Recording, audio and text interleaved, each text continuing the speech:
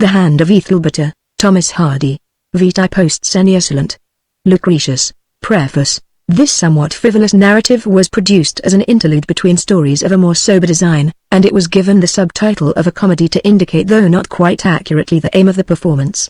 A high degree of probability was not attempted in the arrangement of the incidents, and there was expected of the reader a certain lightness of mood, which should inform him with a good-natured willingness to accept the production in the spirit in which it was offered. The characters themselves, however, were meant to be consistent and human. On its first appearance the novel suffered, perhaps deservedly, for what was involved in these intentions, for its quality of unexpectedness, in particular that unforgivable sin in the critic's sight, their immediate precursor of Ethelberta having been a purely rural tale. Moreover, in its choice of medium and line of perspective, it undertook a delicate task, to excite interest in a drama, if such a dignified word may be used, in the connection wherein servants were as important as, or more important than, their masters, wherein the drawing-room was sketched in many cases from the point of view of the servants' hall. Such a reversal of the social foreground has, perhaps, since grown more welcome, and readers even of the finer crusted kind may now be disposed to pardon a writer for presenting the sons and daughters of Mr. and Mrs. Chickrell as beings who come within a scope of a congenial regard. T. H. December 1895. Chapter 1. A street in Anglebury Heath near It inside the Red Lion Inn. Young Mrs. Petherwin stepped from the door of an old and well-appointed inn in a Wessex town to take a country walk. By her look and carriage she appeared to belong to that gentle order of society which has no worldly sorrow except when its jewelry gets stolen, but, as a fact not generally known, her claim to distinction was rather one of brains than of blood. She was the daughter of a gentleman who lived in a large house not his own, and began life as a baby christened Ethelberta after an infant of title who does not come into the story at all, having merely furnished Ethelberta's mother with a subject of contemplation. She became teacher in a school, was praised by examiners, admired by gentlemen, not admired by gentlewomen, was touched up with accomplishments by masters who were coaxed into painstaking by her many graces, and, entering a mansion as governess to the daughter thereof, was stealthily married by the son. He, a minor like herself, died from a chill caught during the wedding tour, and a few weeks later was followed into the grave by Sir Ralph Petherwin, his unforgiving father, who had bequeathed his wealth to his wife absolutely. These calamities were a sufficient reason to Lady Petherwin for pardoning all concerned. She took by the hand the forlorn Ethelberta, who seemed rather a detached bride than a widow, and finished her education by placing her for 2 or 3 years in a boarding school at Bonn. Latterly she had brought the girl to England to live under her roof as daughter and companion, the condition attached being that Ethelberta was never openly to recognize her relations, for reasons which will hereafter appear. The elegant young lady, as she had a full right to be called if she cared for the definition, arrested all the local attention when she emerged into the summer evening light with that diadem and scepter, bearing many people for reasons of heredity discovering such graces only in those whose vestibules are lined with ancestral mail, forgetting that a bear may be taught to dance. While this air of hers lasted, even the inanimate objects in the street appeared to know that she was there, but from a way she had of carelessly overthrowing her dignity by versatile moods, one could not calculate upon its presence to a certainty when she was round corners or in little lanes which demanded no repression of animal spirits. "Well, to be sure," exclaimed a milkman, regarding her, "we should freeze in our beds if 'twere not for the sun, and, dang me, if she isn't a pretty piece. A man could make a meal between the eyes and chin, eh, ostler? Odd nation, dang my old sides if he couldn't." The speaker, who had been carrying a pair of pails on a yoke, deposited them upon the edge of the pavement in front of the inn, and straightened his back to an excruciating perpendicular. His remarks had been addressed to a rickety person, wearing a waistcoat of that preternatural length from the top to the bottom button which prevails among men who have to do with horses. He was sweeping straws from the carriageway beneath the stone arch that formed a passage to the stables behind. "Never mind the cursing and swearing, or somebody who's never out of hearing may clap your name down in his black book," said the ostler, also pausing, and lifting his eyes to the mullioned and transomed windows and moulded parapet above him, not to study them as features of ancient architecture, but just to give as healthful a stretch to the eyes as his acquaintance had done to his back. "Michael, a old man like you ought to think about other things, and not be looking 2 ways at your time of life. Pouncing upon young flesh like a carrion crow, 'tis a vile thing in a old man." "'Tis, and yet 'tis not, for 'tis a natural taste," said the milkman, again surveying Ethelberta, who had now paused upon a bridge in full view, to look down the river. "Now, if a poor needy fella like myself could only catch her alone when she's dressed up to the nines for some grand party, and carry her off to some lonely place. Sakes, what a pot of jewels and jeweled things I warrant he'd find about her. 'Twould pay him for his trouble. I don't dispute the picture, but 'tis sly and untimely to think such roguery. Though I've had thoughts like it, 'tis true, about high women. Lord forgive me for't, and that figure of fashion standing there is a widow woman, so I hear, lady, not a penny less than lady. A thing of 21 or thereabouts, a widow lady and 21. 'Tis a backward age for a body who's so forward in her state of life. Well, be that as 'twill, here's my showings for her age.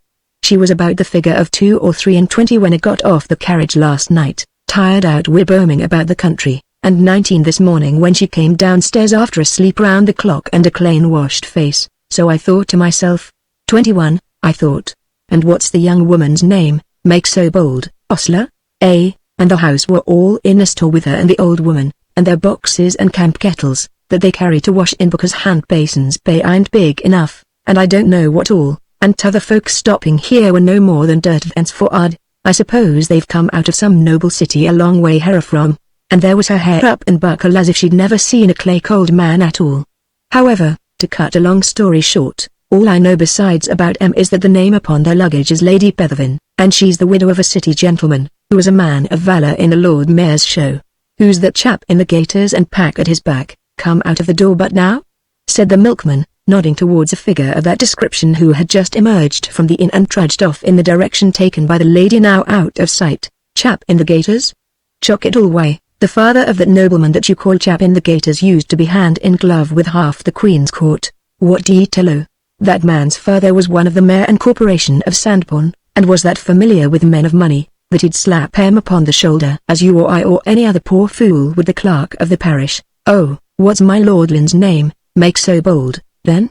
The toppermost class nowadays have left off the use of wheels for the good of their constitutions, so they traipse and walk for many years up foreign hills, where you can see nothing but snow and fog, till there's no more left to walk up, and if they reach home alive, and haven't got too old and weared out, they walk and see a little of their own parishes. So they tower about with a pack and a stick and a plain white pocket handkerchief over their hats, just as you see he's got on his. He's been staying here a night, and is off now again. Young man, I think to myself, if your shoulders were bent like a bandy and your knees bowed out as mine be, till there is not an inch of straight bone or gristle in ye, wouldst go doing hard work for play, I believe. True, upon my song. Such a pain as I have had in my lines all this day, to be sure, words don't know what shipwreck I suffer in these lines, oh mine that they do not. And what was this young widow lady's maiden name, then, Ostler? Folk have been peeping after her, that's true, but they don't seem to know much about her family. And while I've tended horses 50 year that other folk might straddle, here I be now not a penny the better. Oftentimes, when I see so many good things about, I feel inclined to help myself in common justice to my pocket, work hard and be poor. Do nothing and get more. But I draw in the horns of my mind and think to myself, forbear, John Ostler, forbear. Her maiden name? Faith, I don't know the woman's maiden name, though she said to me, good evening, John, but I had no memory of ever seeing her afore, no more than the dead inside church hatch where I shall soon be, likewise I had not. My nabs, I think to myself, more no tomfool than tomfool knows, more no tomfool. What rambling old canticle is it you say, Ostler? Inquired the milkman, lifting his ear. Let's have it again. A good saying well spit out is a Christmas fire to my withered heart. More no tomfool than tomfool knows, said the ostler. Ah, that's the very feeling I've feeled over and over again, ostler, but not in such gifted language. 'Tis a thought I've had in me for years, and never could lick into shape! Exclamation mark. Oh ho ho ho. Splendid. Say it again, ostler, say it again. To hear my own poor notion that had no name brought into form like that, I wouldn't ha lost it for the world. More no tomfool than h ho ho ho ho. Don't let your sense o' witness break out in such uproar, for heaven's sake, or folk'll surely think you've been laughing at the lady and gentleman. Well, here's at it again, nighty, Michael. And the ostler went on with his sweeping, nighty, ostler, I must move too, said the milkman, shouldering his yoke, and walking off, and there reached the inn in a gradual diminuendo, as he receded up the street, shaking his head convulsively, more no tomfool than tomfool, ho ho ho ho ho.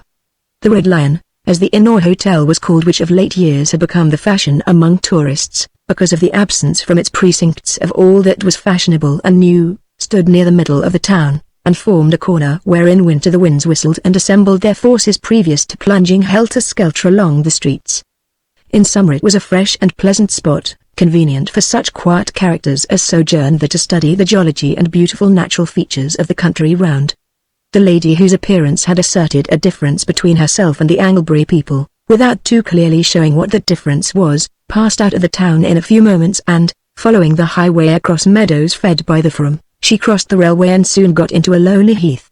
She had been watching the base of a cloud as it closed down upon the line of a distant ridge, like an upper upon a lower eyelid, shutting in the gaze of the evening sun. She was about to return before dusk came on, when she heard a commotion in the air immediately behind and above her head. The saunterer looked up and saw a wild duck flying along with the greatest violence, just in its rear being another large bird, which a countryman would have pronounced to be one of the biggest duck hawks that he had ever beheld. The hawk neared its intended victim, and the duck screamed and redoubled its efforts. Ethelberta impulsively started off in a rapid run that would have made a little dog bark with delight and run after, her object being, if possible, to see the end of this desperate struggle for a life so small and unheard of. Her stateliness went away, and it could be forgiven for not remaining, for her feet suddenly became as quick as fingers, and she raced along over the uneven ground with such force of tread that, being a woman slightly heavier than Gossamer, her patent heels punched little D's in the soil with unerring accuracy wherever it was bare, crippled the heather twigs where it was not, and sucked the swampy places with a sound of quick hisses. Her rate of advance was not to be compared with that of the two birds, though she went swiftly enough to keep them well in sight in such an open place as that around her, having at one point in the journey been so near that she could hear the whisk of the duck's feathers against the wind as it lifted and lowered its wings. When the bird seemed to be but a few yards from its enemy she saw it strike downwards, and after a level flight of a quarter of a minute, vanish. The hawk swooped after, and Ethelberta now perceived a whitely shining oval of still water, looking amid the swarthy level of the heath like a hole through to another sky. Into this large pond, which the duck had been making towards from the beginning of its precipitate flight, it had dived out of sight.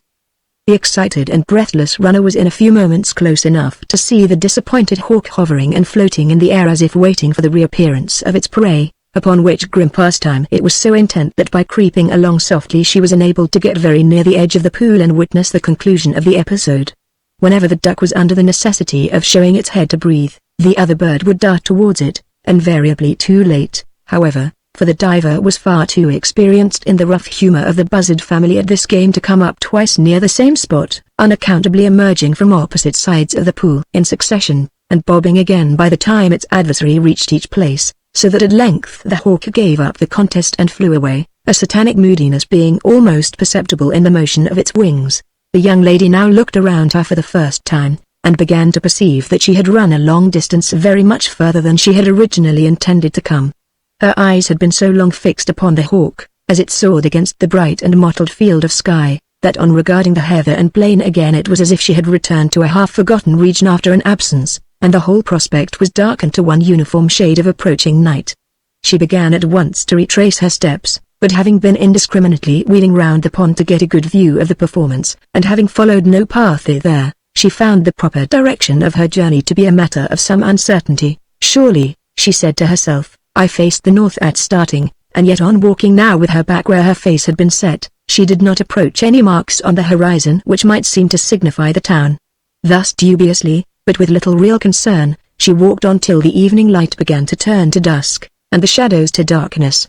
Presently in front of her Ethelberta saw a white spot in the shade, and it proved to be in some way attached to the head of a man who was coming towards her out of a slight depression in the ground. It was as yet too early in the evening to be afraid, but it was too late to be altogether courageous, and with balanced sensations Ethelberta kept her eye sharply upon him as he rose by degrees into view.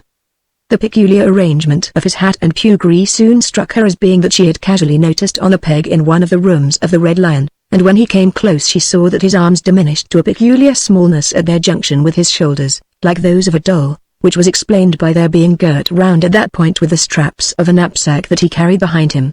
Encouraged by the probability that he, like herself, was staying or had been staying at the Red Lion, she said, "Can you tell me if this is the way back to Anglebury?" "It is one way, but the nearest is in this direction," said the tourist, the same who had been criticized by the two old men. At hearing him speak all the delicate activities in the young lady's person stood still. She stopped like a clock.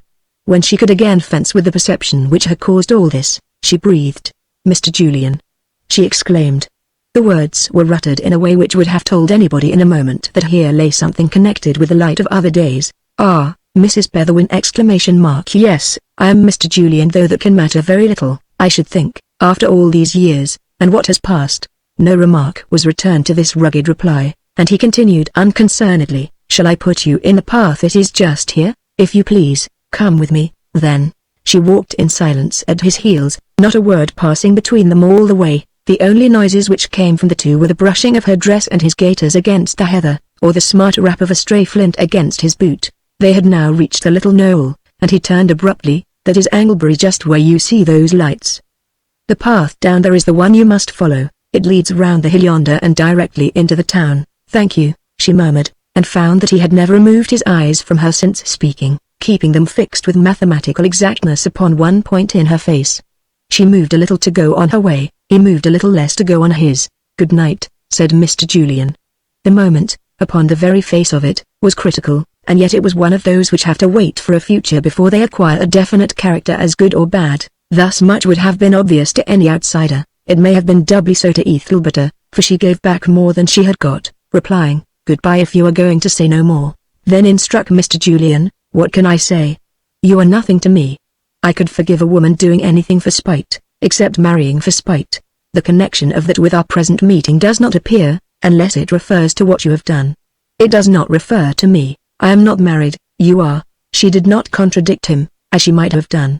"Christopher," she said at last, "this is how it is. You knew too much of me to respect me, and too little to pity me. A half-knowledge of another's life mostly does injustice to the life half-known. Then since circumstances forbid my knowing you more, I must do my best to know you less, and elevate my opinion of your nature by forgetting what it consists in," he said in a voice from which all feeling was polished away. "If I did not know that bitterness had more to do with those words than judgment, I should be bitter too. You never knew half about me, you only knew me as a governess. You little think what my beginnings were. I have guessed. I have many times told myself that your early life was superior to your position when I first met you. I think I may say without presumption that I recognize a lady by birth when I see her, even under reverses of an extreme kind.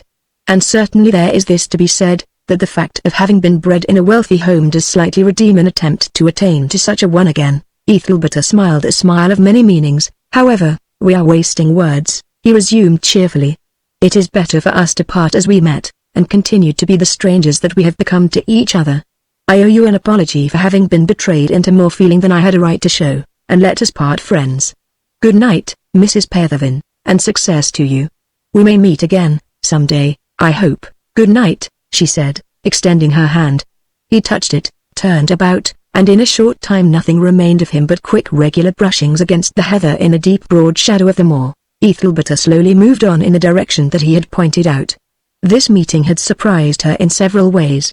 First, there was the conjuncture itself, but more than that was the fact that he had not parted from her with any of the tragic resentment that she had from time to time imagined for that scene if it ever occurred.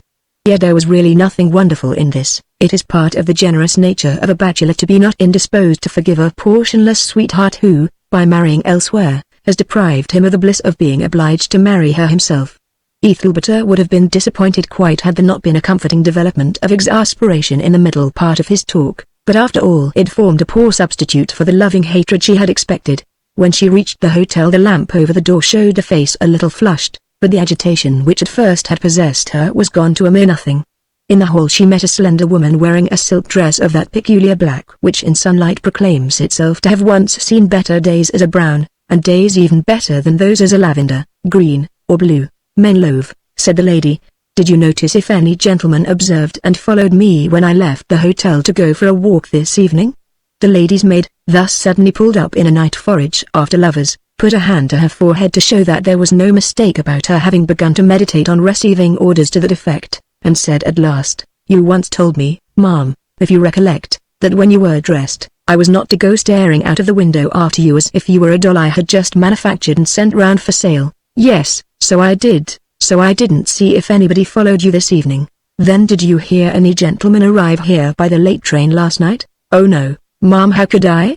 said Mrs. Menlove, an exclamation which was more apposite than her mistress suspected, considering that the speaker, after retiring from duty, had slipped down her dark skirt to reveal a light, puffed, and festooned one, put on a hat and feather, together with several pennyweights of metal in the form of rings, brooches, and earrings, all in a time whilst one could count 100, and enjoyed half an hour of prime courtship by an honourable young waiter of the town, who had proved constant as the magnet to the pole for the space of the day and a half that she had known him.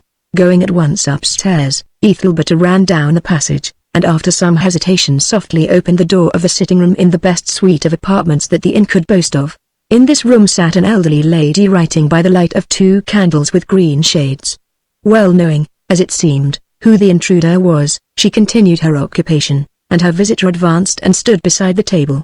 The old lady wore her spectacles low down her cheek, her glance being depressed to about the slope of her straight white nose in order to look through them.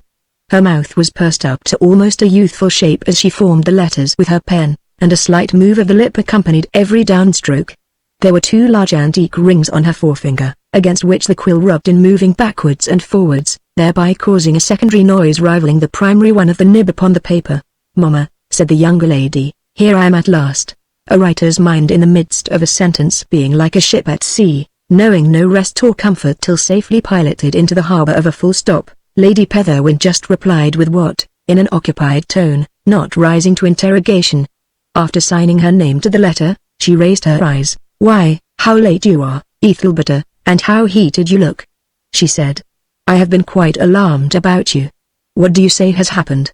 The great, chief, and altogether eclipsing thing that had happened was the accidental meeting with an old lover whom she had once quarrelled with, and Ethelberta's honesty would have delivered the tidings at once, had not, unfortunately, all the rest of her attributes been dead against that act, for the old lady's sake even more than for her own. "I saw a great cruel bird chasing a harmless duck," she exclaimed innocently, "and I ran after to see what the end of it would be, much further than I had any idea of going. However, the duck came to a pond, and in running round it to see the end of the fight, I could not remember which way I had come." "Mercy," said her mother-in-law, lifting her large eyelids, heavy as window shutters, and spreading out her fingers like the horns of a snail. "You might have sunk up to your knees and got lost in that swampy place such a time of night, too. What a tomboy you are. And how did you find your way home after all?" "Oh, some man showed me the way, and then I had no difficulty, and after that I came along leisurely. I thought you had been running all the way, you look so warm. It is a warm evening." "Yes, and I have been thinking of old times as I walked along," she said, "and how people's positions in life alter. Have I not heard you say that while I was at Bonn, at school, some family that we had known had their household broken up when the father died, and that the children went away you didn't know where? Do you mean the Julians?" "Yes, that was the name." "Why, of course you know it was the Julians. Young Julian had a day or two's fancy for you one summer, had he not? Just after you came to us, at the same time, or just before it, that my poor boy and you were so desperately attached to each other." "Oh yes, I recollect," said Ethelberta. "And he had a sister, I think. I wonder where they went to live after the family collapse." "I do not know," said Lady Petherwin, taking up another sheet of paper. "I have a dim notion that the son, who had been brought up to no profession, became a teacher of music in some country town, music having always been his hobby. But the facts are not very distinct in my memory." And she dipped her pen for another letter. Ethelberta, with a rather fallen countenance, then left her mother-in-law, and went where all ladies are supposed to go when they want to torment their minds in comfort, to her own room. Here she thoughtfully sat down a while, and some time later she rang for her maid. "Menlove," she said, without looking towards a rustle and half a footstep that had just come in at the door, but leaning back in her chair and speaking towards the corner of the looking-glass, "will you go down and find out if any gentleman named Julian has been staying in this house? Get to know it, I mean, Menlove, not by directly inquiring. You have ways of getting to know things, have you not? If the devoted George were here now, he would help." "George was nothing to me, ma'am." "James, then, and I only had James for a week or 10 days. When I found he was a married man, I encouraged his addresses very little indeed. If you had encouraged him heart and soul, you couldn't have fumed more at the loss of him. But please to go and make that inquiry, will you, Menlove?" In a few minutes Ethelberta's woman was back again. "A gentleman of that name stayed here last night, and left this afternoon.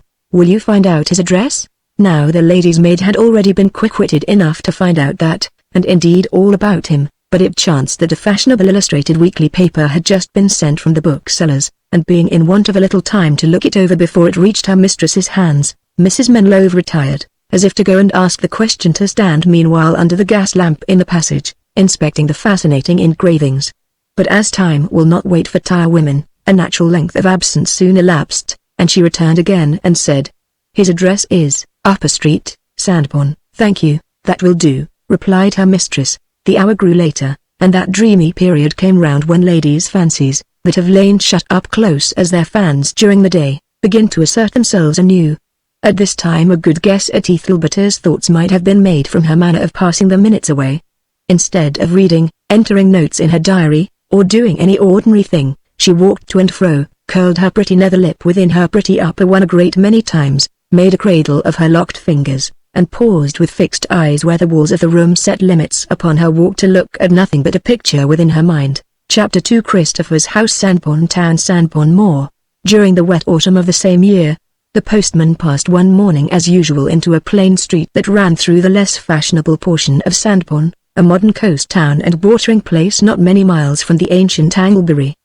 He knocked at the door of a flat-faced brick house, and it was opened by a slight, thoughtful young man, with his hat on, just then coming out. The postman put into his hands a book packet, addressed, "Christopher Julian, Esquire." Christopher took the package upstairs, opened it with curiosity, and discovered within a green volume of poems, by an anonymous writer, the title page bearing the inscription, "Meters by E." The book was new, though it was cut, and it appeared to have been looked into. The young man, after turning it over and wondering where it came from, laid it on the table and went his way, being in haste to fulfill his engagements for the day. In the evening, on returning home from his occupations, he sat himself down cosily to read the newly arrived volume. The winds of this uncertain season were snarling in the chimneys, and drops of rain spat themselves into the fire, revealing plainly that the young man's room was not far enough from the top of the house to admit of a twist in the flue, and revealing darkly a little more, if that social rule of three in verse, the higher in lodgings the lower in pocket, were applicable here. However, the aspect of the room, though homely, was cheerful, a somewhat contradictory group of furniture suggesting that the collection consisted of waifs and strays from a former home, the grimy faces of the old articles exercising a curious and subduing effect on the bright faces of the new. An oval mirror of rococo workmanship, and a heavy cabinet piano with a cornice like that of an Egyptian temple, adjoined a harmonium of yesterday, and a harp that was almost as new. Printed music of the last century, and manuscript music of the previous evening, lay there in such quantity as to endanger the tidiness of a retreat which was indeed only saved from a chronic state of litter by a pair of hands that sometimes played, with the lightness of breezes, about the sewing machine standing in a remote corner, if any corner could be called remote in a room so small. Firelights and shades from the shaking flames struck in a butterfly flutter on the underparts of the mantel-shelf, and upon the reader's cheek as he sat. Presently, and all at once, a much greater intentness pervaded his face. He turned back again, and read anew the subject that had arrested his eyes. He was a man whose countenance varied with his mood, though it kept somewhat in the rear of that mood. He looked sad when he felt almost serene, and only serene when he felt quite cheerful. It is a habit people acquire who have had repressing experiences. A faint smile and flush now lightened his face, and jumping up he opened the door and exclaimed, "Faith! Will you come here for a moment?" A prompt step was heard on the stairs, and the young person addressed as Faith entered the room. She was small in figure, and bore less in the form of her features than in their shades when changing from expression to expression the evidence that she was his sister. "Faith, I want your opinion. But, stop, read this first." He laid his finger upon a page in the book, and placed it in her hand. The girl drew from her pocket a little green leather sheath, worn at the edges to whitey brown, and out of that a pair of spectacles, unconsciously looking round the room for a moment as she did so, as if to ensure that no stranger saw her in the act of using them. Here a weakness was uncovered at once. It was a small, pretty, and natural one, indeed, as weaknesses go in the great world. It might almost have been called a commendable trait. She then began to read, without sitting down. These meters by E. composed a collection of soft and marvelously musical rhymes, of a nature known as the vers de société. The lines presented a series of playful defenses of the supposed strategy of womankind in fascination, courtship, and marriage, the whole teeming with ideas bright as mirrors and just as unsubstantial, yet forming a brilliant argument to justify the ways of girls to men. The pervading characteristic of the mass was the means of forcing into notice, by strangeness of contrast, the single mournful poem that the book contained. It was placed at the very end, and under the title of Cancelled Words, formed a whimsical and rather affecting love lament, somewhat in the tone of many of Sir Thomas Wyatt's poems. This was the piece which had arrested Christopher's attention, and had been pointed out by him to his sister Faith. "It is very touching," she said, looking up. "What do you think I suspect about it? That the poem is addressed to me. Do you remember, when father was alive and we were at Solentsea that season, about a governess who came there with a Sir Ralph Petherwin and his wife, people with a sickly little daughter and a grown-up son? I never saw any of them. I think I remember your knowing something about a young man of that name." "Yes, that was the family. Well, the governess there was a very attractive woman, and somehow or other I got more interested in her than I ought to have done. This is necessary to the history, and we used to meet in romantic places and that kind of thing, you know. The end of it was, she jilted me and married the son. You were anxious to get away from Solentsea, was I? Then that was chiefly the reason. Well, I decided to think no more of her, and I was helped to do it by the troubles that came upon us shortly afterwards. It is a blessed arrangement that one does not feel a sentimental grief at all when additional grief comes in the shape of practical misfortune. However, on the first afternoon of the little holiday I took for my walking tour last summer, I came to Anglebury, and stayed about the neighborhood for a day or two to see what it was like, thinking we might settle there if this place failed us. The next evening I left, and walked across the heath to Fleischert. That's a village about 5 miles further on, so as to be that distance on my way for next morning, and while I was crossing the heath there I met this very woman. We talked a little, because we couldn't help it. You may imagine the kind of talk it wasn't, parted as coolly as we had met. Now this strange book comes to me, and I have a strong conviction that she is the writer of it, for that poem sketches a similar scene, or rather suggests it, and the tone generally seems the kind of thing she would write. Not that she was a sad woman, either. She seems to be a warm-hearted, impulsive woman, to judge from these tender verses. People who print very warm words have sometimes very cold manners. I wonder if it is really her writing, and if she has sent it to me. Would it not be a singular thing for a married woman to do? Though of course she removed her spectacles as if they hindered her from thinking, and hid them under the timepiece till she should go on reading. Of course poets have morals and manners of their own, and custom is no argument with them. I am sure I would not have sent it to a man for the world. I do not see any absolute harm in her sending it. Perhaps she thinks that, since it is all over, we may as well die friends. If I were her husband I should have doubts about the dying. And all over may not be so plain to other people as it is to you. Perhaps not.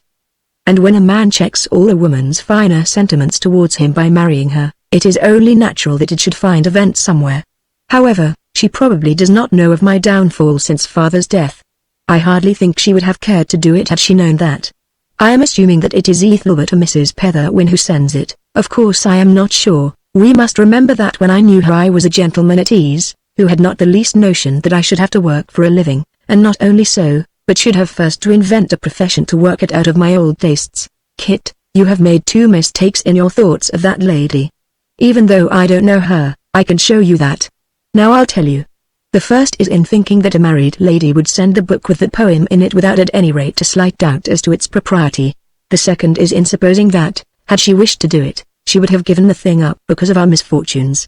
With a true woman the second reason would have had no effect had she once got over the first.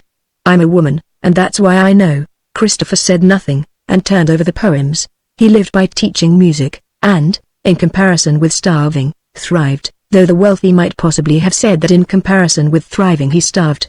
During this night he hummed airs in bed, thought he would do for the ballad of the fair poetess what other musicians had done for the ballads of other fair poetesses, and dreamed that she smiled on him as her prototype Sappho smiled on Faun. The next morning before starting on his rounds a new circumstance induced him to direct his steps to the bookseller's, and ask a question. He had found on examining the wrapper of the volume that it was posted in his own town. No copy of the book has been sold by me, the bookseller's voice replied from far up the alpine height of the shop ladder, where he stood dusting stale volumes, as was his habit of a morning before customers came. I have never heard of it, probably never shall, and he shook out the duster, so as to hit the delicate mean between stifling Christopher and not stifling him. Surely you don't live by your shop? Said Christopher, drawing back. The bookseller's eyes rested on the speakers, his face changed, he came down and placed his hand on the lapel of Christopher's coat. Sir, he said, country book selling is a miserable, impoverishing, exasperating thing in these days. Can you understand the rest? I can "I forgive a starving man anything," said Christopher. "You go a long way very suddenly," said the bookseller. "Half as much pity would have seemed better. However, wait a moment." He looked into a list of new books, and added, "The work you allude to was only published last week, though, mind you, if it had been published last century I might not have sold a copy." Although his time was precious, Christopher had now become so interested in the circumstance that the unseen sender was somebody breathing his own atmosphere, possibly the very writer herself. The book being too new to be known, that he again passed through the blue shadow of the spire which stretched across the street today, and went towards the post office, animated by a bright intention to ask the postmaster if he knew the handwriting in which the packet was addressed. Now the postmaster was an acquaintance of Christopher's, but, as regarded putting that question to him, there was a difficulty. Everything turned upon whether the postmaster at the moment of asking would be in his under-government manner, or in the manner with which mere nature had endowed him. In the latter case his reply would be all that could be wished. In the former, a man who had sunk in society might as well put his tongue into a mousetrap as make an inquiry so obviously outside the pale of legality as was this, so he postponed his business for the present, and refrained from entering till he passed by after dinner, when pleasant malt liquor, of that capacity for cheering which is expressed by 4 large letter X's marching in a row, had refilled the globular trunk of the postmaster and neutralized some of the effects of officiality. The time was well chosen, but the inquiry threatened to prove fruitless. The postmaster had never, to his knowledge, seen the writing before. Christopher was turning away when a clerk in the background looked up and stated that some young lady had brought a packet with such an address upon it into the office 2 days earlier to get it stamped. "Do you know her?" said Christopher. "I have seen her about the neighborhood. She goes by every morning. I think she comes into the town from beyond the common, and returns again between 4 and 5 in the afternoon." "What does she wear?" "A white wool jacket with zigzags of black braid." Christopher left the post office and went his way. Among his other pupils there were 2 who lived at some distance from Sandbourne, one of them in the direction indicated as that habitually taken by the young person, and in the afternoon, as he returned homeward, Christopher loitered and looked around. At first he could see nobody, but when about a mile from the outskirts of the town he discerned a light spot ahead of him, which actually turned out to be the jacket alluded to. In due time he met the wearer face to face. She was not Ethelberta Petherwin, quite a different sort of individual. He had long made up his mind that this would be the case, yet he was in some indescribable way disappointed. Of the 2 classes into which gentle young women naturally divide, those who grow red at their weddings, and those who grow pale, the present one belonged to the former class. She was an April-natured, pink-cheeked girl, with eyes that would have made any jeweler in England think of his trade, one who evidently took her day in the daytime, frequently caught the early worm, and had little to do with yawns or candlelight. She came and passed him. He fancied that her countenance changed. But one may fancy anything, and the pair receded each from each without turning their heads. He could not speak to her, plain and simple as she seemed. It is rarely that a man who can be entered and made to throb by the channel of his ears is not open to a similar attack through the channel of his eyes, for many doors will admit to one match, an allowance being made for the readier capacity of chosen and practiced organs. Hence the beauties, concords, and eloquences of the female form were never without their effect upon Christopher, a born musician, artist, poet, seer, mouthpiece, whichever a translator of nature's oracles into simple speech may be called. The young girl who had gone by was fresh and pleasant. Moreover, she was a sort of mysterious link between himself and the past, which these things were vividly reviving in him. The following week Christopher met her again. She had not much dignity. He had not much reserve, and the sudden resolution to have a holiday which sometimes impels a plump heart to rise up against a brain that overweights it was not to be resisted. He just lifted his hat, and put the only question he could think of as a beginning: "Have I the pleasure of addressing the author of a book of very melodious poems that was sent me the other day?" The girl's forefinger twirled rapidly the loop of braid that it had previously been twirling slowly, and drawing in her breath, she said, "No, sir." "The sender, then?" "Yes." She somehow presented herself as so insignificant by the combined effect of the manner and the words that Christopher lowered his method of address to her level at once. "Ah," he said, "such an atmosphere as the writer of meters by E. seems to breathe would soon spoil cheeks that are fresh and round as lady apples, eh, little girl? But are you disposed to tell me that writer's name?" By applying a general idea to a particular case, a person with the best of intentions may find himself immediately landed in a quandary. In saying to the country girl before him what would have suited the mass of country lasses well enough, Christopher had offended her beyond the cure of compliment. "I am not disposed to tell the writer's name," she replied, with a dudgeon that was very great for one whose whole stock of it was a trifle. And she passed on and left him standing alone. Thus further conversation was checked, but, through having rearranged the hours of his country lessons, Christopher met her the next Wednesday, and the next Friday, and throughout the following week no further words passing between them. For a while she went by very demurely, apparently mindful of his offense. But effrontery is not proved to be part of a man's nature till he has been guilty of a second act. The best of men may commit a first through accident, or ignorance may even be betrayed into it by overzeal for experiment. Some such conclusion may or may not have been arrived at by the girl with the lady apple cheeks. At any rate, after the lapse of another week a new spectacle presented itself. Her redness deepened whenever Christopher passed her by, and embarrassment pervaded her from the lowest stitch to the tip of her feather. She had little chance of escaping him by diverging from the road, for a figure could be seen across the open ground to the distance of half a mile on either side. One day as he drew near as usual, she met him as women meet a cloud of dust. She turned and looked backwards till he had passed. This would have been disconcerting but for one reason: Christopher was ceasing to notice her. He was a man who often, when walking abroad, and looking as it were at the scene before his eyes, discerned successes and failures, friends and relations, episodes of childhood, wedding feasts and funerals, the landscape suffering greatly by these visions, until it became no more than the patterned wall tints about the paintings in a gallery, something necessary to the tone, yet not regarded. Nothing but a special concentration of himself on externals could interrupt this habit, and now that her appearance along the way had changed from a chance to a custom, he began to lapse again into the old trick. He gazed once or twice at her form without seeing it. He did not notice that she trembled. He sometimes read as he walked, and book in hand he frequently approached her now. This went on till 6 weeks had passed from the time of their first encounter. Latterly might have been once or twice heard, when he had moved out of earshot, a sound like a small gasping sigh. But no arrangements were disturbed, and Christopher continued to keep down his eyes as persistently as a saint in a church window. The last day of his engagement had arrived, and with it the last of his walks that way. On his final return he carried in his hand a bunch of flowers which had been presented to him at the country house where his lessons were given. He was taking them home to his sister Faith, who prized the lingering blossoms of the seeding season. Soon appeared as usual his fellow traveler, whereupon Christopher looked down upon his nosegay. Sweet simple girl, he thought, I'll endeavor to make peace with her by means of these flowers before we part for good. When she came up he held them out to her and said, will you allow me to present you with these? The bright colors of the nosegay instantly attracted the girl's hand, perhaps before there had been time for thought to thoroughly construe the position, for it happened that when her arm was stretched into the air she steadied it quickly, and stood with the pose of a statue rigid with uncertainty. But it was too late to refuse. Christopher had put the nosegay within her fingers. Whatever pleasant expression of thanks may have appeared in her eyes fell only on the bunch of flowers, for during the whole transaction they reached to no higher level than that. To say that he was coming no more seemed scarcely necessary under the circumstances, and wishing her good afternoon very heartily, he passed on. He had learned by this time her occupation, which was that of pupil teacher at one of the schools in the town, whither she walked daily from a village near. If he had not been poor and the little teacher humble, Christopher might possibly have been tempted to inquire more briskly about her, and who knows how such a pursuit might have ended. But hard externals rule volatile sentiment, and under these untoward influences the girl and the book and the truth about its author were matters upon which he could not afford to expend much time.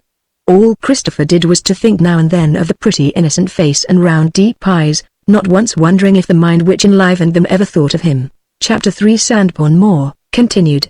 It was one of those hostile days of the year when chatterbox ladies remain miserably in their homes to save the carriage and harness, when clerks' wives hate living in lodgings, when vehicles and people appear in the street with duplicates of themselves underfoot, when bricklayers, slaters, and other outdoor journeymen sit in a shed and drink beer, when ducks and drakes play with hilarious delight at their own family game, or spread out one wing after another in a slower enjoyment of letting the delicious moisture penetrate to their innermost down. The smoke from the flues of Sandbourne had barely strength enough to emerge into the drizzling rain, and hung down the sides of each chimney pot like the streamer of a becalmed ship, and a troop of rats might have rattled down the pipes from roof to basement with less noise than did the water that day. On the broad moor beyond the town, where Christopher's meetings with the teacher had so regularly occurred, were a stream and some large pools, and beside one of these, near some hatches and a weir, stood the little square building, not much larger inside than the Lord Mayor's coach. It was known simply as the Weir House. On this wet afternoon, which was the one following the day of Christopher's last lesson. Over the plain, a nearly invisible smoke came from the puny chimney of the hut. Though the door was closed, sounds of chatting and mirth fizzed from the interior, and would have told anybody who had come near, which nobody did, that the usually empty shell was tenanted today. The scene within was a large fire in a fireplace to which the whole floor of the house was no more than a hearthstone. The occupants were two gentlemanly persons, in shooting costume, who had been traversing the moor for miles in search of wild duck and teal, a waterman, and a small spaniel. In the corner stood their guns, and 2 or 3 wild mallards, which represented the scanty product of their morning's labor, the iridescent necks of the dead birds replying to every flicker of the fire. The 2 sportsmen were smoking, and their man was mostly occupying himself in poking and stirring the fire with a stick. All 3 appeared to be pretty well wetted.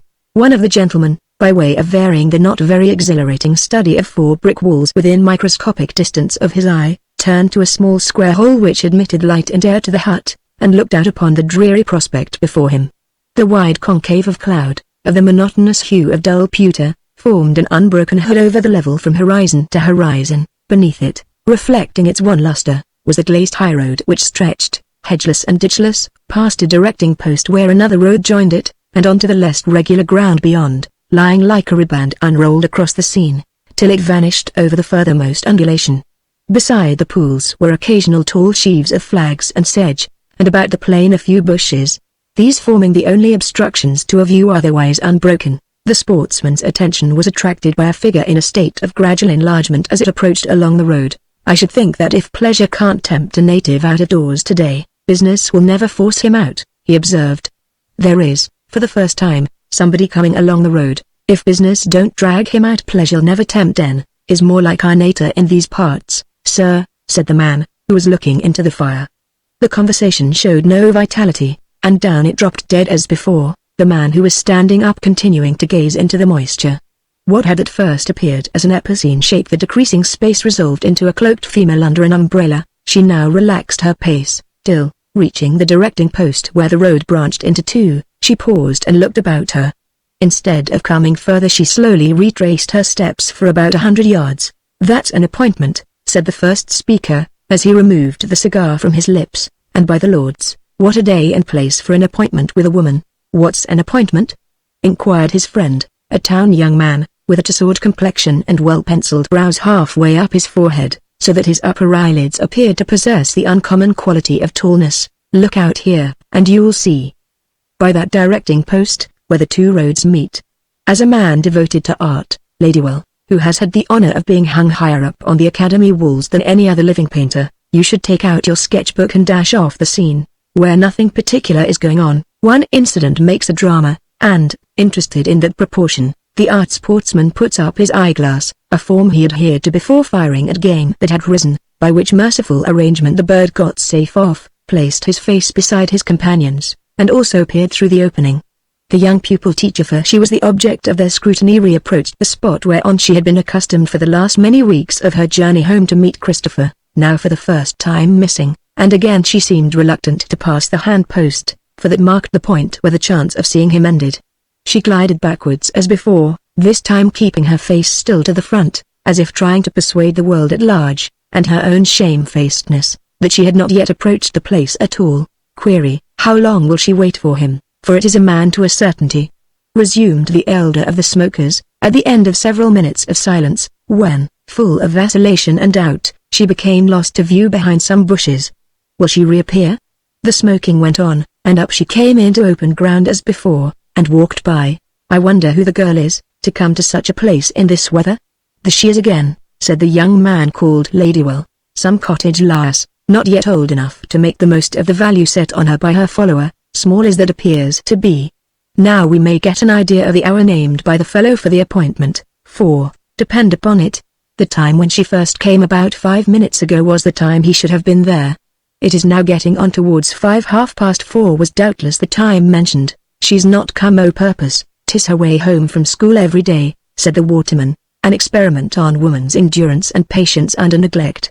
2 to 1 against her staying a quarter of an hour, the same odds against her not staying till 5 would be nearer probability. What's half an hour to a girl in love? On a moorland in wet weather it is 30 perceptible minutes to any fireside man, woman, or beast in Christendom, minutes that can be felt, like the Egyptian plague of darkness. Now, little girl, go home. He is not worth it. 20 minutes passed, and the girl returned miserably to the handpost, still to wander back to her retreat behind the sedge, and lead any chance-comer from the opposite quarter to believe that she had not yet reached this ultimate point beyond which a meeting with Christopher was impossible. Now you'll find that she means to wait the complete half-hour, and then off she goes with a broken heart. All three now looked through the hole to test the truth of the prognostication. The hour of 5 completed itself on their watches. The girl again came forward. And then the three in ambuscade could see her pull out her handkerchief and place it to her eyes. She's grieving now because he has not come. Poor little woman, what a brute he must be, for a broken heart in a woman means a broken vow in a man, as I infer from 1,000 instances in experience, romance, and history. Don't open the door till she is gone, Ladywell, it will only disturb her. As they had guessed, the pupil teacher, hearing the distant town clock strike the hour, gave way to her fancy no longer, and launched into the diverging path. This lingering for Christopher's arrival had, as is known, been founded on nothing more of the nature of an assignation than lay in his regular walk along the plain at that time every Monday, Wednesday, and Friday of the 6 previous weeks. It must be said that he was very far indeed from divining that his injudicious peace offering of the flowers had stirred into life such a wearing, anxious, hopeful, despairing solicitude as this, which had been latent for some time during his constant meetings with the little stranger. She vanished in the mist towards the left, and the loiterers in the hut began to move and opened the door, remarking, "Now then for Windway House, a change of clothes, and a dinner." Chapter 4 Sandbourne Pier rode to Windway Ballroom in Windway House. The last light of the winter day had gone down behind the houses of Sandbourne, and night was shut close over all.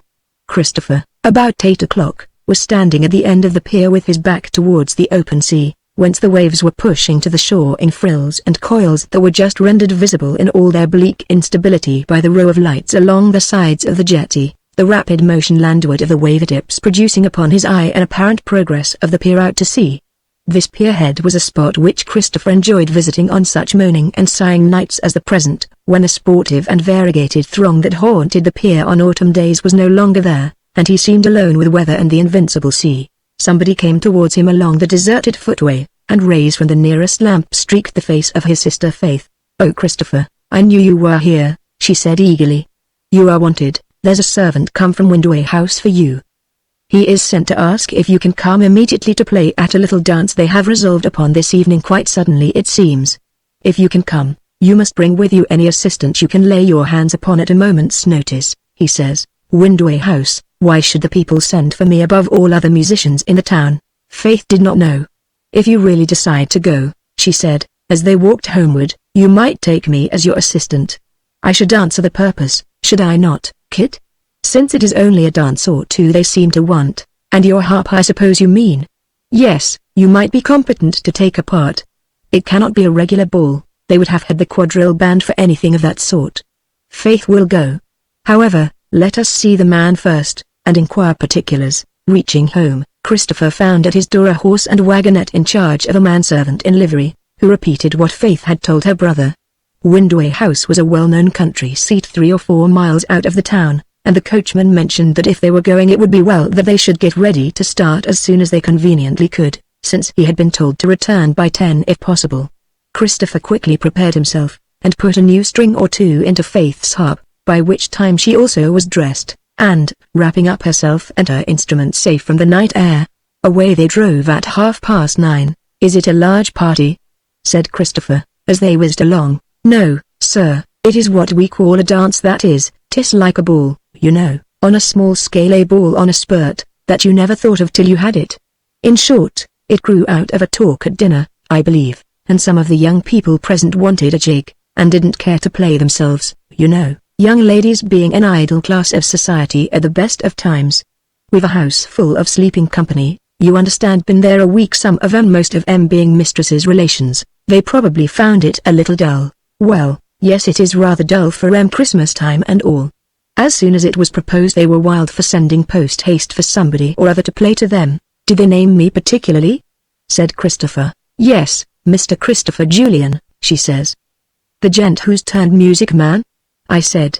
"Yes, that's him," says she. "There were music men living nearer to your end of the town than I." "Yes, but I know it was you particular. though I don't think mistress thought anything about you at first. Mr. Joyce, that's the butler, said that your name was mentioned to our old party, when he was in the room, by a young lady staying with us, and mistress says then, the Julians have had a downfall, and the son has taken to music. Then when dancing was talked of, they said, oh, let's have him by all means. Was the young lady who first inquired for my family the same one who said, let's have him by all means? Oh no, but it was on account of her asking that the rest said they would like you to play. At least that's as I had it from Joyce. Do you know that lady's name? Mrs. Bethervin. Ah, cold, sir? Oh no. Christopher did not like to question the man any further, though what he had heard added new life to his previous curiosity, and they drove along the way in silence, Faith's figure, wrapped up to the top of her head, cutting into the sky behind them like a sugar loaf. Such gates as crossed the roads had been left open by the forethought of the coachman, and, passing the lodge, they proceeded about half a mile along a private drive, then ascended a rise, and came in view of the front of the mansion, punctured with windows that were now mostly lighted up. What is that? Said Faith, catching a glimpse of something that the carriage lamp showed on the face of one wall as they passed, a marble bas-relief of some battle piece, built into the stonework. That's the scene of the death of one of the squire's forefathers, Colonel Sir Martin Jones, who was killed at the moment of victory in the Battle of Salamanca, but I haven't been here long enough to know the rights of it. When I am in one of my meditations, as I wait here with the carriage sometimes, I think how many more get killed at the moment of victory than at the moment of defeat. This is the entrance for you, sir. And he turned the corner and pulled up before a side door. They alighted and went in, Christopher shouldering Faith's harp, and she marching modestly behind, with curly-eared music books under her arm. They were shown into the house steward's room, and ushered thence along a badly lit passage and past a door within which a hum and laughter were audible. The door next to this was then opened for them, and they entered. Scarcely had Faith, or Christopher either, ever beheld a more shining scene than was presented by the saloon in which they now found themselves. Coming direct from the gloomy park, and led to the room by that back passage from the servants' quarter, the light from the chandelier and branches against the walls, striking on gilding at all points, quite dazzled their sight for a minute or two. It caused Faith to move forward with her eyes on the floor, and filled Christopher with an impulse to turn back again into some dusky corner where every thread of his not over-new dress suit, rather moth-eaten through lack of feasts for airing it, could be counted less easily. He was soon seated before a grand piano, and Faith sat down under the shadow of her harp, both being arranged on a dais within an alcove at one end of the room. A screen of ivy and holly had been constructed across the front of this recess for the games of the children on Christmas Eve, and it still remained there, a small creep-hole being left for entrance and exit. Then the merry guests tumbled through doors at the further end, and dancing began. The mingling of black-coated men and bright ladies gave a charming appearance to the groups as seen by Faith and her brother, the whole spectacle deriving an unexpected novelty from the accident of reaching their eyes through interstices in the tracery of green leaves, which added to the picture a softness that it would not otherwise have possessed. On the other hand, the musicians, having a much weaker light, could hardly be discerned by the performers in the dance. The music was now rattling on, and the ladies in their foam-like dresses were busily threading and spinning about the floor, when Faith, casually looking up into her brother's face, was surprised to see that a change had come over it. At the end of the quadrille he leant across to her before she had time to speak, and said quietly, "She's here." "Who?" said Faith, for she had not heard the words of the coachman. "Ethelberta." "Which is she?" asked Faith, peeping through with the keenest interest. "The one who has the skirts of her dress looped up with convolvulus flowers, the one with her hair fastened in a sort of Venus knot behind. She has just been dancing with that perfumed piece of a man they call Mr. Lady. Well, it is he with the high eyebrows arched like a girl's," he added, with a wrinkled smile. "I cannot for my life see anybody answering to the character of husband to her, for every man takes notice of her." They were interrupted by another dance being called for, and then, his fingers tapping about upon the keys as mechanically as fowls pecking at barleycorns, Christopher gave himself up with a curious and far from unalloyed pleasure to the occupation of watching Ethelberta, now again crossing the field of his vision like a returned comet whose characteristics were becoming purely historical. She was a plump-armed creature, with a white round neck as firm as a fort, altogether a vigorous shape, as refreshing to the eye as the green leaves through which he beheld her. She danced freely, and with a zest that was apparently irrespective of partners. He had been waiting long to hear her speak, and when at length her voice did reach his ears, it was the revelation of a strange matter to find how great a thing that small event had become to him. He knew the old utterance, rapid but not frequent, an obstructive thought causing sometimes a sudden halt in the midst of a stream of words. but the features by which a cool observer would have singled her out from others in his memory when asking himself what she was like, was a peculiar gaze into imaginary faraway distance when making a quiet remark to a partner, not with contracted eyes like a seafaring man, but with an open full look, a remark in which little words in a low tone were made to express a great deal, as several single gentlemen afterwards found. The production of dance music when the criticizing stage among the dancers has passed, and they have grown full of excitement and animal spirits, does not require much concentration of thought in the producers thereof, and desultory conversation accordingly went on between Faith and her brother from time to time. "Kit," she said on one occasion, "are you looking at the way in which the flowers are fastened to the leaves? Taking a mean advantage of being at the back of the tapestry? You cannot think how you stare at them." "I was looking through them, certainly not at them. I have a feeling of being moved about like a puppet in the hands of a person who legally can be nothing to me." "That charming woman with the shining bunch of hair and convolvuluses? Yes, it is through her that we are brought here, and through her writing that poem, Cancelled Words, that the book was sent me, and through the accidental renewal of acquaintance between us on Anglebury Heath, that she wrote the poem. I was, however, at the moment you spoke, thinking more particularly of the little teacher whom Ethelberta must have commissioned to send the book to me, and why that girl was chosen to do it. There may be 100 reasons. Kit, I have never yet seen her look once this way." Christopher had certainly not yet received look or gesture from her, but his time came. It was while he was for a moment outside the recess, and he caught her in the act. She became slightly confused, turned aside, and entered into conversation with a neighbor. It was only a look, and yet what a look it was. One may say of a look that it is capable of division into as many species, genera, orders, and classes, as the animal world itself. Christopher saw Ethelberta Petherwin's performance in this kind, the well-known spark of light upon the well-known depths of mystery, and felt something going out of him which had gone out of him once before.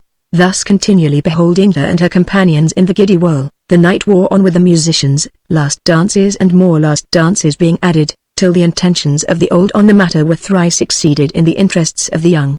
Watching the couples whirl and turn, advance and recede as gently as spirits, not themselves like houseflies, and part again, and lullabied by the faint regular beat of their footsteps to the tune, the players sank into the peculiar mesmeric quiet which comes over impressionable people who play for a great length of time in the midst of such scenes, and at last the only noises that Christopher took cognizance of were those of the exceptional kind, breaking above the general sea of sound a casual smart rustle of silk, a laugh, a stumble, the monosyllabic talk of those who happened to linger for a moment close to the leafy screen, all coming to his ears like voices from those old times when he had mingled in similar scenes, not as servant but as guest. Chapter 5. At the window. The road home. The dancing was over at last, and the radiant company had left the room. A long and weary night it had been for the two players, though a stimulated interest had hindered physical exhaustion in one of them for a while. With tingling fingers and aching arms they came out of the alcove into the long and deserted apartment, now pervaded by a dry haze.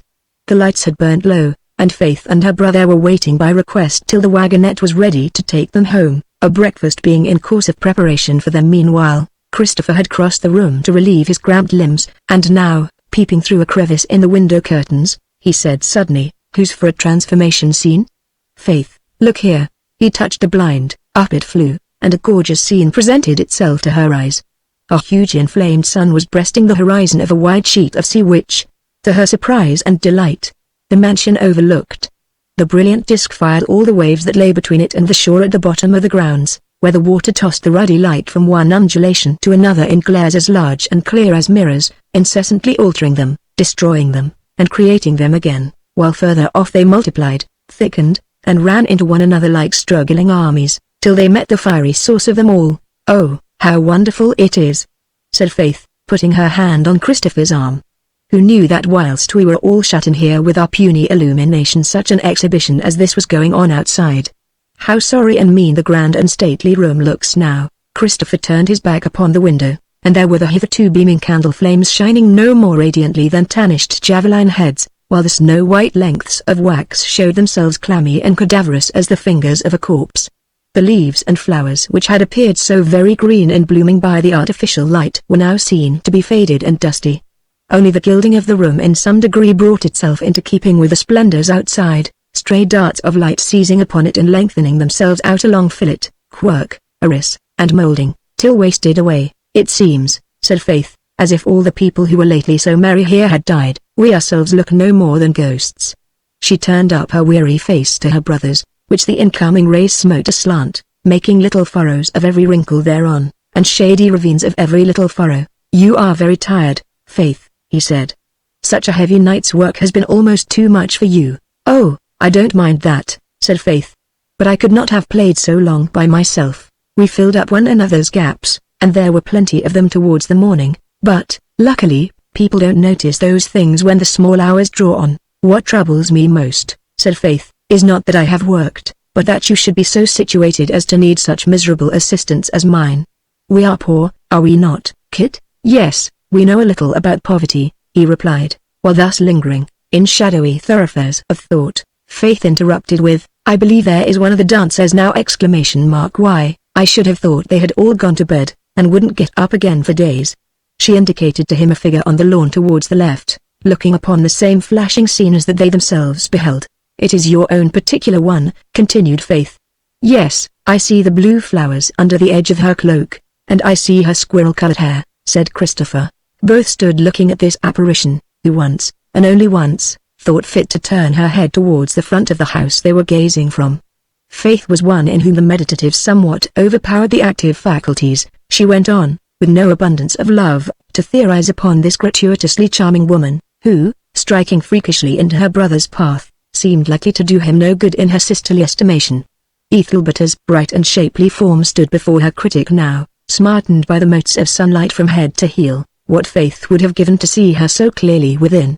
"Without doubt she is already a lady of many romantic experiences," she said dubiously. "And on the way to many more," said Christopher. The tone was just of the kind which may be imagined of a somber man who had been up all night piping that others might dance. Faith parted her lips as if in consternation at possibilities.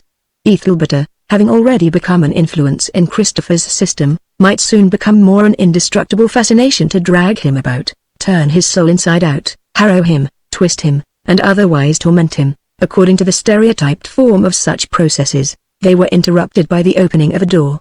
A servant entered and came up to them. "This is for you, I believe, sir," he said. 2 guineas, and he placed the money in Christopher's hand. "Some breakfast will be ready for you in a moment if you like to have it. Would you wish it brought in here, or will you come to the steward's room?" "Yes, we will come." And the man then began to extinguish the lights one by one. Christopher dropped the £2 and 2 shillings singly into his pocket, and looking listlessly at the footman said, "Can you tell me the address of that lady on the lawn?"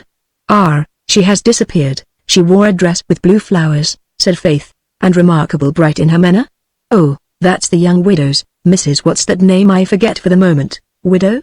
said Christopher, the eyes of his understanding getting wonderfully clear, and Faith uttering a private ejaculation of thanks that after all no commandments were likely to be broken in this matter. "The lady I mean is quite a girlish sort of woman." Yes, so she is, that's the one. Coachman says she must have been born a widow's, for there is not time for her ever to have been made one. However, she's not quite such a chicken as all that. Mrs. Pethervin, that's the party's name.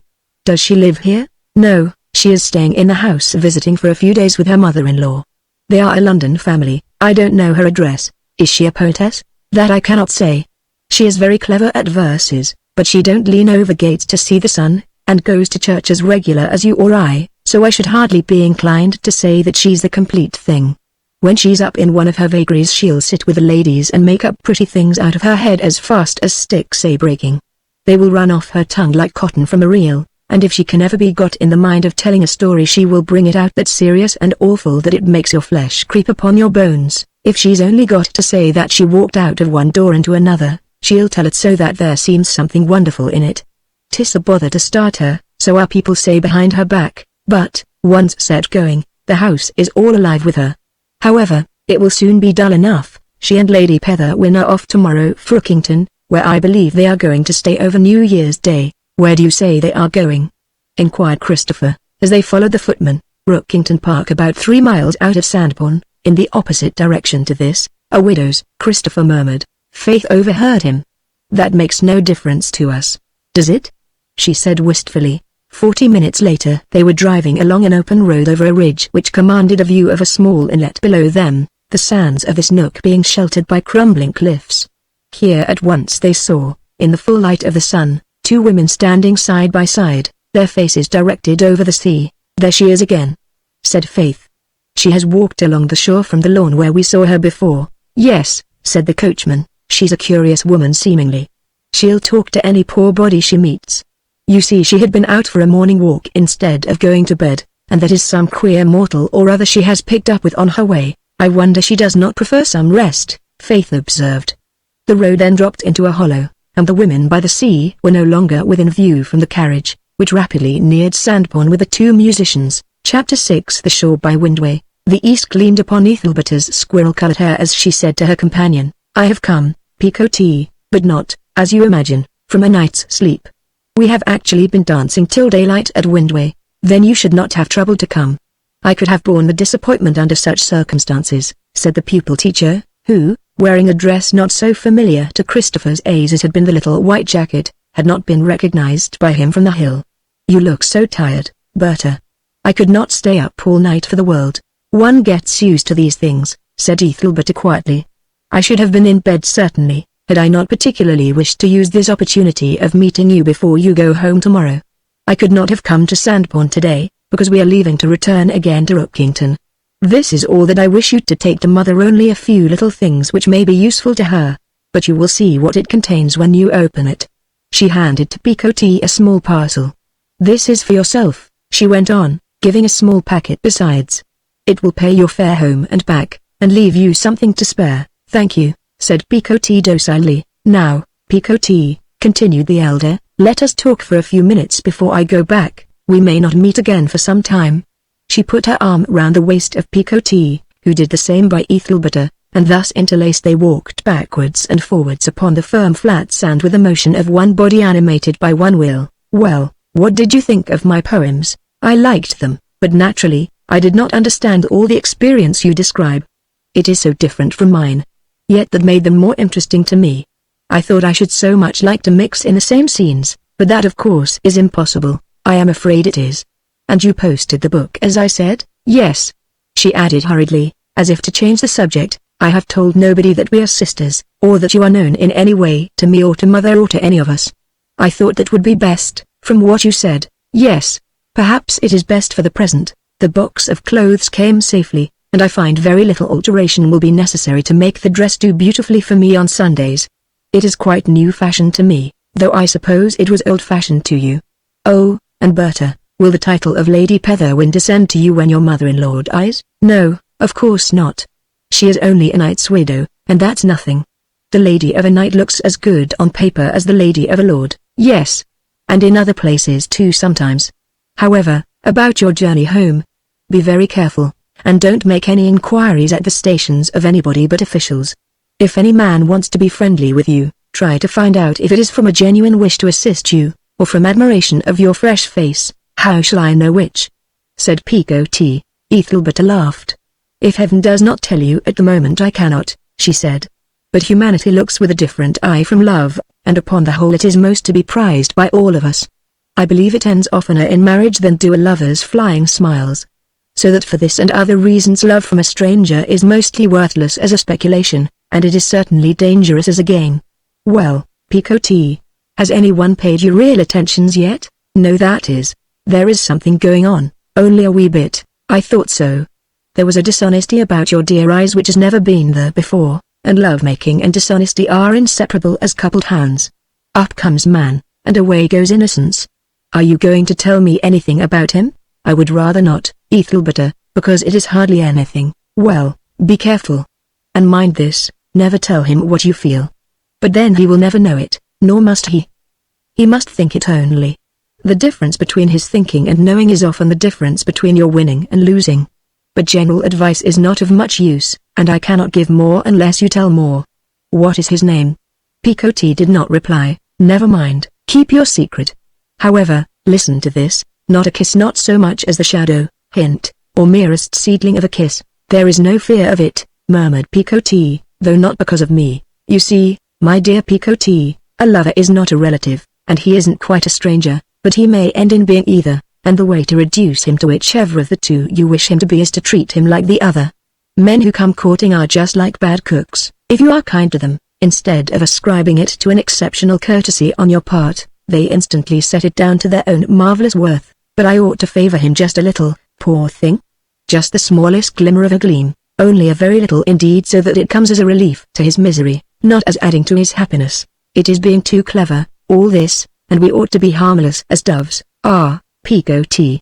To continue harmless as a dove you must be wise as a serpent. You'll find 10 serpents, for that matter. But if I cannot get at him, how can I manage him in these ways you speak of? Get at him?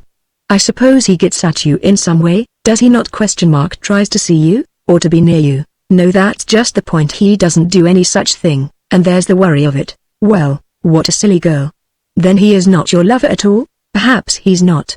But I am his, at any rate twice over. That's no use. Supply the love for both sides? Why, it's worse than furnishing money for both. You don't suppose a man will give his heart in exchange for a woman's when he has already got hers for nothing? That's not the way old Adam does business at all. Picot sighed. Have you got a young man, too, Berta? A young man? A lover, I mean. That's what we call him down here. It is difficult to explain, said Ethelberta evasively. I knew one many years ago, and I have seen him again, and that is all. According to my idea you have one, but according to your own you have not. He does not love you. But you love him, is that how it is? I have not quite considered how it is. Do you love him? I have never seen a man I hate less. A great deal lies covered up there, I expect. He was in that carriage which drove over the hill at the moment we met here. Some great lord or another who has his day by candlelight, and so on. I guess the style. Somebody who no more knows how much bread is a loaf than I do the price of diamonds and pearls. I am afraid he's only a commoner as yet, and not a very great one either. But surely you guess, Picot? But I'll set you an example of frankness by telling his name. My friend, Mr. Julian, to whom you posted the book. Such changes as he has seen! From affluence to poverty. He and his sister have been playing dances all night at Windway. What is the matter? Only a pain, my dear Picot. I think I'll sit down for a moment. Berta, what have you overworked yourself, dear? Yes, and I got up very early, you see. I hope you are not going to be ill, child. You look as if you ought not to be here. Oh, it is quite trifling. Does not getting up in a hurry cause a sense of faintness sometimes? Yes, in people who are not strong. If we don't talk about being faint it will go off. Faintness is such a queer thing that to think of it is to have it. Let us talk as we were talking before about your young man and other indifferent matters, so as to divert my thoughts from fainting, dear Berta. I have always thought the book was to be forwarded to that gentleman because he was a connection of yours by marriage, and he had asked for it. And so you have met this Mr. Julian, and gone for walks with him in evenings, I suppose, just as young men and women do who are courting? No. Indeed, what an absurd child you are, said Ethelberta. I knew him once, and he is interesting. A few little things like that make it all up. The love is all on one side, as with me. Oh no, there is nothing like that. I am not attached to anyone, strictly speaking though, more strictly speaking, I am not unattached. 'Tis a delightful middle mind to be in. I know it, for I was like it once, but I had scarcely been so long enough to know where I was before I was gone past. You should have commanded yourself, or drawn back entirely, for let me tell you that at the beginning of caring for a man, just when you are suspended between thinking and feeling, there is a hair's breadth of time at which the question of getting into love or not getting in is a matter of will, quite a thing of choice. At the same time, drawing back is a tame dance, and the best of all is to stay balanced a while. You do that well, I'll warrant. Well, no, for what between continually wanting to love, to escape the blank lives of those who do not, and wanting not to love, to keep out of the miseries of those who do, I get foolishly warm and foolishly cold by turns. Yes, and I am like you as far as the foolishly goes. I wish we poor girls could contrive to bring a little wisdom into our love by way of a change. That's the very thing that leading minds in town have begun to do, but there are difficulties. It is easy to love wisely, but the rich man may not marry you, and it is not very hard to reject wisely, but the poor man doesn't care. Altogether it is a precious problem. But shall we clamber out upon those shining blocks of rock, and find some of the little yellow shells that are in the crevices? I have 10 minutes longer, and then I must go. Chapter 7. The dining room of a town house. The butler's pantry. A few weeks later there was a friendly dinner party at the house of a gentleman called Duncastle, who lived in a moderately fashionable square of West London. All the friends and relatives present were nice people, who exhibited becoming signs of pleasure and gaiety at being there, but as regards the vigor with which these emotions were expressed, it may be stated that a slight laugh from far down the throat and a slight narrowing of the eye were equivalent as indices of the degree of mirth felt to a ha ha ha, and a shaking of the shoulders among the minor traders of the kingdom, and to a ho ho ho. Contorted features, purple face, and stamping foot among the gentlemen in corduroy and fustian who adorn the remoter provinces.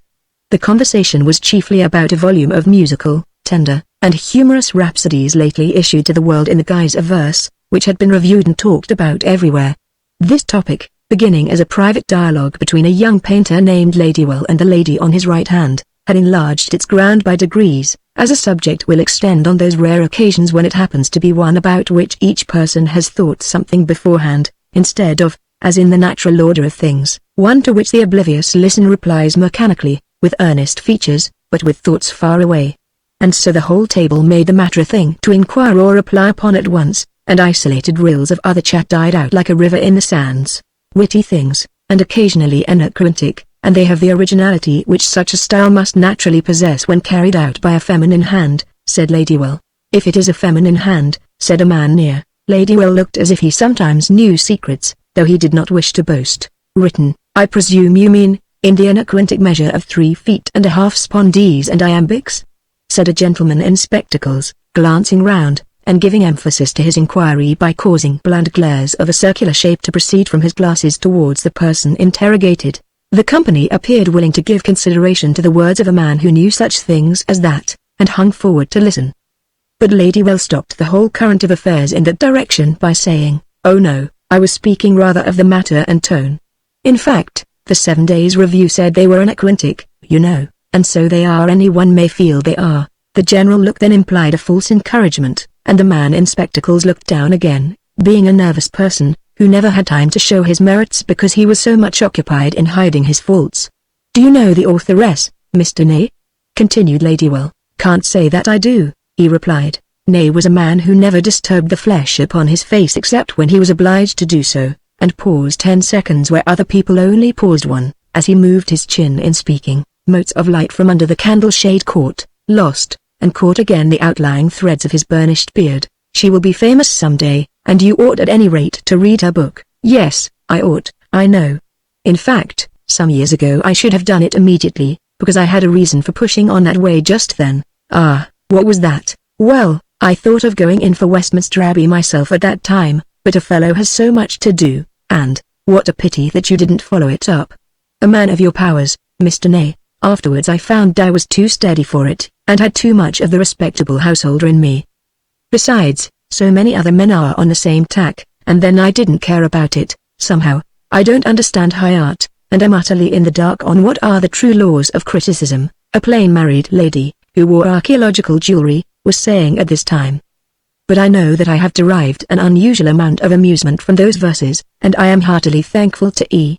for them. I am afraid," said a gentleman who was suffering from a bad shirt front, "that an estimate which depends upon feeling in that way is not to be trusted as permanent opinion." The subject now flitted to the other end. "Somebody has it that when the heart flies out before the understanding, it saves the judgment a world of pains," came from a voice in that quarter. "I, for my part, like something merry," said an elderly woman, whose face was bisected by the edge of a shadow, which toned her forehead and eyelids to a livid neutral tint, and left her cheeks and mouth like metal at a white heat in the uninterrupted light. "I think the liveliness of those ballads as great a recommendation as any. After all, enough misery is known to us by our experiences and those of our friends, and what we see in the newspapers, for all purposes of chastening, without having gratuitous grief inflicted upon us. But you would not have wished that Romeo and Juliet should have ended happily, or that Othello should have discovered the perfidy of his ancient in time to prevent all fatal consequences." "I am not afraid to go so far as that," said the old lady. "Shakespeare is not everybody, and I am sure that thousands of people who have seen those plays would have driven home more cheerfully afterwards if by some contrivance the characters could all have been joined together respectively. I uphold our anonymous author on the general ground of her levity. Well, it is an old and worn argument that about the inexpedience of tragedy, and much may be said on both sides. It is not to be denied that the anonymous Sappho's verses, for it seems that she is really a woman, are clever." "Clever?" said Ladywell, the young man who had been one of the shooting party at Sandbourne. "They are marvellously brilliant. She is rather warm in her assumed character. That's a sign of her actual coldness. She lets off her feeling in theoretic grooves, and there is sure to be none left for practical ones. Whatever seems to be the most prominent vice, or the most prominent virtue in anybody's writing is the one thing you are safest from in personal dealings with a writer. Oh, I don't mean to call her warmth of feeling a vice or virtue exactly. I agree with you, said Nay to the last speaker but one, in tones as emphatic as they possibly could be without losing their proper character of indifference to the whole matter. Warm sentiment of any sort, whenever we have it, disturbs us too much to leave us repose enough for writing it down. I am sure, when I was at the ardent age, said the mistress of the house, in a tone of pleasantly agreeing with everyone, particularly those who were diametrically opposed to each other, I could no more have printed such emotions and made them public than I could have helped privately feeling them. I wonder if she has gone through half she says? If so, what an experience. Oh no, not at all likely, said Mr. Nay. It is as risky to calculate people's ways of living from their writings as their incomes from their way of living. She is as true to nature as fashion is false, said the painter, in his warmth becoming scarcely complimentary, as sometimes happens with young persons. I don't think that she has written a word more than what every woman would deny feeling in a society where no woman says what she means or does what she says. And can any praise be greater than that? Ha ha. Capital. All her verses seem to me, said a rather stupid person, to be simply, troll-la-la-la-la-la-la, troll-la-la-la-la-la-lu, troll-la-la-la-la-la-la-la, troll-la-la-lu. When you take away the music there is nothing left. Yet she is plainly a woman of great culture. Have you seen what the London Light says about them? One of the finest things I have ever read in the way of admiration? Continued Ladywell, paying no attention to the previous speaker. He lingered for a reply, and then impulsively quoted several lines from the periodical he had named, without aid or hesitation. Good, is it not? Added Ladywell. They assented, but in such an unqualified manner that half as much readiness would have meant more. But Ladywell, though not experienced enough to be quite free from enthusiasm, was too experienced to mind indifference for more than a minute or two. When the ladies had withdrawn, the young man went on, Colonel Staff said a funny thing to me yesterday about these very poems. He asked me if I knew her, and, her? Why, he knows that it is a lady all the time, and we were only just now doubting whether the sex of the writer could be really what it seems. Shame, Ladywell, said his friend Nay. Ah, Mr. Ladywell, said another, now we have found you out. You know her. Now I say ha ha, continued the painter, with a face expressing that he had not at all tried to be found out as the man possessing incomparably superior knowledge of the poetess. I beg pardon really, but don't press me on the matter. Upon my word the secret is not my own. As I was saying, the colonel said, do you know her? But you don't care to hear? We shall be delighted. So the colonel said, do you know her? Adding, in a most comic way, between you and Ladywell, I believe there is a close affinity, meaning me, you know, by you. Just like the colonel. Ha ha ha. The old men did not oblige Ladywell a second time with any attempt at appreciation, but a weird silence ensued, during which the smile upon Ladywell's face became frozen to painful permanence, meaning by you know, the of the poems. Hey hey. He added, it was a very humorous incident certainly, said his friend Nay, at which there was a laugh not from anything connected with what he said, but simply because it was the right thing to laugh when Nay meant you to do so. Now don't, Nay, you are too hard upon me. But, seriously, 2 or 3 fellows were there when I said it, and they all began laughing, but, then, the colonel said it in such a queer way, you know. But you were asking me about her? Well, the fact is, between ourselves, I do know that she is a lady, and I don't mind telling a word. But we would not for the world be the means of making you betray her confidence, would we, Jones? No, indeed, we would not. No, no, it is not that at all. This is really too bad! Exclamation mark. You must listen just for a moment, Ladywell. Don't betray anybody on our account. Whoever the illustrious young lady may be, she has seen a great deal of the world, said Mr. Doncastle blandly, and puts her experience of the comedy of its emotions, and of its method of showing them, in a very vivid light. I heard a man say that the novelty with which the ideas are presented is more noticeable than the originality of the ideas themselves, observed Nay. The woman has made a great talk about herself, and I am quite weary of people asking of her condition, place of abode, has she a father, has she a mother, or dearer one yet than all other. I would have burlesque quotation put down by Act of Parliament, and all who dabble in it placed with him who can cite scripture for his purposes, said Ladywell, in retaliation. After a pause Nay remarked half privately to their host, who was his uncle, your butler Chickerell is a very intelligent man, as I have heard. Yes, he does very well, said Mr. Doncastle. But is he not a very extraordinary man? Not to my knowledge, said Doncastle, looking up surprised. "Why do you think that, Alfred?" "Well, perhaps it was not a matter to mention. He reads a great deal, I dare say." "I don't think so. I noticed how wonderfully his face kindled when we began talking about the poems during dinner. Perhaps he is a poet himself in disguise." "Did you observe it?" "No. To the best of my belief he is a very trustworthy and honorable man. He has been with us, let me see, how long? 5 months, I think, and he was 15 years in his last place. It certainly is a new side to his character if he publicly showed any interest in the conversation, whatever he might have felt, since the matter has been mentioned," said Mr. Jones. "I may say that I too noticed the singularity of it, if you had not said otherwise," replied Doncastle somewhat warmly. "I should have asserted him to be the last manservant in London to infringe such an elementary rule. If he did so this evening, it is certainly for the first time, and I sincerely hope that no annoyance was caused." "Oh no, not at all. It might have been a mistake of mine," said Jones. "I should quite have forgotten the circumstance if Mr. Ney's words had not brought it to my mind. It was really nothing to notice, and I beg that you will not say a word to him about it on my account. He has a taste that way, my dear uncle, nothing more, depend upon it," said Ney. "If I had such a man belonging to me I should only be too proud." "Certainly do not mention it. Of course Chickerell is Chickerell," Mr. Doncastle rejoined. "We all know what that means. And really, on reflecting, I do remember that he is of a literary turn of mind not further by an inch than is commendable, you know. I am quite aware as I glance down the papers and prints any morning that Chickerell's eyes have been over the ground before mine, and that he generally forestalls the rest of us by a chapter or so in the last new book sent home, but in these vicious days that particular weakness is really virtue, just because it is not quite a vice." "Yes," said Mr. Jones, the reflective man in spectacles. "Positive virtues are getting moved off the stage, negative ones are moved onto the place of positives. We thank bare justice as we used only to thank generosity, call a man honest who steals only by law, and consider him a benefactor if he does not steal at all." "Here," said Ney. "We will decide that Chickerell is even a better trained fellow than if he had shown no interest at all in his face, the action being like those trifling irregularities in art at its vigorous periods, which seem designed to hide the unpleasant monotony of absolute symmetry," said Ladywell.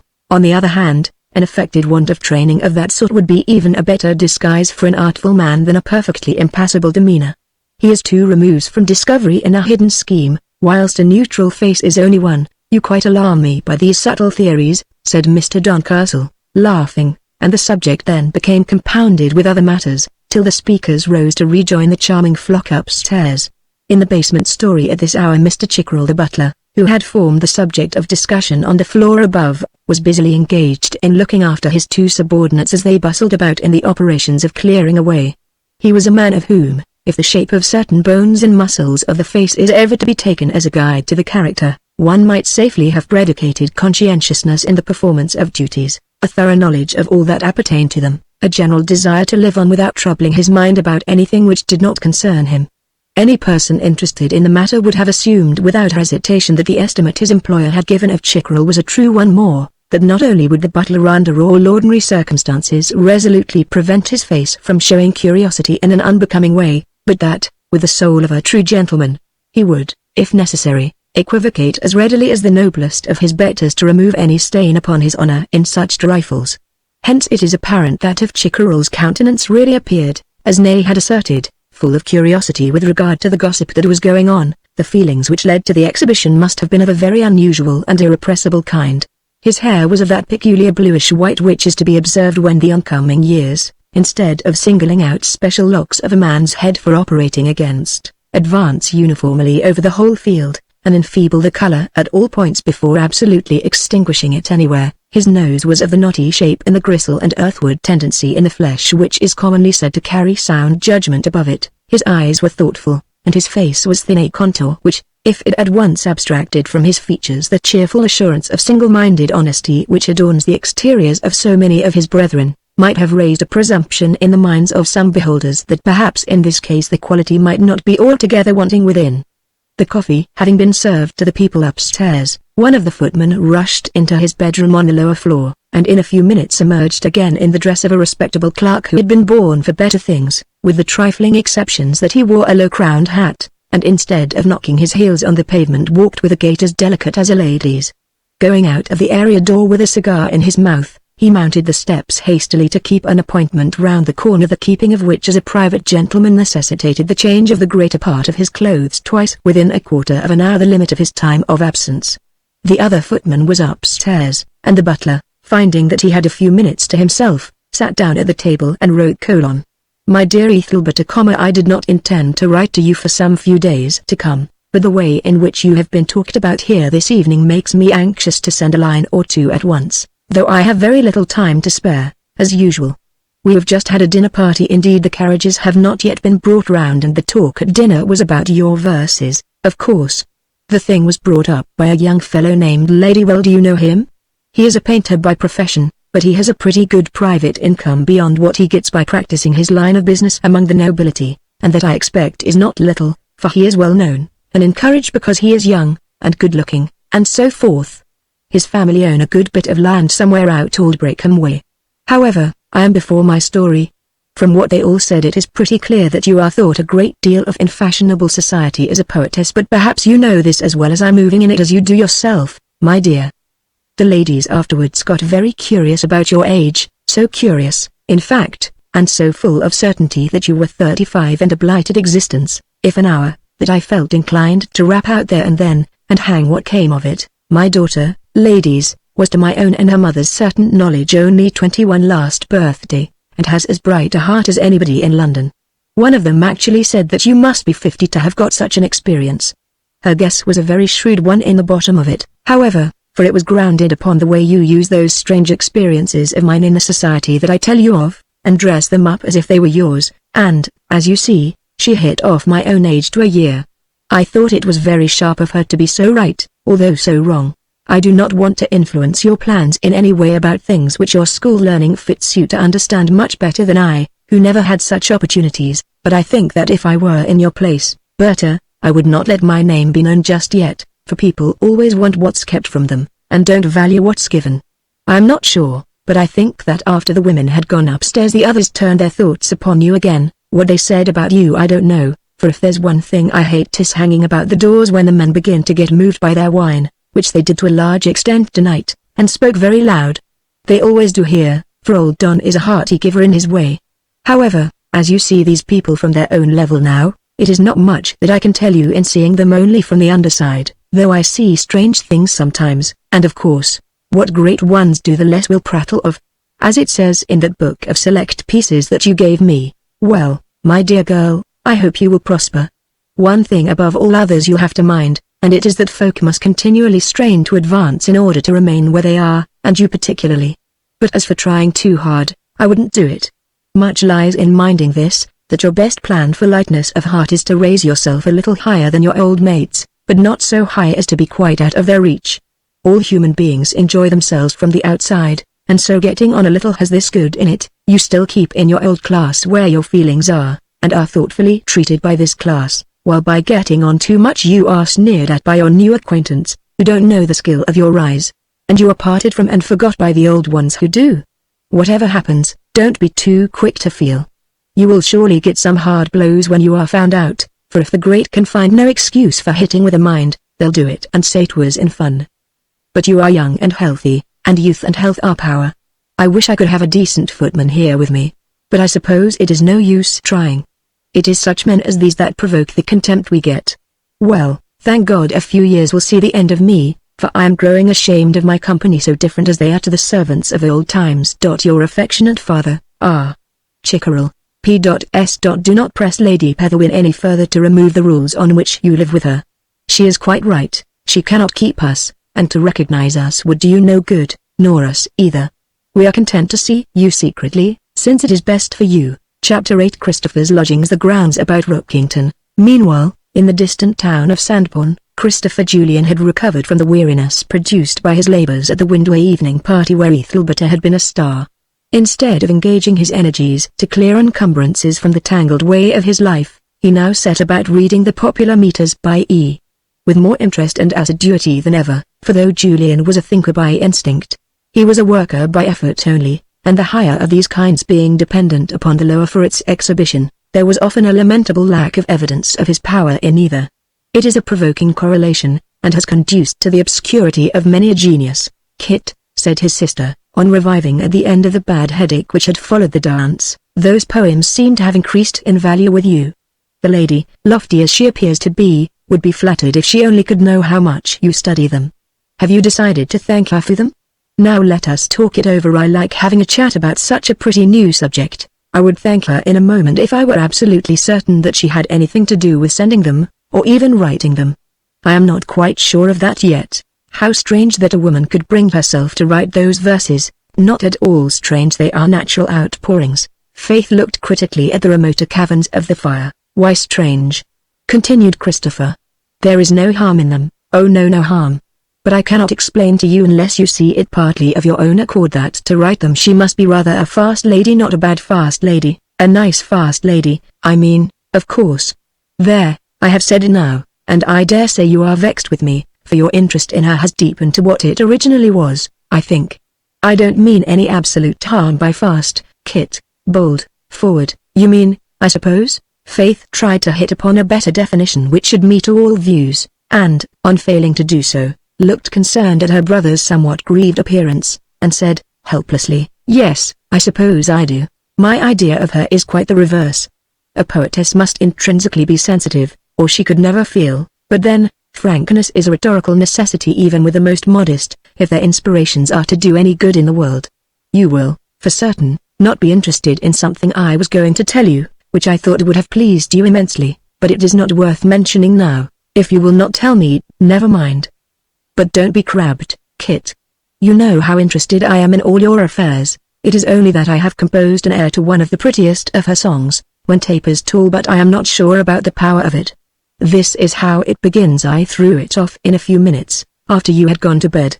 He went to the piano and lightly touched over an air, the manuscript copy of which he placed in front of him, and listened to hear her opinion, having proved its value frequently, for it was not that of a woman merely, but impersonally human. Though she was unknown to fame, this was a great gift in faith, since to have an unsexed judgment is as precious as to be an unsexed being is deplorable. It is very fair indeed, said the sister, scarcely moving her lips in her great attention. Now again, and again, and again.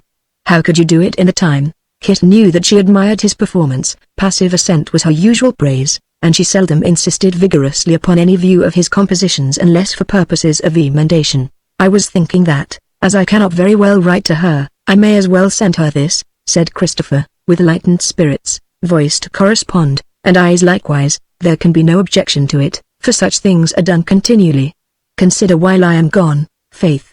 I shall be out this evening for an hour or two. When Christopher left the house shortly after, instead of going into the town on some errand, as was customary whenever he went from home after dark, he ascended a back street, passed over the hills behind, and walked at a brisk pace inland along the road to Rookington Park, where, as he had learnt, Ethelberta and Lady Betherwin were staying for a time, the day or two which they spent at Windway having formed a short break in the middle of this visit. The moon was shining tonight, and Christopher sped onwards over the pallid high road as readily as he could have done at noonday. In 3/4 of an hour he reached the park gates, and entering now upon a tract which he had never before explored, he went along more cautiously and with some uncertainty as to the precise direction that the road would take. A frosted expanse of even grass, on which the shadow of his head appeared with an opal halo round it, soon allowed the house to be discovered beyond, the other portions of the park abounding with timber older and finer than that of any other spot in the neighborhood. Christopher withdrew into the shade, and wheeled round to the front of the building that contained his old love. Here he gazed and idled, as many a man has done before him, wondering which room the fair poetess occupied, waiting till lights began to appear in the upper windows, which they did as uncertainly as glowworms blinking up at eventide, and warming with currents of revived feeling in perhaps the sweetest of all conditions. New love is brightest, and long love is greatest, but revived love is the tenderest thing known upon earth. Occupied thus, Christopher was greatly surprised to see, on casually glancing to one side, another man standing close to the shadowy trunk of another tree, in a similar attitude to his own, gazing, with arms folded, as blankly at the windows of the house as Christopher himself had been gazing. Not willing to be discovered, Christopher stuck closer to his tree. While he waited thus, the stranger began murmuring words, in a slow soft voice. Christopher listened till he heard the following colon. Pale was the day and rayless, love, that had an eve so dim. Two well-known lines from one of Ethelberta's poems, Jealousy is a familiar kind of heat which disfigures, licks playfully, clouds, blackens, and boils a man as a fire does a pot, and on recognizing these pilferings from what he had grown to regard as his own treasury, Christopher's fingers began to nestle with great vigor in the palms of his hands. 3 or 4 minutes passed, when the unknown rival gave a last glance at the windows, and walked away. Christopher did not like the look of that walk at all. There was grace enough in it to suggest that his antagonist had no mean chance of finding favor in a woman's eyes. A sigh, too, seemed to proceed from the stranger's breast, but as their distance apart was too great for any such sound to be heard by any possibility, Christopher set down that to imagination, or to the brushing of the wind over the trees. The lighted windows went out one by one, and all the house was in darkness. Julian then walked off himself, with a vigor that was spasmodic only, and with much less brightness of mind than he had experienced on his journey hither. The stranger had gone another way, and Christopher saw no more of him. When he reached Sandbourne, Faith was still sitting up. "But I told you I was going to take a long walk," he said. "No, Christopher, really you did not. How tired and sad you do look, though I always know beforehand when you are in that state. One of your feet has a drag about it as you pass along the pavement outside the window." "Yes, I forgot that I did not tell you." He could not begin to describe his pilgrimage. It was too silly a thing even for her to hear of. "It does not matter at all about my staying up," said Faith assuringly, "that is, if exercise benefits you. Walking up and down the lane, I suppose?" "No, not walking up and down the lane. The turnpike road to Rookington is pleasant, Faith. That is really where I have been." "How came you to know?" "I only guessed. Verses and an accidental meeting produce a special journey. Ethelberta is a fine woman, physically and mentally, both. I wonder people do not talk about her twice as much as they do." "Then surely you are getting attached to her again. You think you discover in her more than anybody else does, and love begins with a sense of superior discernment." "No, no. That is only nonsense," he said hurriedly. "However, love her or love her not, I can keep a corner of my heart for you, Faith. There is another brute after her too, it seems." "Of course there is, I expect there are many. Her position in society is above ours, so that it is an unwise course to go troubling yourself more about her." "No. If a needy man must be so foolish as to fall in love, it is best to do so where he cannot double his foolishness by marrying the woman." "I don't like to hear you talk so slightingly of what poor father did." Christopher fixed his attention on the supper. That night, late as it was, when Faith was in bed and sleeping, he sat before a sheet of music paper, neatly copying his composition upon it. The manuscript was intended as an offering to Ethelberta at the first convenient opportunity. "Well, after all my trouble to find out about Ethelberta, here comes the clue unasked for," said the musician to his sister a few days later. She turned and saw that he was reading the Wessex Reflector. "What is it?" asked Faith.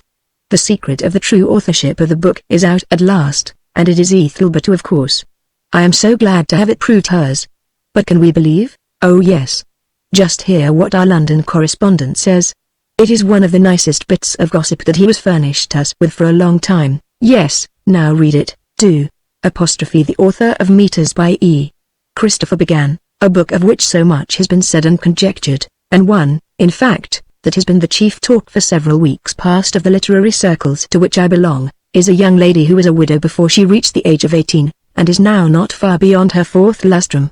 I was additionally informed by a friend whom I met yesterday on his way to the House of Lords, that her name is Mrs. Petherwin, Christian name Ethelberta, and that she resides with her mother-in-law at their house in Exonbury Crescent.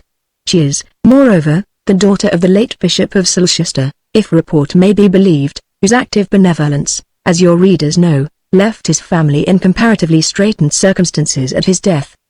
The marriage was a secret one, and much against the wish of her husband's friends, who are wealthy people on all sides.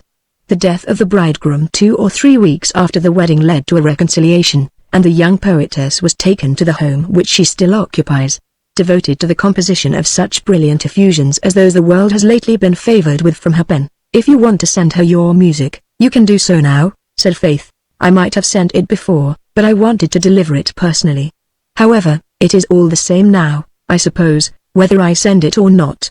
I always knew that our destinies would lie apart, though she was once temporarily under a cloud. Her momentary inspiration to write that cancelled words was the worst possible omen for me. It showed that, thinking me no longer useful as a practical chance, she would make me ornamental as a poetical regret. But I'll send the manuscript of the song, in the way of business, as a composer only, and you must say to yourself, Ethelberta, as thou art but a woman, I dare, but as widow I fear thee. Notwithstanding Christopher's affected carelessness, that evening saw a great deal of nicety bestowed upon the operation of wrapping up and sending off the song. He dropped it into the box and heard it fall, and with the curious power which he possessed of setting his wisdom to watch any particular folly in himself that it could not hinder, speculated as he walked on the result of this first tangible step of return to his old position as Ethelberta's lover. Chapter 9. A lady's drawing room's Ethelberta's dressing room. It was a house on the north side of Hyde Park, between 10 and 11 in the evening, and several intelligent and courteous people had assembled there to enjoy themselves as far as it was possible to do so in a neutral way, all carefully keeping every variety of feeling in a state of solution, in spite of any attempt such feelings made from time to time to crystallize on interesting subjects in hand. Nay, who was that charming woman with her head built up in a novel way even for hair architecture, the one with her back towards us? Said a man whose coat fitted doubtfully to a friend whose coat fitted well. Just going to ask for the same information, said Mr. Ney, determining the very longest hair in his beard to an infinitesimal nicety by drawing its lower portion through his fingers. I have quite forgotten, cannot keep people's names in my head at all, nor could my father either, nor any of my family, a very odd thing. But my old friend Mrs. Napper knows for certain. And he turned to one of a small group of middle-aged persons near, who, instead of skimming the surface of things in general, like the rest of the company, were going into the very depths of them. Oh, that is the celebrated Mrs. Pethervin, the woman who makes rhymes and prints 'em, said Mrs. Napper, in a detached sentence, and then continued talking again to those on the other side of her. The two loungers went on with their observations of Ethelberta's headdress, which, though not extraordinary or eccentric, did certainly convey an idea of indefinable novelty. Observers were sometimes half inclined to think that her cuts and modes were acquired by some secret communication with the mysterious clique which orders the livery of the fashionable world, for and it affords a parallel to cases in which clever thinkers in other spheres arrive independently at one and the same conclusion. Ethelberta's fashion often turned out to be the coming one. Oh, is that the woman at last? Said Ney, diminishing his broad general gaze at the room to a close criticism of Ethelberta, apostrophe the rhymes, as Mrs. Napper calls them, and not to be despised, said his companion. They are not quite virginibus puerisque, and the writer's opinions of life and society differ very materially from mine, but I cannot help admiring her in the more reflective pieces. The songs I don't care for. The method in which she handles curious subjects, and at the same time impresses us with a full conviction of her modesty, is very adroit, and somewhat blinds us to the fact that no such poems were demanded of her at all. I have not read them, said Ney, secretly wrestling with his jaw, to prevent a yawn, but I suppose I must. The truth is, that I never care much for reading what one ought to read. I wish I did, but I cannot help it. And, no doubt, you admire the lady immensely for writing them. I don't. Everybody is so talented nowadays that the only people I care to honor as deserving real distinction are those who remain in obscurity.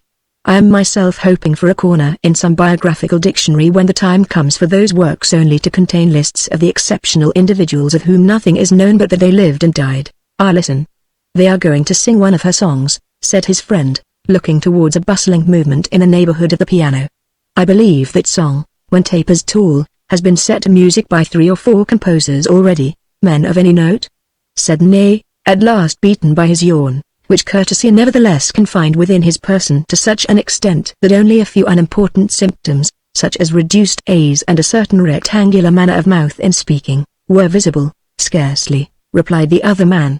Established writers of music do not expend their energies upon new verse until they find that such verse is likely to endure, for should the poet be soon forgotten, their labor is in some degree lost. Artful dogs! Who would have thought it?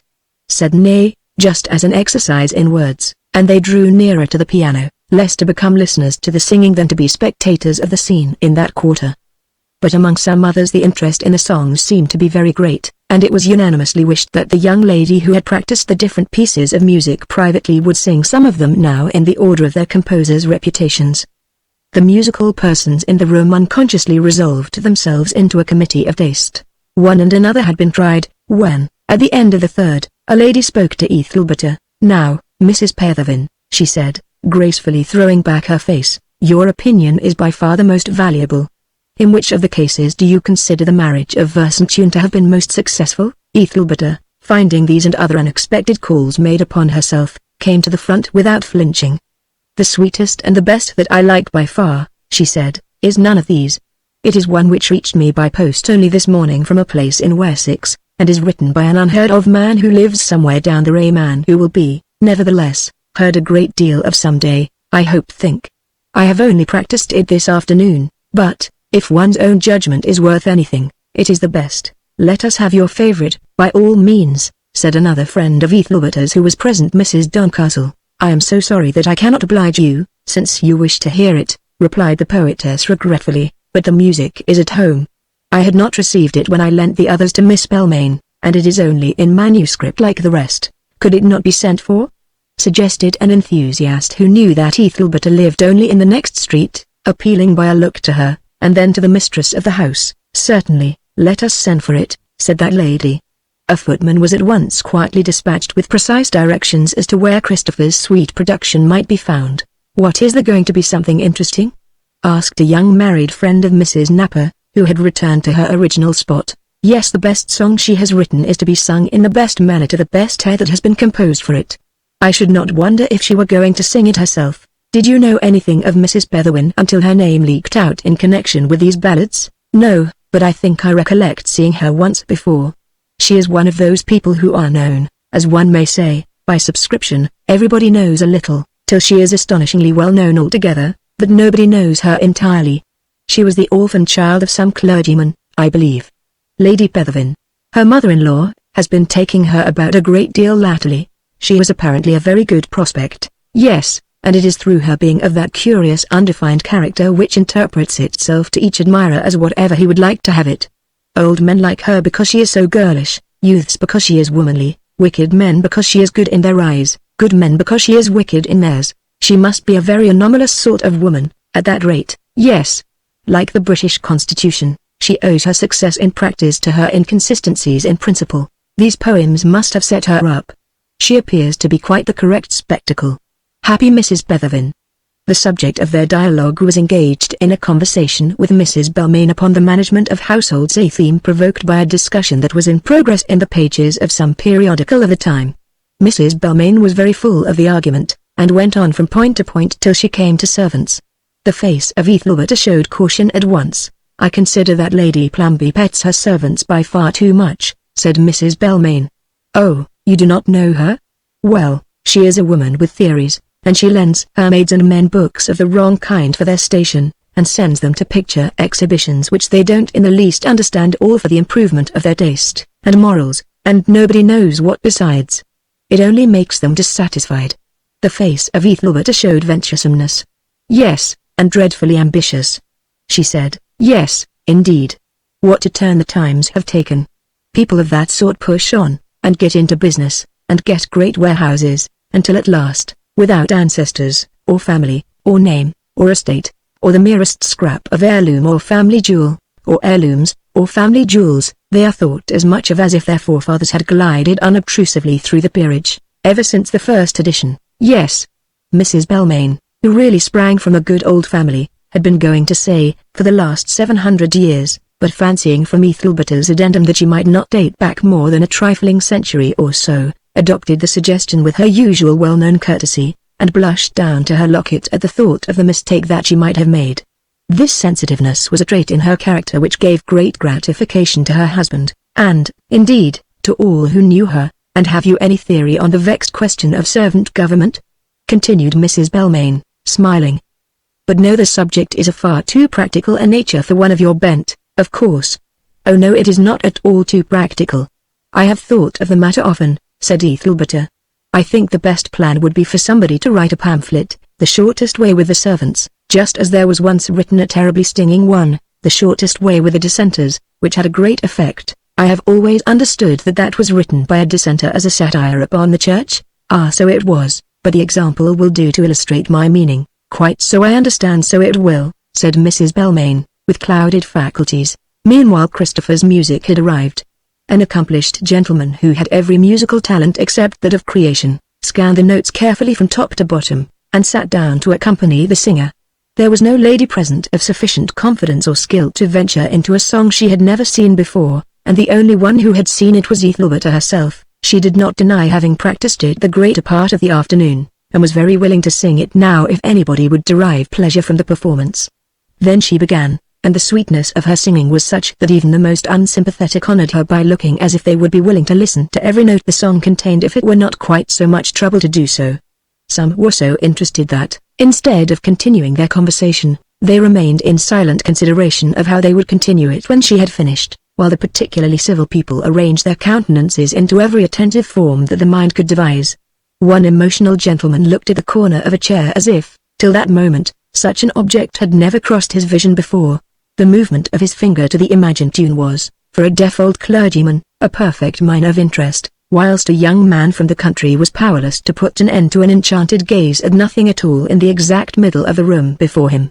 Nay, and the general phalanx of cool men and celebrated club yawners, were so much affected that they raised their chronic look of great objection to things, to an expression of scarcely any objection at all.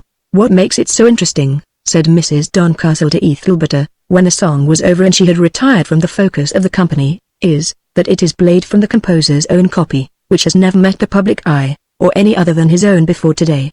And I see that he has actually sketched in the lines by hand, instead of having ruled paper just as the great old composers used to do. You must have been as pleased to get it fresh from the stocks like that as he probably was pleased to get your thanks." Ethelberta became reflective. She had not thanked Christopher. Moreover, she had decided, after some consideration, that she ought not to thank him. What new thoughts were suggested by that remark of Mrs. Doncastle's, and what new inclination resulted from the public presentation of his tune and her words as parts of one organic whole, are best explained by describing her doings at a later hour, when, having left her friends somewhat early, she had reached home and retired from public view for that evening. Ethelberta went to her room, sent away the maid who did double duty for herself and Lady Bethavin, walked in circles about the carpet till the fire had grown haggard and cavernous, sighed, took a sheet of paper and wrote: "Dear Mr. Julian, I have said I would not write, I have said it twice, but discretion, under some circumstances, is only another name for unkindness. Before thanking you for your sweet gift, let me tell you in a few words of something which may materially change an aspect of affairs under which I appear to you to deserve it. With regard to my history and origin you are altogether mistaken, and how can I tell whether your bitterness at my previous silence on those points may not cause you to withdraw your act of courtesy now? But the gratification of having at last been honest with you may compensate even for the loss of your respect. The matter is a small one to tell, after all. What will you say on learning that I am not the trodden-down lady by birth that you have supposed me? That my father is not dead, as you probably imagine, that he is working for his living as one among a peculiarly stigmatized and ridiculed multitude? Had he been a brawny cottager, carpenter, mason, blacksmith, well-digger, navvy, tree-feller, any effective and manly trade, in short, a worker in which can stand up in the face of the noblest and daintiest, and bare his gnarled arms and say, with a consciousness of superior power, "Look at a real man," I should have been able to show you antecedents which, if not intensely romantic, are not altogether antagonistic to romance. But the present fashion of associating with one particular class everything that is ludicrous and bombastic overpowers me when I think of it in relation to myself and to your known sensitiveness. When the well-born poetess of good report melts into, having got thus far, a faint-hearted look, which had begun to show itself several sentences earlier, became pronounced. She threw the writing into the dull fire, poked and stirred it till a red inflammation crept over the sheet, and then started a new colon. "Dear Mr. Julian, not knowing your present rank as composer, whether on the very brink of fame, or as yet a long way off, I cannot decide what form of expression my earnest acknowledgments should take. Let me simply say in one short phrase, I thank you infinitely. I am no musician, and my opinion on music may not be worth much, yet I know what I like, as everybody says, but I do not use the words as a form to cover a hopeless blank on all connected with the subject, and this sweet air I love. You must have glided like a breeze about me, seen into a heart not worthy of scrutiny, jotted down words that cannot justify attention before you could have apotheosized the song in so exquisite a manner. My gratitude took the form of wretchedness when, on hearing the effect of the ballad in public this evening, I thought that I had not power to withhold a reply which might do us both more harm than good. Then I said, away with all emotion, I wish the world was drained dry of it, I will take no notice, when a lady whispered at my elbow to the effect that of course I had expressed my gratification to you. I ought first to have mentioned that your creation has been played tonight to full drawing rooms, and the original tones cooled the artificial air like a fountain almost. I prophesy great things of you. Perhaps, At the time when we are each but a row of bones in our individual graves, your genius will be remembered, while my mere cleverness will have been long forgotten. But you must allow a woman of experience to say this: an undoubted power that you possess will do you socially no good unless you mix with it the ingredient of ambition, a quality in which I fear you are very deficient. It is in the hope of stimulating you to a better opinion of yourself that I write this letter. Probably I shall never meet you again. Not that I think circumstances to be particularly powerful to prevent such a meeting, rather it is that I shall energetically avoid it. There can be no such thing as strong friendship between a man and a woman not of one family. More than that there must not be, and this is why we will not meet. You see that I do not mince matters at all. But it is hypocrisy to avoid touching upon a subject which all men and women in our position inevitably think of, no matter what they say. Some women might have written distantly, and wept at the repression of their real feeling, but it is better to be more frank, and keep a dry eye. Yours, Ethelberta. Her feet felt cold and her heart weak as she directed the letter, and she was overpowered with weariness. But murmuring, "If I let it stay till the morning I shall not send it, and a man may be lost to fame because of a woman's squeamishness, it shall go," she partially dressed herself, wrapped a large cloak around her, descended the stairs, and went out to the pillar box at the corner, leaving the door not quite close. No gust of wind had realized her misgivings that it might be blown shut on her return, and she re-entered as softly as she had emerged. It will be seen that Ethelberta had said nothing about her family after all. Chapter 10. Lady Petherwin's House.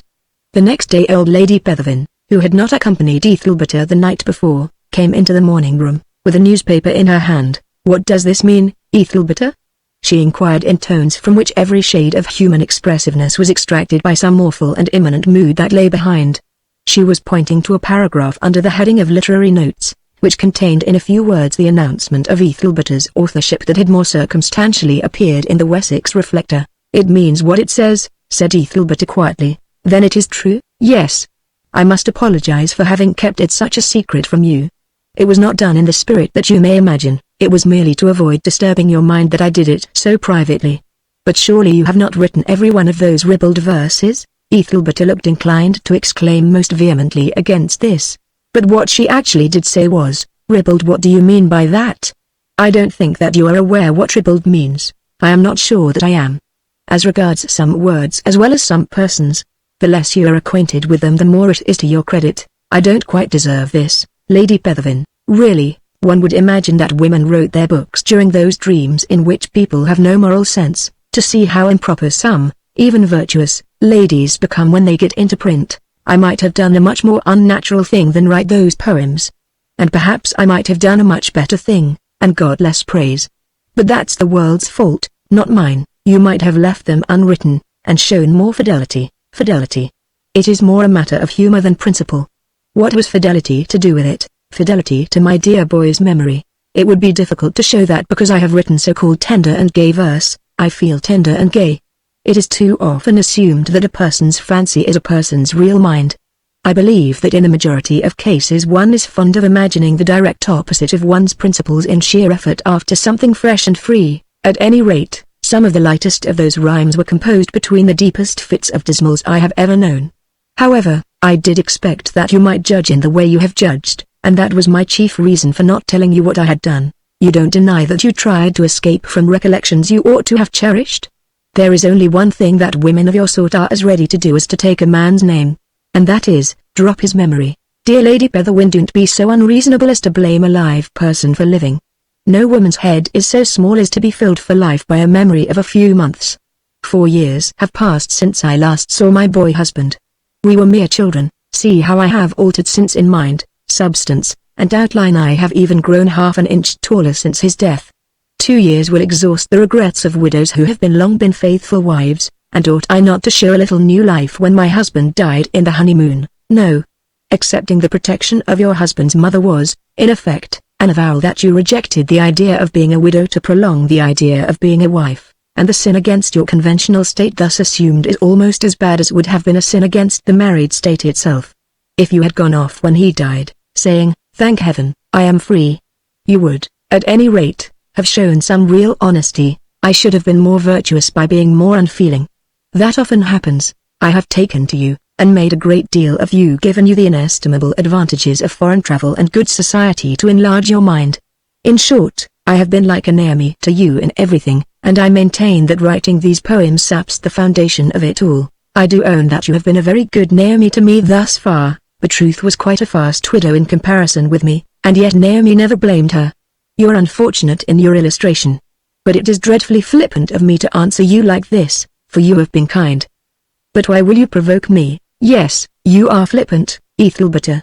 You are too much given to that sort of thing. Well, I don't know how the secret of my name has leaked out, and I am not ribald, or anything you say, said Ethelberta, with a sigh. Then you own you do not feel so ardent as you seem in your book. I do own it, and that you are sorry your name has been published in connection with it. I am, and you think the verses may tend to misrepresent your character as a gay and rapturous one, when it is not. I do fear it. Then, of course, you will suppress the poems instantly.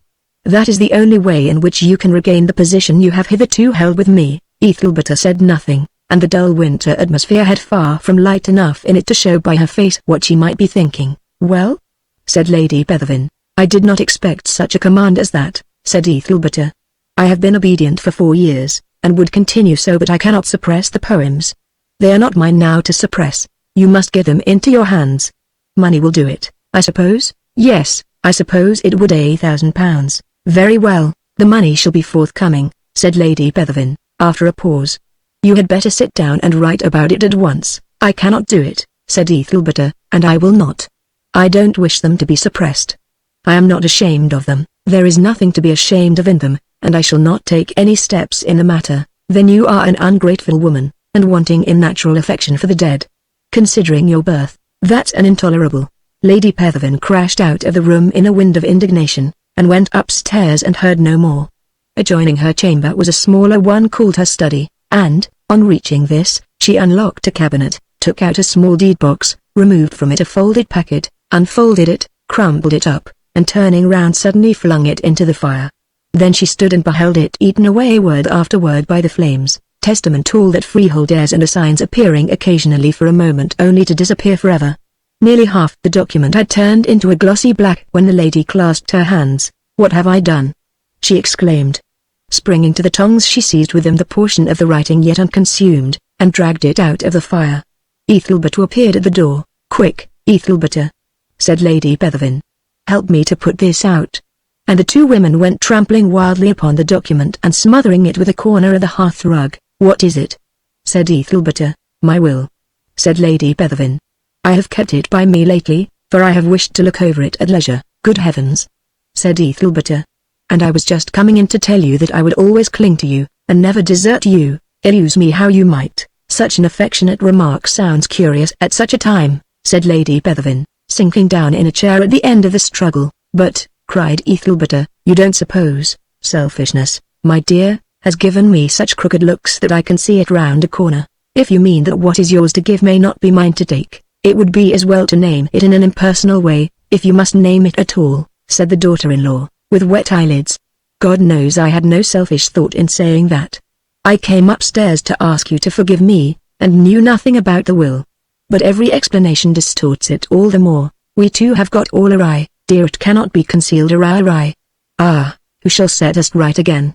However, now I must send for Mr. Chancerly. No, I am going out on other business, and I will call upon him. There, don't spoil your eyes, you may have to sell them. She rang the bell and ordered the carriage, and half an hour later Lady Bethavin's coachman drove his mistress up to the door of her lawyer's office in Lincoln's Inn Fields. Chapter 11 Sandbourne and its neighbourhood. Some London streets. While this was going on in town, Christopher, at his lodgings in Sandbourne, had been thrown into rare old visions and dreams by the appearance of Ethelberta's letter. Flattered and encouraged to ambition as well as to love by her inspiriting sermon, he put off now the last remnant of cynical doubt upon the genuineness of his old mistress, and once and for all set down as disloyal a belief he had latterly acquired that come, woo me, for I am like enough to consent, was all a young woman had to tell. All the reasoning of political and social economists would not have convinced Christopher that he had a better chance in London than in Sandbourne of making a decent income by reasonable and likely labour, but a belief in a far more improbable proposition, impetuously expressed, warmed him with the idea that he might become famous there. The greater is frequently more readily credited than the less, and an argument which will not convince on a matter of halfpence appears unanswerable when applied to questions of glory and honour. The regulation wet towel and strong coffee of the ambitious and intellectual student floated before him in visions, but it was with a sense of relief that he remembered that music, in spite of its drawbacks as a means of sustenance, was a profession happily unencumbered with those excruciating preliminaries to greatness. Christopher talked about the new move to his sister, and he was vexed that her hopefulness was not roused to quite the pitch of his own. As with others of his sort, his too general habit of accepting the most clouded possibility that chances offered was only transcended by his readiness to kindle with a fitful excitement now and then. Faith was much more equable. "If you were not the most melancholy man God ever created," she said, kindly looking at his vague deep eyes and thin face, which was but a few degrees too refined and poetical to escape the epithet of lantern-jawed from anyone who had quarrelled with him, "you would not mind my coolness about this. It is a good thing of course to go. I have always fancied that we were mistaken in coming here. Mediocrity-stamped London fetches more than talent-marked provincial. But I cannot feel so enthusiastic. Still, if we are to go, we may as well go by enthusiasm as by calculation. It is a sensation pleasanter to the nerves, and leads to just as good a result when there is only one result possible." "Very well," said Faith. "I will not depress you. If I had to describe you I should say you were a child in your impulses, and an old man in your reflections. Have you considered when we shall start?" "Yes." "What have you thought?" "That we may very well leave the place in 6 weeks if we wish." "We really may?" "Yes.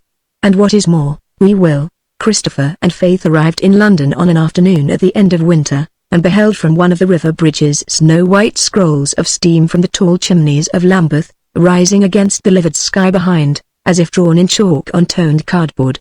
The first thing he did that evening, when settled in their apartments near the British Museum, before applying himself to the beginning of the means by which success in life might be attained, was to go out in the direction of Ethelberta's door, leaving Faith unpacking the things, and sniffing extraordinary smoke smells which she discovered in all nooks and crannies of the rooms. It was some satisfaction to see Ethelberta's house, although the single feature in which it differed from the other houses in the Crescent was that no lamp shone from the fanlight over the entrance, a speciality which, if he cared for omens, was hardly encouraging. Fearing to linger near lest he might be detected, Christopher stole a glimpse at the door and at the steps, imagined what a trifle of the depression worn in each step her feet had tended to produce, and strolled home again.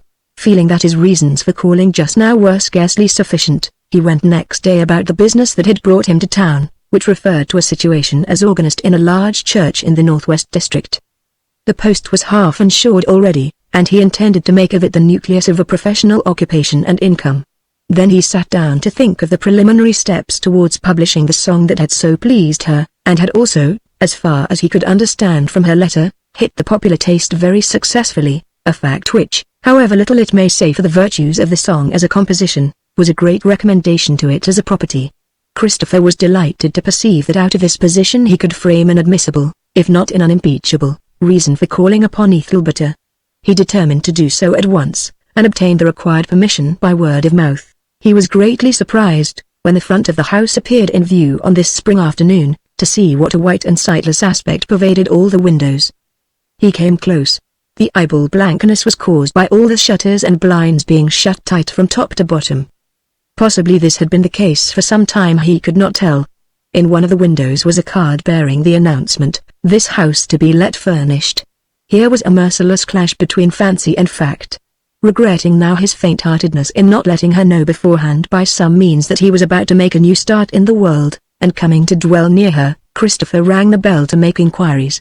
A gloomy caretaker appeared after a while, and the young man asked whither the ladies had gone to live. He was beyond measure depressed to learn that they were in the south of France. The man thought the place was called, the time of their return to town being very uncertain, though one thing was clear, they meant to miss the forthcoming London season altogether. As Christopher's hope to see her again had brought a resolve to do so, so now resolve led to dogged patience. Instead of attempting anything by letter, he decided to wait, and he waited well, occupying himself in publishing a march and a morning and evening service in E-flat.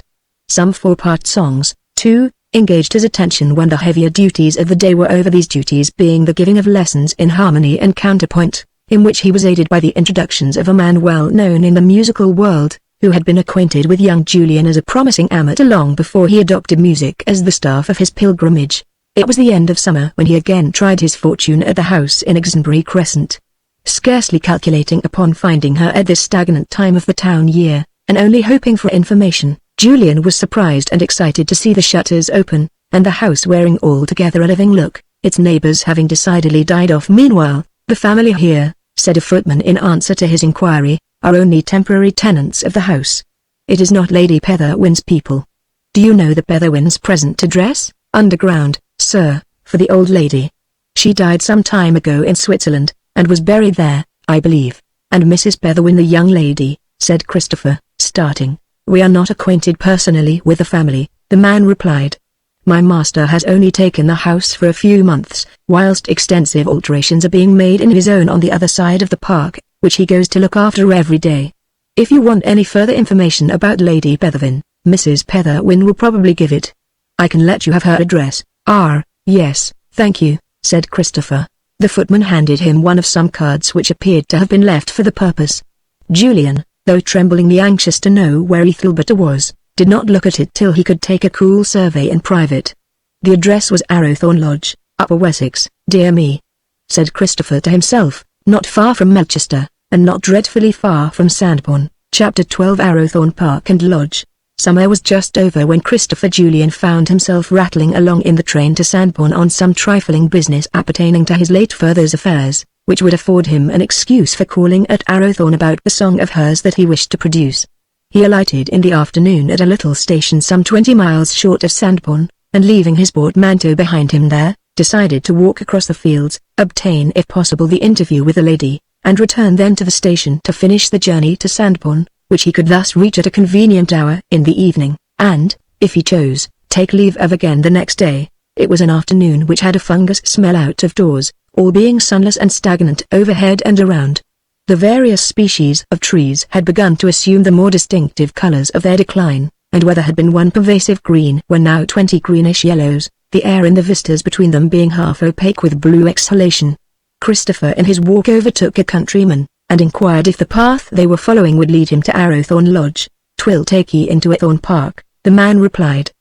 "But you won't come a nigh the lodge, unless you bear round to the left as might be. Mrs. Petherwin lives there, I believe?" "No, sir. Leastwise unless she's but lately come. I have never heard of such a woman. She may possibly be only visiting there." "Ah, perhaps that's the Shapot. Well, now you tell aught. I have seen a strange face thereabouts once or twice lately. A young good-looking maid enough, seemingly." "Yes, she's considered a very handsome lady. I've heard the woodman say, now that you tell aught, that they meet her every now and then, just at the closing in of the day, as they come home along with their niches of sticks, stalking about under the trees by herself, a tall black martel, so long-legged and awful like that you'd think 'twas the old fella himself coming. They say. Now a woman must be a queer body to my thinking, to roam about by night so lonesome and that. Now that you tell aught, there is such a woman, but I never have showed in the parish. Sure I never thought who the body was, no, not once about her, nor where I was living, and that not I, till you spoke. Well, there, sir, that's Arrowthorne Lodge. Do you see they 3 elms?" He pointed across the glade towards some confused foliage a long way off. "I'm not sure about the sort of tree you mean," said Christopher. "I see a number of trees with edges shaped like edges of clouds." They be oaks, I mean the elms to the left hand, but a man can hardly tell oaks from elms at that distance, my good fellow. That I can very well, leastwise, if he's got the sense." "Well, I think I see what you mean," said Christopher. "What next? When you get there, you bear away smart to northwest, and you'll come straight as a line to the lodge. How the deuce am I to know which is northwest in a strange place, with no sun to tell me?" "What, not know northwest? Well, I should think a boy could never live and grow up to be a man without knowing the 4 quarters. I knowed them when I was a mossel of a chiel. We be no great scholars here, that's true, but there isn't a Tom Rig or Jack Straw in these parts that don't know where they lie as well as I. Now I've lived, man and boy, these 68 years, and never met a man in my life before who hadn't learnt such a common thing as the 4 quarters. Christopher parted from his companion and soon reached a stile, clambering over which he entered a park.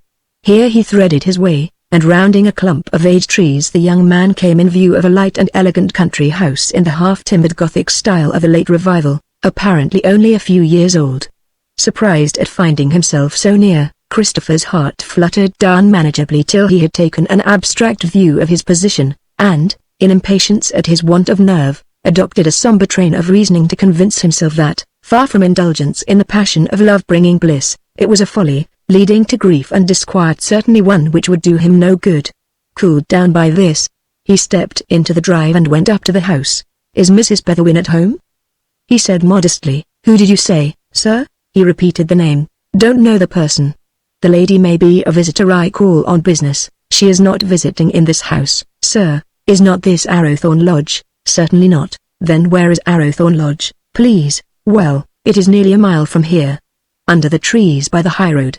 If you go across by that footpath it will bring you out quicker than by following the bend of the drive." Christopher wondered how he could have managed to get into the wrong park, but, setting it down to his ignorance of the difference between oak and elm, he immediately retraced his steps, passing across the park again, through the gate at the end of the drive, and into the turnpike road. No other gate, park, or country seat of any description was within view. "Can you tell me the way to Arrowthorne Lodge?" he inquired of the first person he met, who was a little girl. "You are just coming away from it, sir," said she. "I'll show you. I am going that way." They walked along together, getting abreast the entrance of the park he had just emerged from. The child said, "There it is, sir, I live there too." Christopher, with a dazed countenance, looked towards a cottage which stood nestling in the shrubbery and ivy like a mushroom among grass. "Is that Arrowthorne Lodge?" he repeated. "Yes, and if you go up the drive, you come to Arrowthorne House, Arrowthorne Lodge where Mrs. Petherwin lives, I mean." "Yes. She lives there along with mother and we. But she don't want anybody to know it, sir, 'cause she's celibate, and couldn't do at all." Christopher said no more, and the little girl became interested in the products of the bank and ditch by the wayside. He left her, pushed open the heavy gate, and tapped at the lodge door. The latch was lifted. "Does Mrs. Petherwin," he began, and, determined that there should be no mistake, repeated, "Does Mrs. Ethelberta Petherwin, the poetess, live here?"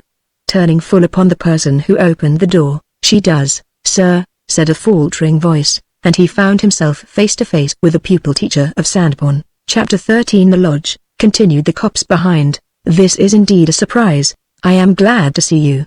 Christopher stammered, with a wire-drawn, radically different smile from the one he had intended, a smile not without a tinge of ghastliness. "Yes, I am home for her holidays," said the blushing maiden, and, after a critical pause, she added, "If you wish to speak to my sister, she is in the plantation with the children."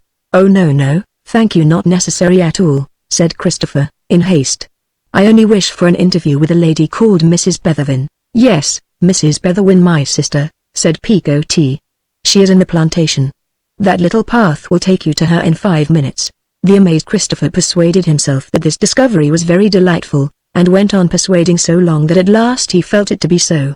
Unable, like many other people, to enjoy being satirized in words because of the irritation it caused him as aimed at victim, he sometimes had philosophy enough to appreciate a satire of circumstance, because nobody intended it. Pursuing the path indicated, he found himself in a thicket of scrubby undergrowth, which covered an area enclosed from the park proper by a decaying fence. The boughs were so tangled that he was obliged to screen his face with his hands, to escape the risk of having his eyes flipped out by the twigs that impeded his progress. Thus slowly advancing, his ear caught, between the rustles, the tones of a voice in earnest declamation, and, pushing round in that direction, he beheld through some beech boughs an open space about 10 yards in diameter, floored at the bottom with deep beds of curled old leaves, and cushions of fairy moss. In the middle of this natural theatre was the stump of a tree that had been felled by a saw, and upon the flat stool thus formed stood Ethelberta, whom Christopher had not beheld since the ball at Windway House. Round her, leaning against branches or prostrate on the ground, were 5 or 6 individuals. 2 were young mechanics, one of them evidently a carpenter. Then there was a boy about 13, and 2 or 3 younger children.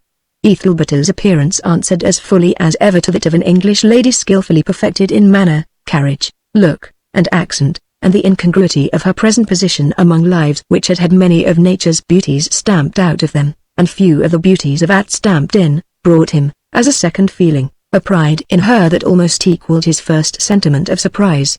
Christopher's attention was meanwhile attracted from the constitution of the group to the words of the speaker in the center of it, words to which her auditors were listening with still attention. It appeared to Christopher that Ethelberta had lately been undergoing some very extraordinary experiences. What the beginning of them had been he could not in the least understand, but the portion she was describing came distinctly to his ears, and he wondered more and more. He came forward till he, like myself, was about 20 yards from the edge. I instinctively grasped my useless stiletto. How I longed for the assistance which a little earlier I had so much despised. Reaching the block or boulder upon which I had been sitting, he clasped his arms around from behind, his hands closed upon the empty seat, and he jumped up with an oath. This method of attack told me a new thing with wretched distinctness. He had, as I suppose, discovered my sex. Male attire was to serve my turn no longer. The next instant, indeed, made it clear, for he exclaimed, "You don't escape me, masquerading madam," or some such words, and came on.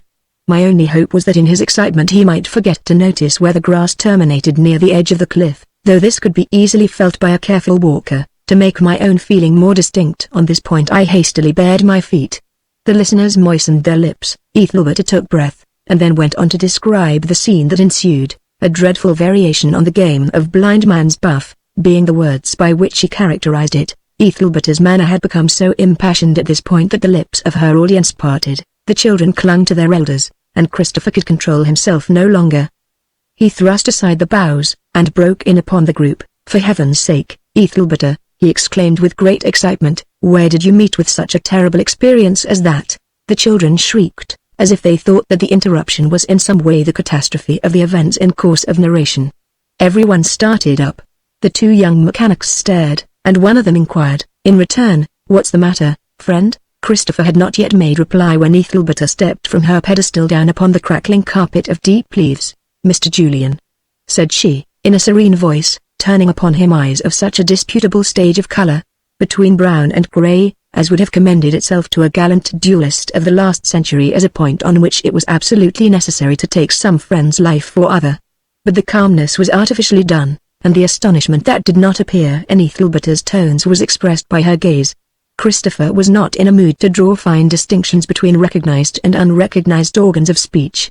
He replied to the eyes, "I own that your surprise is natural," he said, with an anxious look into her face, as if he wished to get beyond this interpolated scene to something more congenial and understood. "But my concern at such a history of yourself since I last saw you is even more natural than your surprise at my manner of breaking in. That history would justify any conduct in one who hears it. Yes, indeed, if it were true," added Ethelberta, smiling. But it is as false as she could name nothing notoriously false without raising an image of what was disagreeable, and she continued in a better manner. "The story I was telling is entirely a fiction, which I am getting up for a particular purpose very different from what appears at present. I am sorry there was such a misunderstanding," Christopher stammered, looking upon the ground uncertain and ashamed. "Yet I am not, either, for I am very glad you have not undergone such trials, of course. But the fact is, I being in the neighborhood I ventured to call on a matter of business, relating to a poem which I had the pleasure of setting to music at the beginning of the year." Ethelberta was only a little less ill at ease than Christopher showed himself to be by this way of talking. "Will you walk slowly on?" she said gently to the two young men, "and take the children with you. This gentleman wishes to speak to me on business." The biggest young man caught up a little one under his arm, and plunged amid the boughs. Another little one lingered behind for a few moments to look shyly at Christopher, with an oblique manner of hiding her mouth against her shoulder and her eyes behind her pinafore. Then she vanished. The boy and the second young man followed, and Ethelberta and Christopher stood within the wood-bound circle alone. "I hope I have caused no inconvenience by interrupting the proceedings," said Christopher softly, "but I so very much wished to see you." "Did you, indeed really wish to see me?" she said gladly. "Never mind inconvenience then, it is a word which seems shallow in meaning under the circumstances. I surely must say that a visit is to my advantage, must I not? I'm not as I was, you see, and may receive as advantages what I used to consider as troubles. Has your life really changed so much? It has changed. But what I first meant was that an interesting visitor at a wrong time is better than a stupid one at the right time. I had been behind the trees for some minutes, looking at you, and thinking of you, but what you were doing rather interrupted my first meditation. I had thought of a meeting in which we should continue our intercourse at the point at which it was broken off years ago, as if the omitted part had not existed at all. But something, I cannot tell what, has upset all that feeling, and I can soon tell you the meaning of my extraordinary performance." Ethelberta broke in quickly, and with a little trepidation.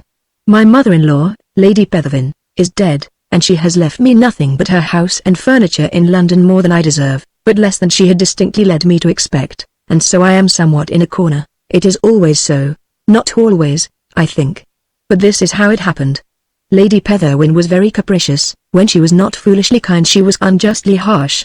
A great many are like it, never thinking what a good thing it would be, instead of going on tacking from side to side between favor and cruelty, to keep to a mean line of common justice. And so we quarreled, and she, being absolute mistress of all her wealth, destroyed her will that was in my favor, and made another, leaving me nothing but the fag end of the lease of the town house and the furniture in it. Then, when we were abroad, she turned to me again, forgave everything, and, becoming ill afterwards, wrote a letter to the brother, to whom she had left the bulk of her property, stating that I was to have 20,000 of the £100,000 she had bequeathed to him as in the original will, doing this by letter in case anything should happen to her before a new will could be considered, drawn, and signed, and trusting to his honor quite that he would obey her expressed wish should she die abroad. Well, she did die, in the full persuasion that I was provided for, but her brother, as I secretly expected all the time, refused to be morally bound by a document which had no legal value, and the result is that he has everything, except, of course, the furniture and the lease. It would have been enough to break the heart of a person who had calculated upon getting a fortune, which I never did, for I felt always like an intruder and a bondswoman, and had wished myself out of the Petherwin family 100 times, with my crust of bread and liberty. For one thing, I was always forbidden to see my relatives, and it pained me much. Now I am going to move for myself, and consider that I have a good chance of success in what I may undertake, because of an indifference I feel about succeeding which gives the necessary coolness that any great task requires. I presume you mean to write more poems? I cannot, that is, I can write no more that satisfy me. To blossom into rhyme on the sparkling pleasures of life, you must be under the influence of those pleasures, and I am at present quite removed from them, surrounded by gaunt realities of a very different description. Then try the mournful. Trade upon your sufferings, many do, and thrive. It is no use to say that no use at all. I cannot write a line of verse. And yet the others flowed from my heart like a stream. But nothing is so easy as to seem clever when you have money, except to seem stupid when you have none, said Christopher, looking at the dead leaves. Ethelberta allowed herself to linger on that thought for a few seconds, and continued, then the question arose, what was I to do? I felt that to write prose would be an uncongenial occupation, and altogether a poor prospect for a woman like me. Finally I have decided to appear in public, not on the stage, certainly not on the stage. There is no novelty in a poor lady turning actress, and novelty is what I want. Ordinary powers exhibited in a new way affect as much as extraordinary powers exhibited in an old way. Yes, so they do. And extraordinary powers, and a new way too, would be irresistible. I don't calculate upon both. I had written a prose story by request, when it was found that I had grown utterly inane over verse. It was written in the first person, and the style was modelled after Defoe's. The night before sending it off, when I had already packed it up, I was reading about the professional storytellers of Eastern countries, who devoted their lives to the telling of tales. I unfastened the manuscript and retained it, convinced that I should do better by telling the story. Well thought of, exclaimed Christopher, looking into her face. There is a way for everybody to live, if they can only find it out. It occurred to me, she continued, blushing slightly, that tales of the weird kind were made to be told, not written. The action of a teller is wanted to give due effect to all stories of incident, and I hope that a time will come when, as of old, instead of an unsocial reading of fiction at home alone, people will meet together cordially, and sit at the feet of a professed romancer. I am going to tell my tales before a London public. As a child, I had a considerable power in arresting the attention of other children by recounting adventures which had never happened, and men and women are but children enlarged a little. Look at this. She drew from her pocket a folded paper, shook it abroad, and disclosed a rough draft of an announcement to the effect that Mrs. Petherwin, professed storyteller, would devote an evening to that ancient form of the romancer's art, at a well-known fashionable hall in London. Now you see, she continued, the meaning of what you observed going on here. That you heard was one of 3 tales I am preparing, with a view of selecting the best. As a reserved one, I have the tale of my own life to be played as a last card. It was a private rehearsal before my brothers and sisters, not with any view of obtaining their criticism, but that I might become accustomed to my own voice in the presence of listeners. If I only had had half your enterprise, what I might have done in the world. Now did you ever consider what a power Defoe's manner would have if practiced by word of mouth?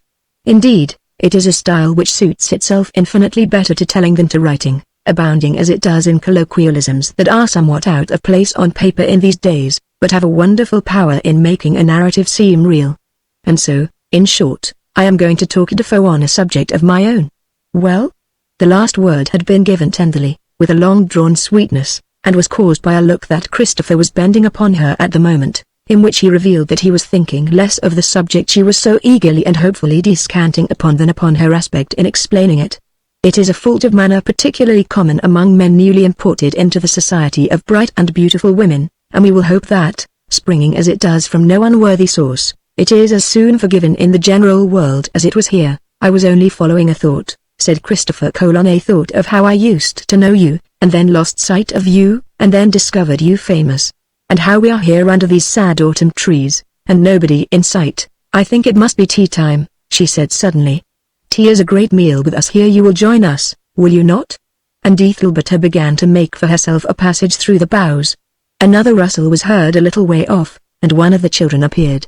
Emmeline wants to know, please, if the gentleman that come to see you will stay to tea, because, if so, she's a-going to put in another spoonful for him and a bit of best green. Oh Georgina, how candid.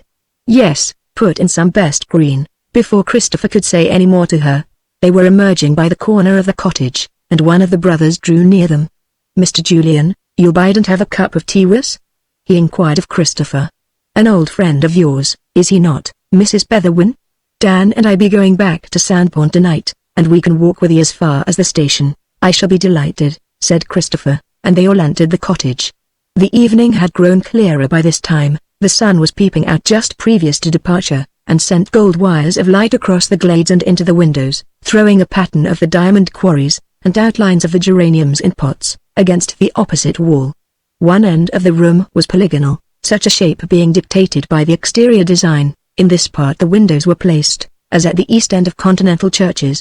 Thus, from the combined effects of the ecclesiastical lancet lights and the apsidal shape of the room, it occurred to Christopher that the sisters were all a delightful set of pretty saints, exhibiting themselves in a lady chapel, and backed up by unkempt major prophets, as represented by the forms of their big brothers. Christopher sat down to tea as invited, squeezing himself in between two children whose names were almost as long as their persons, and whose tin cups discoursed primitive music by means of spoons rattled inside them until they were filled. The tea proceeded pleasantly, notwithstanding that the cake, being a little burnt, tasted on the outside like the latter plums in Snapdragon. Christopher never could meet the eye of Picotee, who continued in a wild state of flushing all the time, fixing her looks upon the sugar basin, except when she glanced out of the window to see how the evening was going on, and speaking no word at all unless it was to correct a small sister of somewhat crude manners as regards filling the mouth, which Picotee did in a whisper, and a gentle inclination of her mouth to the little one's ear, and a still deeper blush than before. Their visitor next noticed that an additional cup and saucer and plate made their appearance occasionally at the table, were silently replenished, and then carried off by one of the children to an inner apartment. Our mother is bedridden, said Ethelberta, noticing Christopher's look at the proceeding. Emmeline attends to the household, except when Picotee is at home, and Joey attends to the gate, but our mother's affliction is a very unfortunate thing for the poor children. We are thinking of a plan of living which will, I hope, be more convenient than this is, but we have not yet decided what to do. At this minute a carriage and pair of horses became visible through one of the angular windows of the apse, in the act of turning in from the highway towards the park gate. The boy who answered to the name of Joey sprang up from the table with the promptness of a jack-in-the-box, and ran out at the door. Everybody turned as the carriage passed through the gate, which Joey held open, putting his other hand where the brim of his hat would have been if he had worn one, and lapsing into a careless boy again the instant that the vehicle had gone by. There's a tremendous large dinner party at the house tonight, said Emmeline methodically, looking at the equipage over the edge of her teacup, without leaving off sipping. That was Lord Mountclear. He's a wicked old man, they say. Lord Mountclear? Said Ethelberta musingly. I used to know some friends of his. In what way is he wicked? I don't know, said Emmeline, with simplicity. I suppose it is because he breaks the commandments. But I wonder how a big rich lord can want to steal anything. Emmeline's thoughts of breaking commandments instinctively fell upon the 8th, as being in her ideas the only case wherein the gain could be considered as at all worth the hazard. Ethelberta said nothing, but Christopher thought that a shade of depression passed over her. Hook back the gate, Joey, shouted Emmeline, when the carriage had proceeded up the drive. There's more to come. Joey did as ordered, and by the time he got indoors another carriage turned in from the public road, a one-horse brougham this time. I know who that is. That's Mr. Ladywell, said Emmeline, in the same matter-of-fact tone. "He's been here afore, he's a distant relation of the squire's, and he once gave me sixpence for picking up his gloves. What shall I live to see?" murmured the poetess, under her breath, nearly dropping her teacup in an involuntary trepidation, from which she made it a point of dignity to recover in a moment. Christopher's eyes, at that exhibition from Ethelberta, entered her own like a pair of lances. Picot, seeing Christopher's quick look of jealousy, became involved in her turn, and grew pale as a lily in her endeavors to conceal the complications to which it gave birth in her poor little breast likewise. "You judge me very wrongly," said Ethelberta, in answer to Christopher's hasty look of resentment, "in supposing Mr. Ladywell to be a great friend of yours?" said Christopher, who had in some indescribable way suddenly assumed a right to Ethelberta as his old property. "Yes, for I hardly know him, and certainly do not value him." After this there was something in the mutual look of the two, though their words had been private, which did not tend to remove the anguish of fragile Picot. Christopher, assured that Ethelberta's embarrassment had been caused by nothing more than a sense of her odd social subsidence, recovered more bliss than he had lost, and regarded calmly the profile of young Ladywell between the two windows of his brougham as it passed the open cottage door, bearing him along unconscious as the dead of the nearness of his beloved one, and of the sad buffoonery that fate, fortune, and the guardian angels had been playing with Ethelberta of late. He recognized the face as that of the young man whom he had encountered when watching Ethelberta's window from Rookington Park. "Perhaps you remember seeing him at the Christmas dance at Windway?" she inquired. "He is a good-natured fellow. Afterwards he sent me that portfolio of sketches you see in the corner. He might possibly do something in the world as a painter if he were obliged to work at the art for his bread, which he is not." She added with bitter pleasantry, "In bare mercy to his self-respect I must remain unseen here." It impressed Christopher to perceive how, under the estrangement which arose from differences of education, surroundings, experience, and talent, the sympathies of close relationship were perceptible in Ethelberta's bearing towards her brothers and sisters. At a remark upon some simple pleasure wherein she had not participated because absent and occupied by far more comprehensive interests, a gloom as of banishment would cross her face and dim it for a while, showing that the free habits and enthusiasms of country life had still their charm with her, in the face of the subtler gratifications of abridged bodices, candlelight, and no feelings in particular, which prevailed in town. Perhaps the one condition which could work up into a permanent feeling the passing revival of his fancy for a woman whose chief attribute he had supposed to be sprightliness was added now by the romantic ubiquity of station that attached to her. A discovery which might have grated on the senses of a man wedded to conventionality was a positive pleasure to one whose faith in society had departed with his own social ruin. The room began to darken, whereupon Christopher arose to leave, and the brothers Sol and Dan offered to accompany him. Chapter 14 At Turnpike Road. "We be thinking of coming to London ourselves soon," said Sol, a carpenter and joiner by trade, as he walked along at Christopher's left hand. "There's so much more chance for a man up the country. Now, if you was me, how should you set about getting a job, sir?" "What can you do?" said Christopher. "Well, I am a very good staircase hand, and I have been called neat at sash frames, and I can knock together doors and shutters very well, and I can do little at the cabinet making. I don't mind framing a roof, neither, if the rest be busy, and I am always ready to fill up my time at planing floorboards by the foot, and I can mix and lay flat tints," said Dan, who was a house painter, "and pick out moldings, and grain in every kind of wood you can mention: oak, maple, walnut, satinwood, cherry tree. You can both do too much to stand the least chance of being allowed to do anything in a city, where limitation is all the rule in labor. To have any success, Sol, you must be a man who can thoroughly look at a door to see what ought to be done to it, but as to looking at a window, that's not your line, or a person who, to the remotest particular, understands turning a screw, but who does not profess any knowledge of how to drive a nail. Dan must know how to paint blue to a marvel, but must be quite in the dark about painting green. If you stick to some such principle of specialty as this, you may get employment in London." "Ha ha ha," said Dan, striking at a stone in the road with a stout green hazel he carried. "A wink is as good as a nod." "Thank you, we'll mind all that now. If we do come," said Sol, "we shall not mix up with Mrs. Petherwin at all." "Oh indeed, oh no. Perhaps you think it odd that we call her Mrs. Petherwin, but that's by agreement as safer and better than Berta, because we be such rough chaps you see, and she's so lofty, to demean her to claim kin with her in London two journeymen like we, that know nothing besides our trades." "Not at all," said Christopher, by way of chiming in the friendliest manner. "She would be pleased to see any straightforward honest man and brother, I should think, notwithstanding that she has moved in other society for a time. "Ah, you don't know Berta," said Dan, looking as if he did. "How, in what way do you mean?" said Christopher uneasily. "So lofty, so very lofty. Isn't she, Sol? Why, she'll never stir out from mother's till after dark, and then her day begins, and she'll traipse about under the trees, and never go into the high road, so that nobody in the way of gentle people shall run up against her and know her living in such a little small hut after biding in a big mansion place.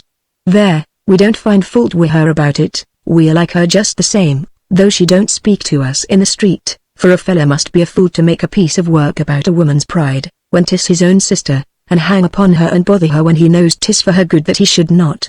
Yes, her life has been queer enough. I hope she enjoys it, but for my part one like plain sailing. None of your ups and downs for me. There, I suppose 'twas her nature to want to look into the world a bit. Father and mother kept Berta to school, you understand, sir," explained the more thoughtful Sol, "because she was such a quick child, and they always had a notion of making a governess of her. Sums? If you said to the child, 'Berta, 11 3 farthings a day, how much a year?' she would tell you in 3 seconds out of her own little head. And that hard sum about the herrings she had done afore she was 9, true, she had," said Dan. "And we all know that to do that is to do something that's no nonsense." "What is the sum?" Christopher inquired. "What, not know the sum about the herrings?" said Dan, spreading his gaze all over Christopher in amazement. "Never heard of it," said Christopher. "Why, down in these parts, just as you try a man's soul by the 10 Commandments, you try his head by the sum. Hey, Sol, that we do. A herring and a half for 3 halfpence, how many can he get for 11 pence? That's the fella, and a mortal teaser he is, I assure ye." "Our parson, who's not altogether without sense a weekdays, said one afternoon, 'If cunning can be found in the multiplication table at all, Chickerel, 'tis in connection with that sum.' Well, Berta was so clever in arithmetic that she was asked to teach summing at Miss Courtly's, and there she got to like foreign tongues more than ciphering, and at last she hated ciphering, and took to books entirely. Mother and we were very proud of her at that time, not that we be stuck-up people at all, be we, Sol? Not at all, nobody can say that we be that, though there's more of it in the country than there should be by all account. You'd be surprised to see how vain the girls about here be getting. Little rascals, why they won't curtsy to the loftiest lady in the land, no, not if you were to pay 'em to do it. Now, the men be different. Any man will touch his hat for a pint of beer. But then, of course, there's some difference between the two. Touching your hat is a good deal less to do than bending your knees, as Berta used to say, when she was blowed up for not doing it. She was always one of the independent sort. You never seed such a maid as she was. Now, Pecote was quite the other way. Has Pecote left Sandbourne entirely? Oh no, she is home for the holidays. Well, Mr. Julian, our road parts from yours just here, unless you walk into the next town along with us. But I suppose you get across to this station and go by rail? I am obliged to go that way for my portmanteau, said Christopher, or I should have been pleased to walk further. Shall I see you in Sandbourne tomorrow? I hope so. Well, no. 'Tis hardly likely that you will see us, hardly. We know how unpleasant it is for a high sort of man to have rough chaps like us hailing him, so we think it best not to meet you. Thank you all the same. So if you should run up against us in the street, we should be just as well pleased by your taking no notice, if you wouldn't mind. 'Twill save so much awkwardness being in our working clothes. 'Tis always the plan that Mrs. Petherwin and we agree to act upon, and we find it best for both. I hope you take our meaning right, and as no offense, Mr. Julian. And do you do the same with Pecote? Oh Lord, no, 'tisn't a bit of use to try. That's the worst of Pecote, there's no getting rid of her. The more in the rough we be, the more she'll stick to us, and if we say she shan't come, she'll bide and fret about it till we be forced to let her." Christopher laughed, and promised, on condition that they would retract the statement about their not being proud, and then he wished his friends good night. Chapter 15. An inner room at the lodge. At the lodge at this time a discussion of some importance was in progress. The scene was Mrs. Chickerell's bedroom, to which, unfortunately, she was confined by some spinal complaint, and here she now appeared as an interesting woman of 45, properly dressed as far as visible, and propped up in a bed covered with a quilt which presented a field of little squares in many tints, looking altogether like a bird's eye view of a market garden. Mrs. Chickerell had been nurse in a nobleman's family until her marriage, and after that she played the part of wife and mother, upon the whole, affectionately and well. Among her minor differences with her husband had been one about the naming of the children, a matter that was at last compromised by an agreement under which the choice of the girls' names became her prerogative, and that of the boys her husbands, who limited his field of selection to strict historical precedent as a set-off to Mrs. Chickerell's tendency to stray into the regions of romance.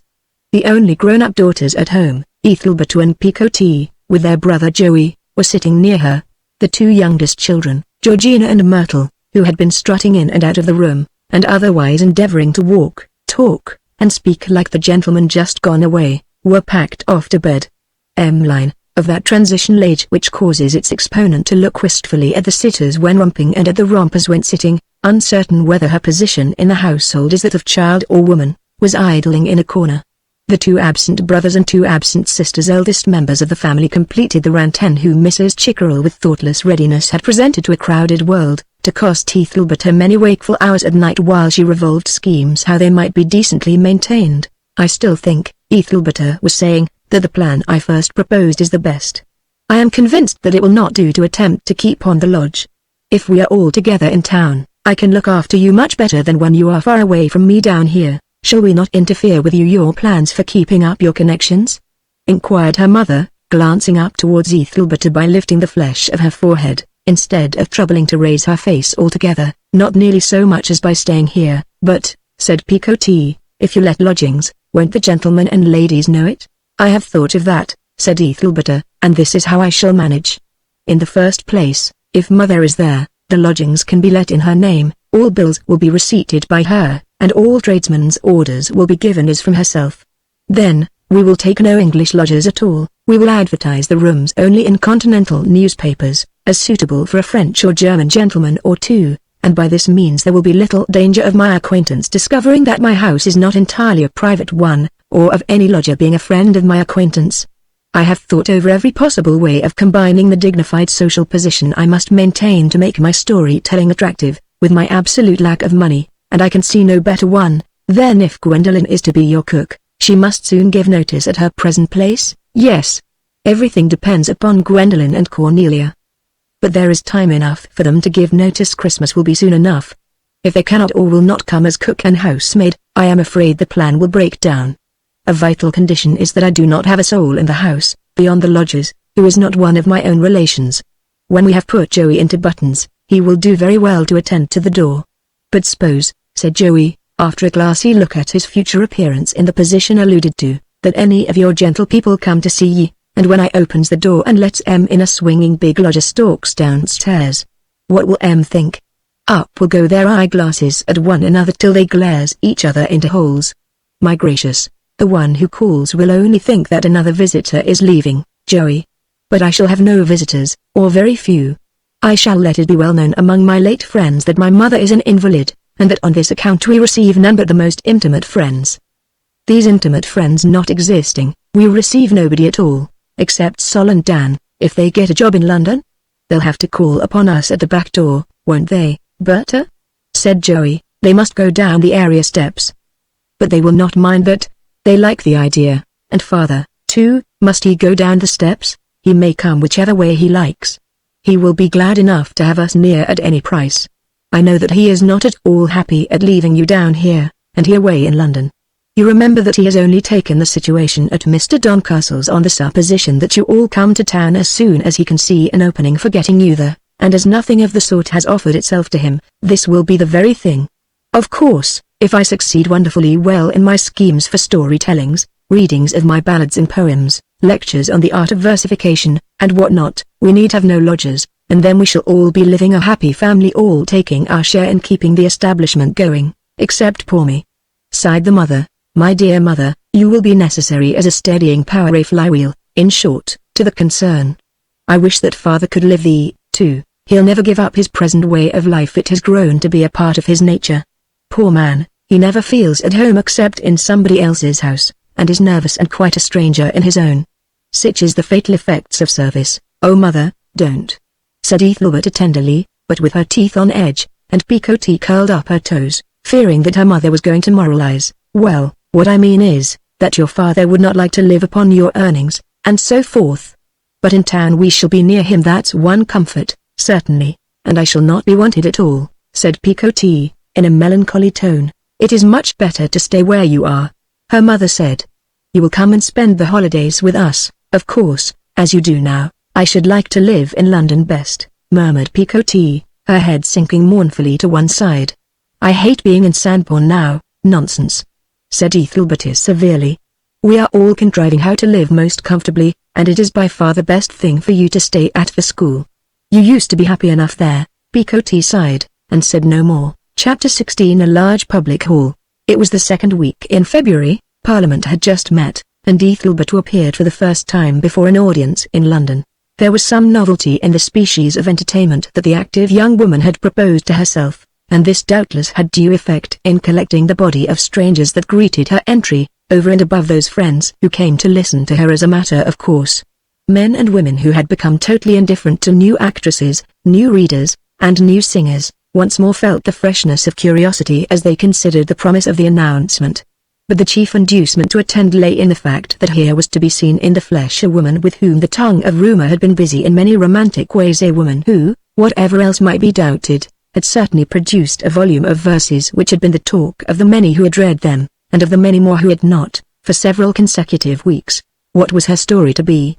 Persons interested in the inquiry, a small proportion, it may be owned, of the whole London public, and chiefly young men, answered this question for themselves by assuming that it would take the form of some pungent and gratifying revelation of the innermost events of her own life, from which her gushing lines had sprung as an inevitable consequence, and which being once known, would cause such musical poesy to appear no longer wonderful.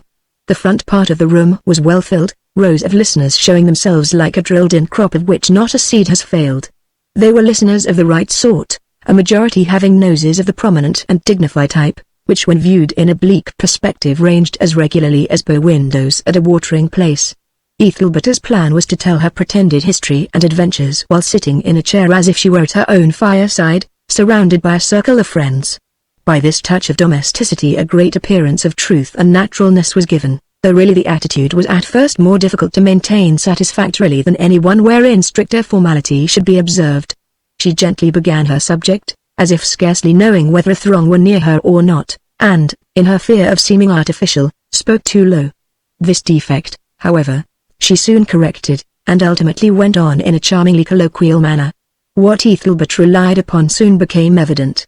It was not upon the intrinsic merits of her story as a piece of construction, but upon her method of telling it.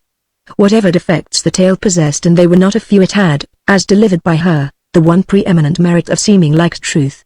A modern critic has well observed of Defoe that he had the most amazing talent on record for telling lies, and Ethelberta, in wishing her fiction to appear like a real narrative of personal adventure, did wisely to make Defoe her model. His is a style even better adapted for speaking than for writing, and the peculiarities of diction which he adopts to give verisimilitude to his narratives acquired enormous additional force when exhibited as viva voce mannerisms. And although these artifices were not, perhaps, slavishly copied from that master of feigning, they would undoubtedly have reminded her hearers of him, had they not mostly been drawn from an easeful section in society which is especially characterized by the mental condition of knowing nothing about any author a week after they have read him. The few who did remember Defoe were impressed by a fancy that his words greeted them anew in a winged auricular form, instead of by the weaker channels of print and eyesight.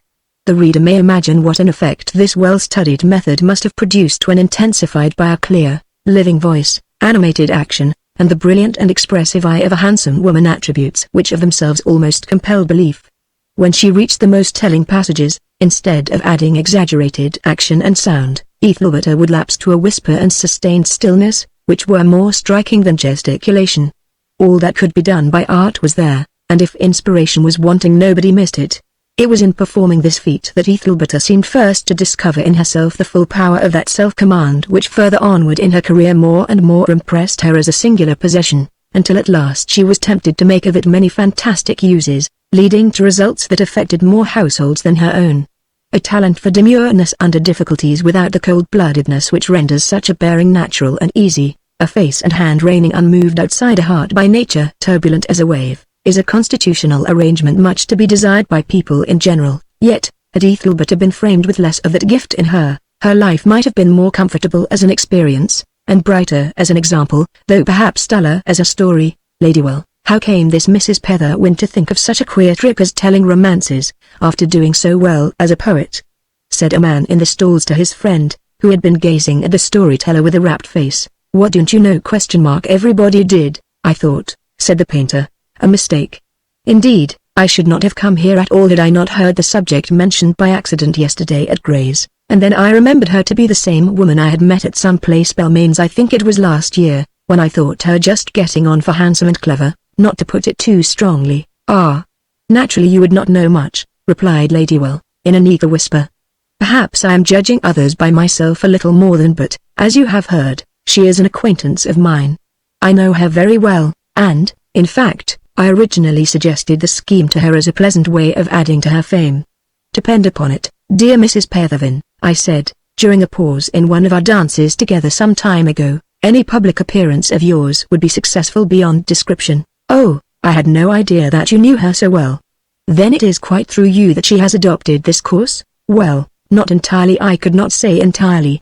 She said that someday, perhaps, she might do such a thing, and, in short, I reduced her vague ideas to form. I should not mind knowing her better. I must get you to throw us together in some way, said Ney, with some interest. I had no idea that you were such an old friend. You could do it, I suppose? Really, I am afraid I may not have the opportunity of obliging you. I met her at Windway, you know, where she was visiting with Lady Pethervin. It was some time ago, and I cannot say that I have ever met her since, or before?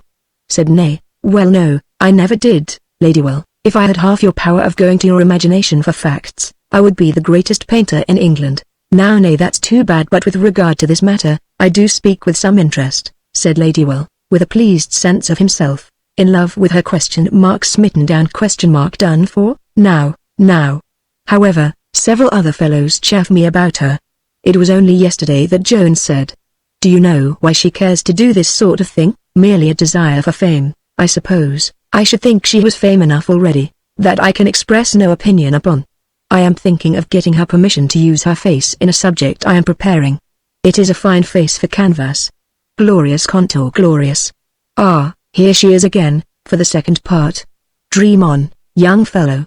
You'll make a rare couple, said Ney, with a flavor of superciliousness unheeded by his occupied companion. Further back in the room were a pair of faces whose keen interest in the performance contrasted much with the languidly permissive air of those in front. When the 10 minutes break occurred, Christopher was the first of the two to speak. Well, what do you think of her, Faith? He said, shifting restlessly on his seat. I like the quiet parts of the tale best, I think, replied the sister, but, of course, I am not a good judge of these things. How still the people are at times. I continually take my eyes from her to look at the listeners. Did you notice the fat old lady in the second row, with her cloak a little thrown back? She was absolutely unconscious, and stayed with her face up and lips parted like a little child of 6, she well may. The thing is a triumph. That fellow Ladywell is here, I believe. Yes, it is he, busily talking to the man on his right. If I were a woman I would rather go donkey driving than stick myself up there, for gaping fops to quiz and say what they like about. But she had no choice, poor thing, for it was that or nothing with her. Faith, who had secret doubts about the absolute necessity of Ethelberta's appearance in public, said, with remote meanings, perhaps it is not altogether a severe punishment to her to be looked at by well-dressed men. Suppose she feels it as a blessing, instead of an affliction? She is a different sort of woman, Faith, and so you would say if you knew her. Of course, it is natural for you to criticize her severely just now, and I don't wish to defend her. I think you do a little, Kit. No, I am indifferent about it all.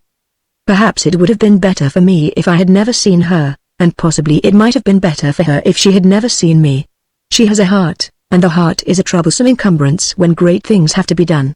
I wish you knew her. I am sure you would like each other. Oh yes, said Faith, in a voice of rather weak conviction. But, as we live in such a plain way, it would be hardly desirable at present.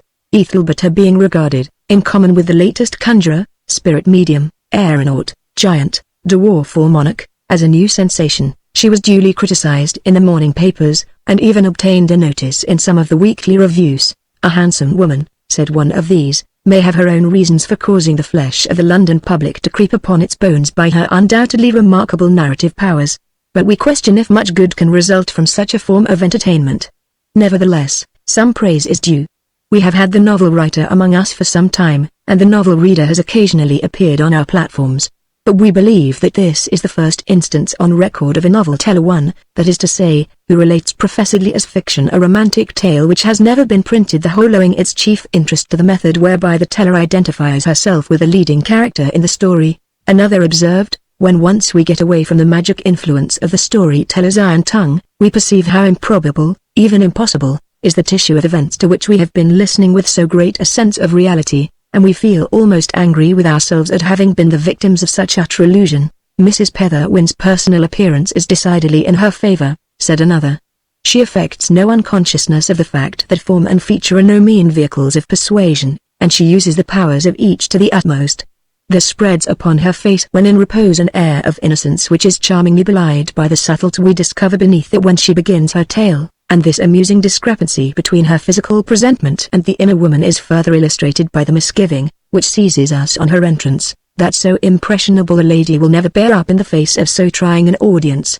The combinations of incident which Mrs. Petherwin persuades her hearers that she has passed through are not a little marvelous, and if what is rumored be true, that the tales are to a great extent based upon her own experiences, she has proved herself to be no less daring in adventure than facile in her power of describing it. Chapter 17 Ethelberta's House. After such successes as these, Christopher could not forego the seductive intention of calling upon the poetess and romancer, at her now established town residence in Exonbury Crescent. One wintry afternoon he reached the door now for the third time and gave a knock which had in it every tender refinement that could be thrown into the somewhat antagonistic vehicle of noise. Turning his face down the street he waited restlessly on a step. There was a strange light in the atmosphere, the glass of the street lamps, the varnished back of a passing cab, a milkwoman's cans, and a row of church windows glared in his eyes like new rubbed copper, and on looking the other way he beheld a bloody sun hanging among the chimneys at the upper end, as a danger lamp to warn him off.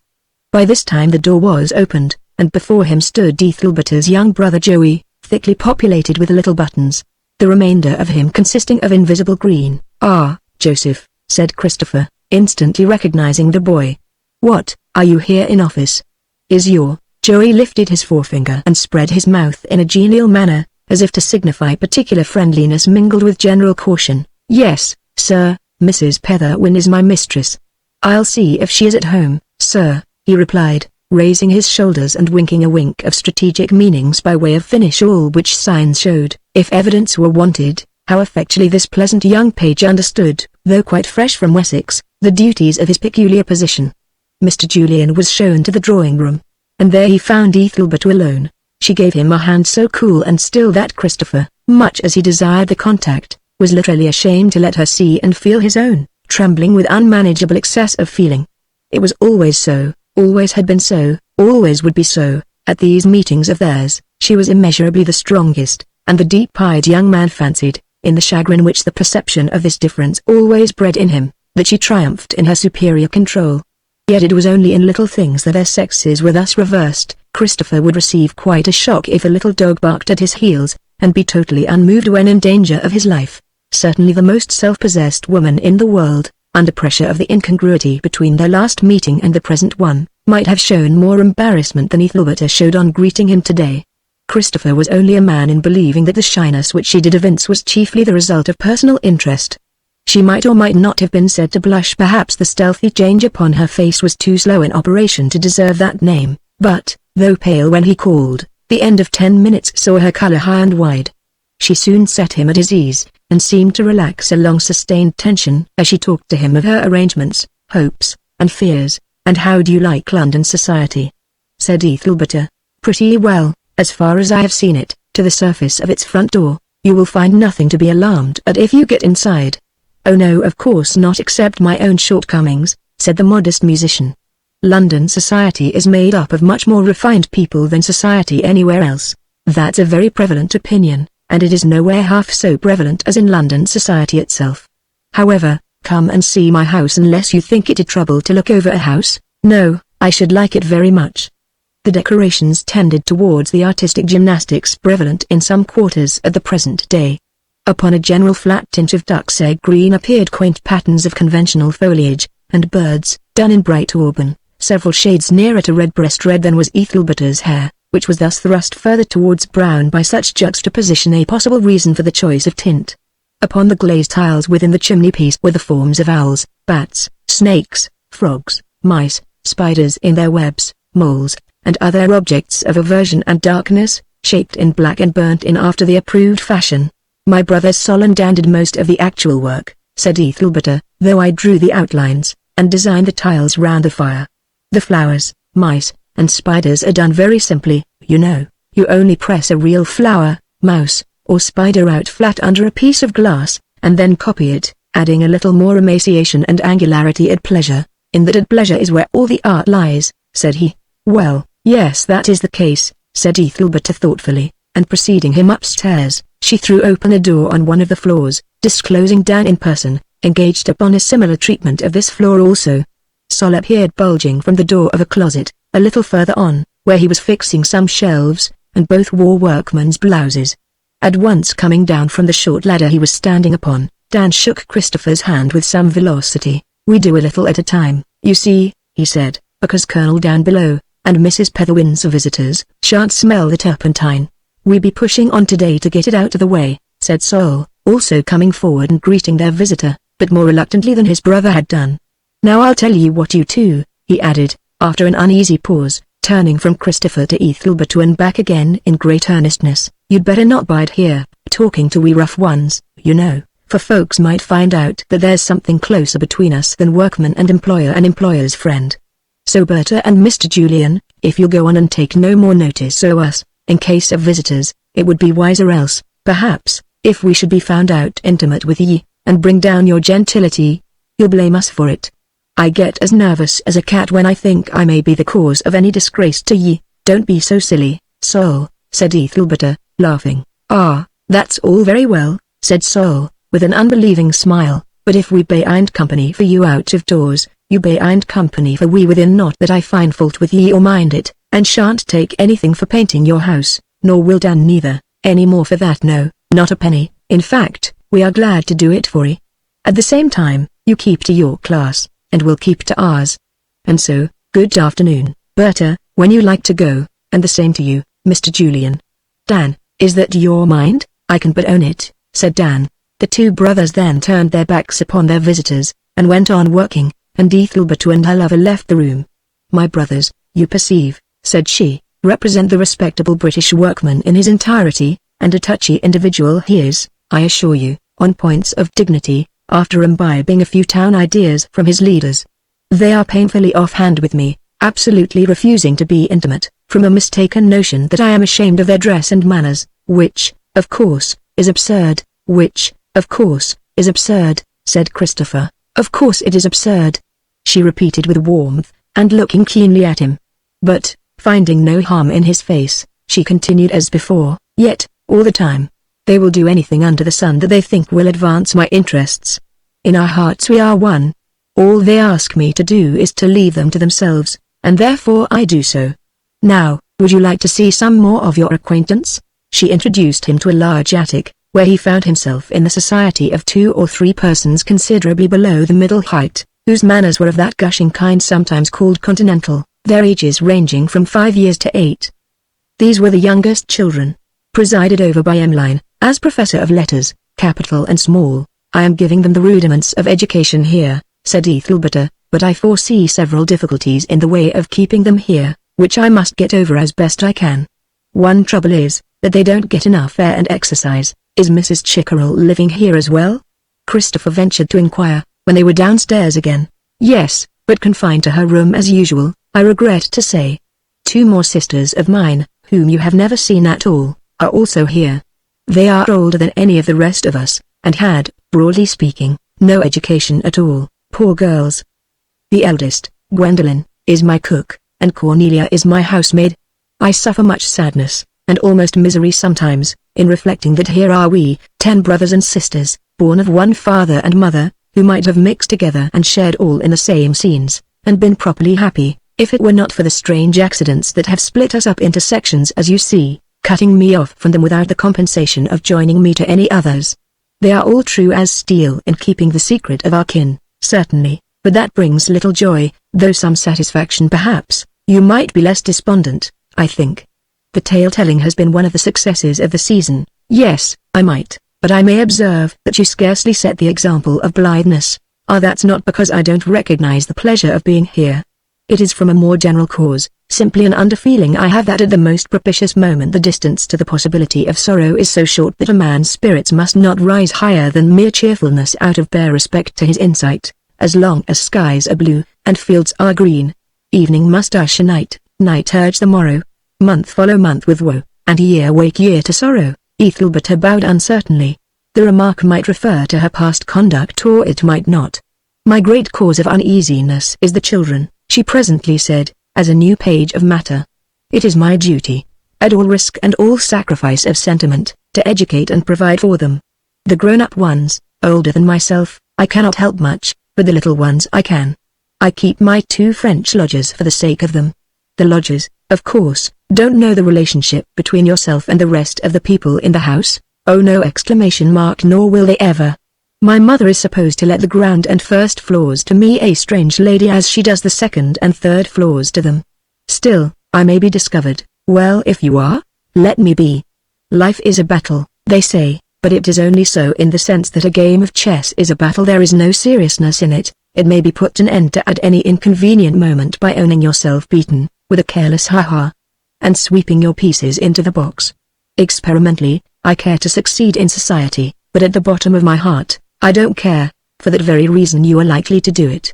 My idea is, make ambition your business and indifference your relaxation, and you will fail, but make indifference your business and ambition your relaxation, and you will succeed.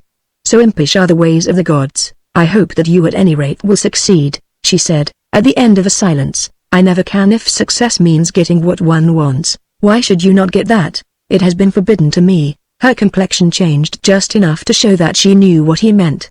If you were as bold as you are subtle, you would take a more cheerful view of the matter, she said, with a look signifying in most things, I will instantly. Shall I test the truth of my cheerful view by a word of question? I deny that you are capable of taking that view, and until you prove that you are, no question is allowed, she said, laughing, and still warmer in the face and neck. Nothing but melancholy, gentle melancholy, now as in old times when there was nothing to cause it. Are you only tease? You will not throw aside that bitter medicine of distrust, for the world. You have grown so used to it, that you take it as food, as some invalids do their mixtures. Ethelberta, you have my heart, my whole heart.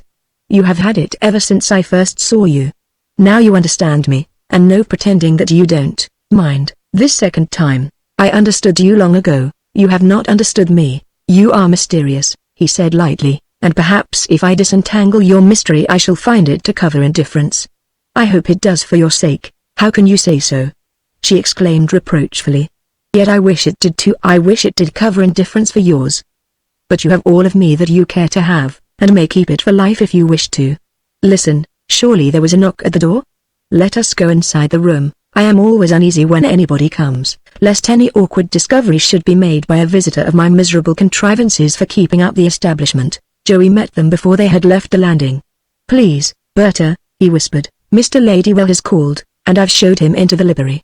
You know, Berta, this is how it was, you know. I thought you and Mr. Julian were in the drawing room, and wouldn't want him to see you together, and so I asked him to step into the library a minute. You must improve your way of speaking, she said, with quick embarrassment, whether at the mention of Ladywell's name before Julian, or at the way Joey coupled herself with Christopher, was quite uncertain. Will you excuse me for a few moments? She said, turning to Christopher. Pray sit down, I shall not be long. And she glided downstairs. They had been standing just by the drawing-room door, and Christopher turned back into the room with no very satisfactory countenance. It was very odd, he thought, that she should go down to Ladywell in that mysterious manner, when he might have been admitted to where they were talking without any trouble at all. What could Ladywell have to say, as an acquaintance calling upon her for a few minutes, that he was not to hear? Indeed, if it came to that, what right had Ladywell to call upon her at all, even though she were a widow's, and to some extent chartered to live in a way which might be considered a trifle free if indulged in by other young women? This was the first time that he himself had ventured into her house on that very account. He doubted whether it was quite proper to call, considering her youth, and the fertility of her position as ground for scandal. But no sooner did he arrive than here was Ladywell blundering in, and, since this conjunction had occurred on his first visit, the chances were that Ladywell came very often. Julian walked up and down the room, every moment expanding itself to a minute in his impatience at the delay and vexation at the cause. After scrutinizing for the 5th time every object on the walls as if afflicted with microscopic closeness of sight, his hands under his coat-tails, and his person jigging up and down upon his toes, he heard her coming up the stairs. When she entered the apartment her appearance was decidedly that of a person subsiding after some little excitement. "I did not calculate upon being so long," she said sweetly, at the same time throwing back her face and smiling. "But I was longer than I expected." "It seemed rather long," said Christopher gloomily, "but I don't mind it." "I am glad of that," said Ethelberta. "As you asked me to stay, I was very pleased to do so, and always should be, but I think that now I will wish you goodbye. You are not vexed with me?" she said, looking quite into his face. "Mr. Ladywell is nobody, you know." "Nobody? Well, he is not much, I mean. The case is, that I am sitting to him for a subject in which my face is to be used otherwise than as a portrait, and he called about it. May I say," said Christopher, "that if you want yourself painted, you are ill-advised not to let it be done by a man who knows how to use the brush a little?" "Oh, he can paint," said Ethelberta, rather warmly. "His last picture was excellent, I think. It was greatly talked about." "I imagined you to say that he was a mere nobody." "Yes. But how provoking you are! Exclamation mark. Nobody, I mean, to talk to." "He is a true artist." Nevertheless, Christopher made no reply. The warm understanding between them had quite ended now, and there was no fanning it up again. Sudden tiffs had been the constant misfortune of their courtship in days gone by, had been the remote cause of her marriage to another, and the familiar shadows seemed to be rising again to cloud them with the same persistency as ever. Christopher went downstairs with well-behaved moodiness, and left the house forthwith. The postman came to the door at the same time. Ethelberta opened a letter from Picotee, now at Sandbourne again, and, stooping to the firelight, she began to read: "My dear Ethelberta, I have tried to like staying at Sandbourne because you wished it, but I can't endure town at all, dear Berta. Everything is so wretched and dull. Oh, I only wish you knew how dismal it is here, and how much I would give to come to London. I cannot help thinking that I could do better in town. You see, I should be close to you, and should have the benefit of your experience. I would not mind what I did for a living could I be there where you all are. It is so like banishment to be here. If I could not get a pupil teachership in some London school, and I believe I could by advertising, I could stay with you, and be governess to Georgina and Myrtle, for I am sure you cannot spare time enough to teach them as they ought to be taught, and Emmeline is not old enough to have any command over them. I could also assist at your dressmaking, and you must require a great deal of that to be done if you continue to appear in public. Mr. Long read in the papers the account of your first evening, and afterwards I heard 2 ladies of our committee talking about it, but of course not one of them knew my personal interest in the discussion. Now will you, Ethelberta, think if I may not come? Do. There's a dear sister. I will do anything you set me about if I may only come. Your ever affectionate, Picotee. Great powers above, what worries do beset me!" cried Ethelberta, jumping up. "What can possess the child so suddenly? She used to like Sandbourne well enough." She sat down, and hastily scribbled the following reply: "My dear Picotee, there is only a little time to spare before the post goes, but I will try to answer your letter at once.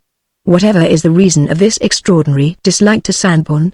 It is a nice healthy place, and you are likely to do much better than either of our elder sisters, if you follow straight on in the path you have chosen.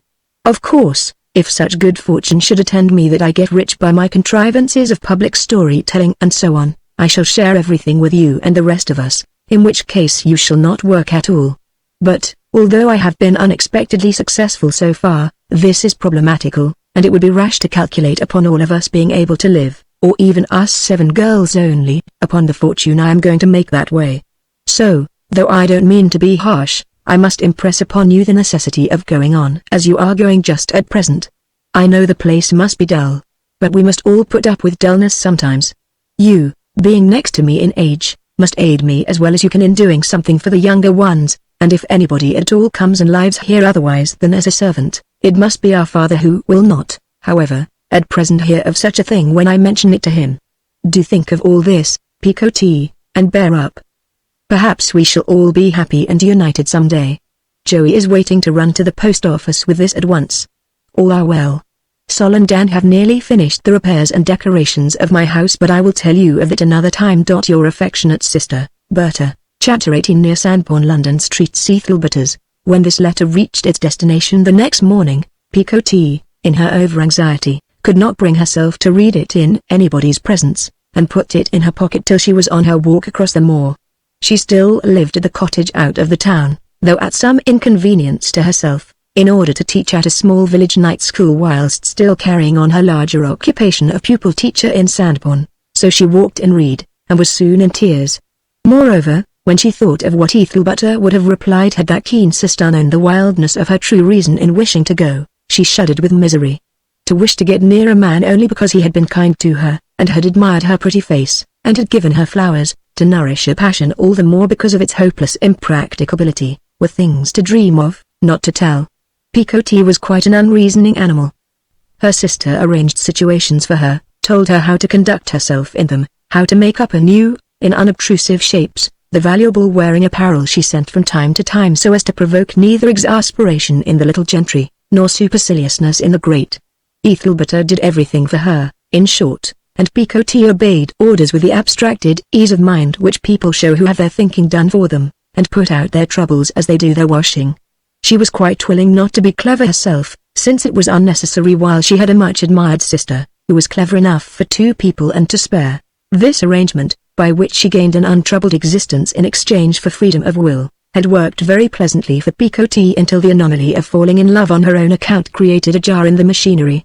Then she began to know how wearing were miserable days, and how much more wearing were miserable nights.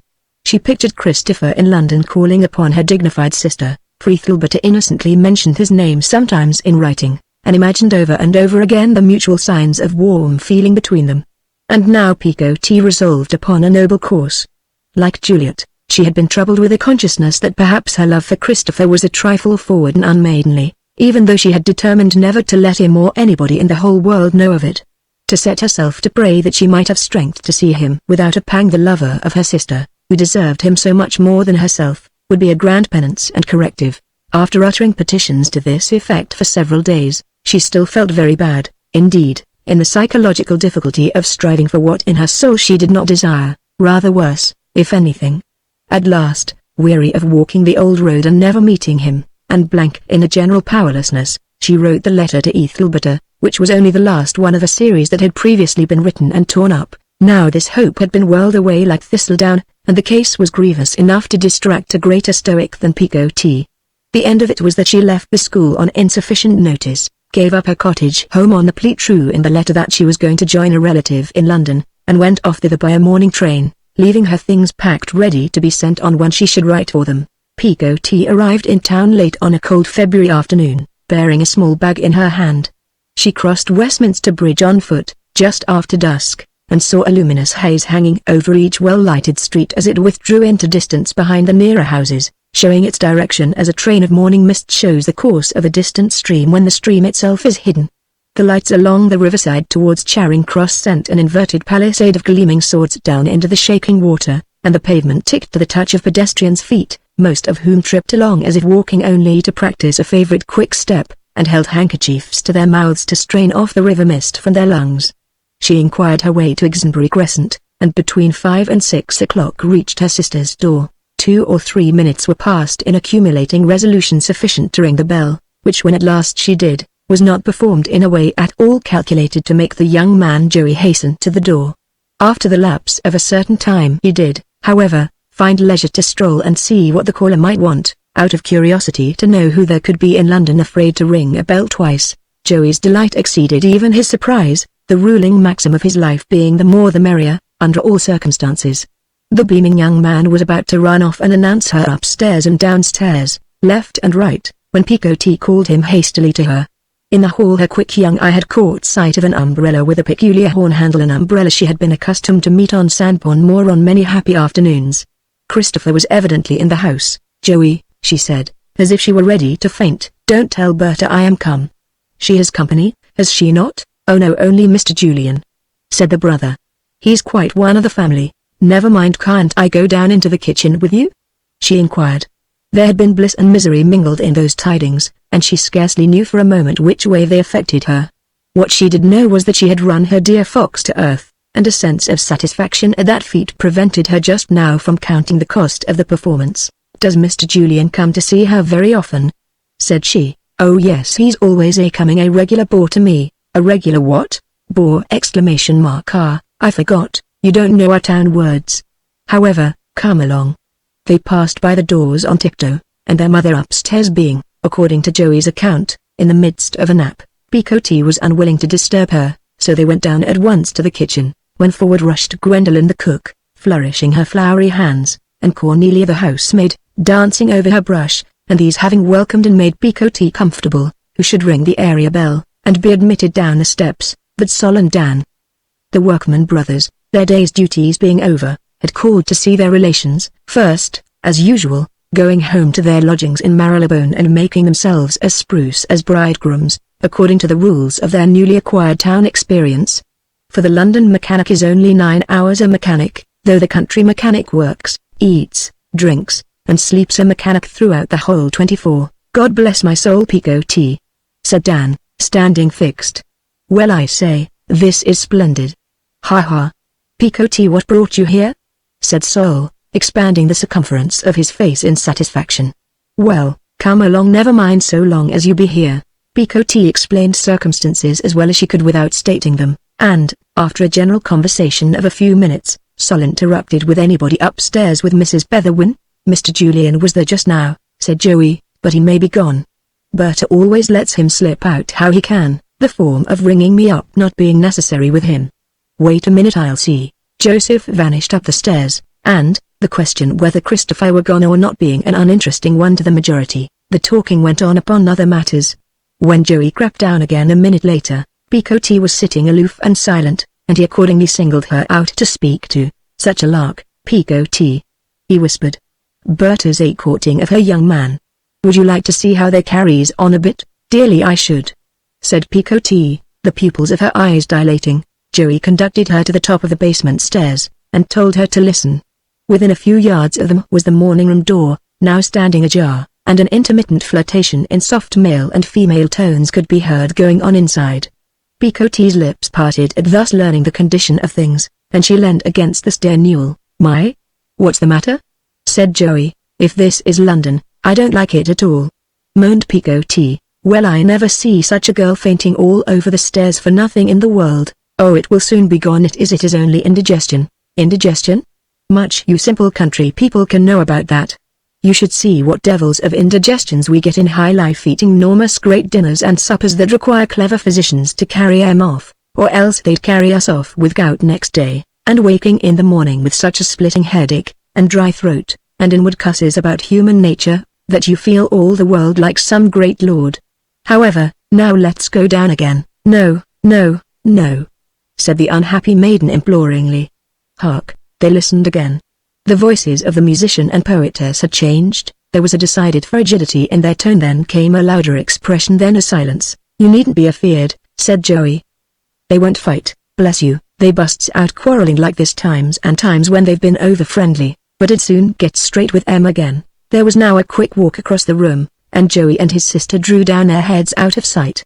Then the room door was slammed, quick footsteps went along the hall, the front door closed just as loudly, and Christopher's tread passed into nothing along the pavement. That's rather a worse one than they mostly have, but Lord, 'tis nothing at all. I don't much like biding here listening, said Picotee. Oh, 'tis how we do all over the West End, said Joey.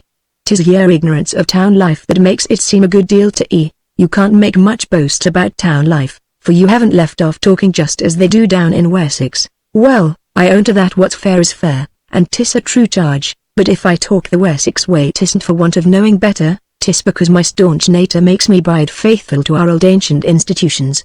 You'd soon own 'twasn't ignorance in me, if you knowed what large quantities of noblemen I gets mixed up with every day.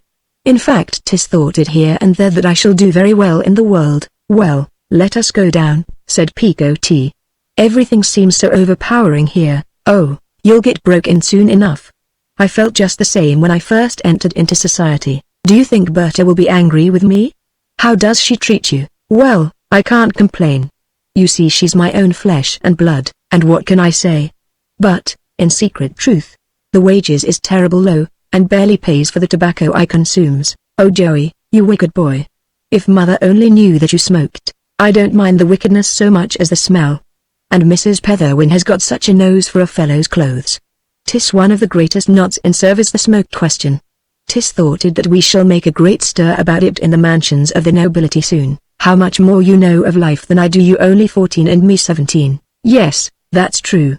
You see, age is nothing, 'tis opportunity. And even I can't boast, for many a younger man knows more. But don't smoke, Joey, there's a dear. What can I do? Society have its rules, and if a person wishes to keep himself up, he must do as the world do. We be all fashion's slave, as much a slave as the meanest in the land. They got downstairs again, and when the dinner of the French lady and gentleman had been sent up and cleared away, and also Ethelberta's evening tea, which she formed into a genuine meal, making a dinner of luncheon, when nobody was there, to give less trouble to her servant sisters, they all sat round the fire. Then the rustle of a dress was heard on the staircase, and squirrel-haired Ethelberta appeared in person. It was her custom thus to come down every spare evening, to teach Joey and her sisters something or other, mostly French, which she spoke fluently, but the cook and housemaid showed more ambition than intelligence in acquiring that tongue. Though Joey learnt it readily enough, there was consternation in the camp for a moment or two, on account of poor Picotte, Ethelberta being not without firmness in matters of discipline. Her eye instantly lighted upon her disobedient sister, now looking twice as disobedient as she really was. "Oh, you are here, Picotte? I am glad to see you," said the mistress of the house quietly. This was altogether to Picotte's surprise, for she had expected a round rating at least, in her freshness, hardly being aware that this reserve of feeling was an acquired habit of Ethelberta's, and that civility stood in town for as much vexation as a tantrum represented in Wessex. Picotte lamely explained her outward reasons for coming, and soon began to find that Ethelberta's opinions on the matter would not be known by the tones of her voice. But innocent Picotte was as wily as a religionist in sly allusions of the letter, whilst infringing the spirit of a dictum, and by talking very softly and earnestly about the wondrous good she could do by remaining in the house as governess to the children, and playing the part of lady's maid to her sister at show times. She so far coaxed Ethelberta out of her intentions that she almost accepted the plan as a good one. It was agreed that for the present, at any rate, Picotte should remain. Then a visit was made to Mrs. Chickerell's room, where the remainder of the evening was passed, and harmony reigned in the household. Chapter 19. Ethelberta's drawing room. Picotte's heart was fitfully glad.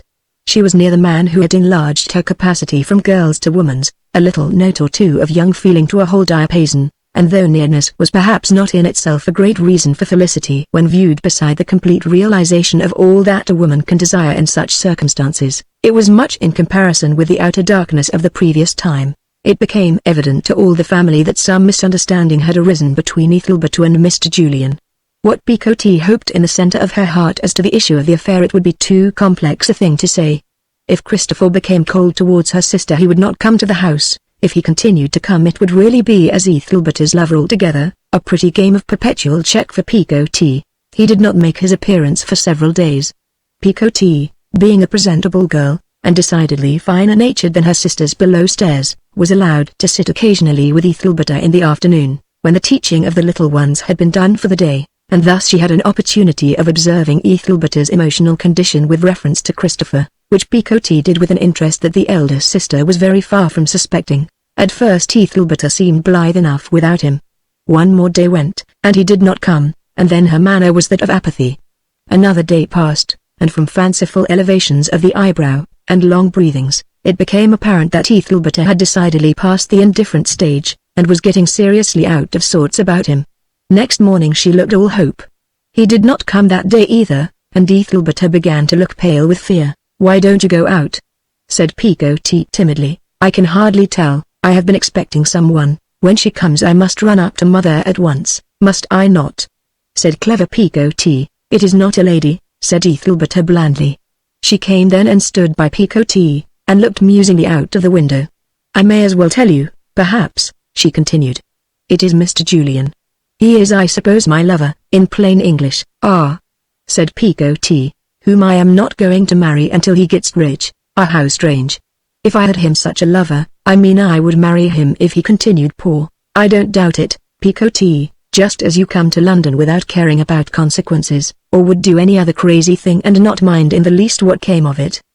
But somebody in the family must take a practical view of affairs, or we should all go to the dogs." Picotte recovered from the snubbing which she felt that she deserved, and charged gallantly by saying, with delicate showings of indifference, "Do you love this Mr. What's his name of yours, Mr. Julian?" "Oh, he's a very gentlemanly man. That is, except when he is rude, and ill-uses me, and will not come and apologize. If I had him a lover, I would ask him to come if I wanted him to. Ethelberta did not give her mind to this remark, but, drawing a long breath, said, with a pouting laugh, which presaged unreality, "The idea of his getting indifferent now. I have been intending to keep him on until I got tired of his attentions, and then put an end to them by marrying him. But here is he, before he has hardly declared himself, forgetting my existence as much as if he had vowed to love and cherish me for life. 'Tis an unnatural inversion of the manners of society. When did you first get to care for him, dear Berta?" "Oh, when I had seen him once or twice. Goodness, how quick you were. Yes, if I am in a mind for loving, I am not to be hindered by shortness of acquaintanceship, nor I neither," sighed Picot, "nor any other woman. We don't need to know a man well in order to love him. That's only necessary when we want to leave off." "Oh, Berta, you don't believe that. If a woman did not invariably form an opinion of her choice before she has half seen him, and love him before she has half formed an opinion, there would be no tears and pining in the whole feminine world, and poets would starve for want of a topic." "I don't believe it, do you say?" Well, we shall see." Picot did not know what to say to this, and Ethelberta left the room to see about her duties as public storyteller, in which capacity she had undertaken to appear again this very evening. Chapter 20. The neighborhood of the Hall. The road home, London, was illuminated by the broad full moon. The pavements looked white as if mantled with snow. Ordinary houses were sublimated to the rank of public buildings to palaces, and the faces of women walking the streets to those of calendared saints and guardian angels, by the pure leaching light from the sky. In the quiet little street where opened the private door of the hall chosen by Ethelberta for her storytelling, a brougham was waiting. The time was about 11 o'clock, and presently a lady came out from the building. The moonbeams forthwith flooding her face, which they showed to be that of the storyteller herself. She hastened across to the carriage, when a second thought arrested her motion, telling the manservant and a woman inside the brougham to wait for her. She wrapped up her features and glided round to the front of the house, where she paused to observe the carriages and cabs driving up to receive the fashionable crowd stepping down from the doors. Standing here in the throng which her own talent and ingenuity had drawn together, she appeared to enjoy herself by listening for a minute or two to the names of several persons of more or less distinction as they were called out, and then regarded attentively the faces of others of lesser degree. To scrutinize the latter was, as the event proved, the real object of the journey from round the corner. When nearly everyone had left the doors, she turned back disappointed. Ethelberta had been fancying that her alienated lover Christopher was in the back rows tonight, but, as far as could now be observed, the hopeful supposition was a false one. When she got round to the back again, a man came forward. It was Ladywell, whom she had spoken to already that evening. "Allow me to bring you your notebook, Mrs. Pethervin. I think you had forgotten it," he said. "I assure you that nobody has handled it but myself." Ethelberta thanked him, and took the book. "I use it to look into between the parts, in case my memory should fail me," she explained. "I remember that I did lay it down, now you remind me." Ladywell had apparently more to say, and moved by her side towards the carriage, but she declined the arm he offered, and said not another word till he went on, haltingly. "Your triumph tonight was very great, and it was as much a triumph to me as to you. I cannot express my feeling, I cannot say half that I would. If I might only." "Thank you much," said Ethelberta, with dignity. "Thank you for bringing my book, but I must go home now.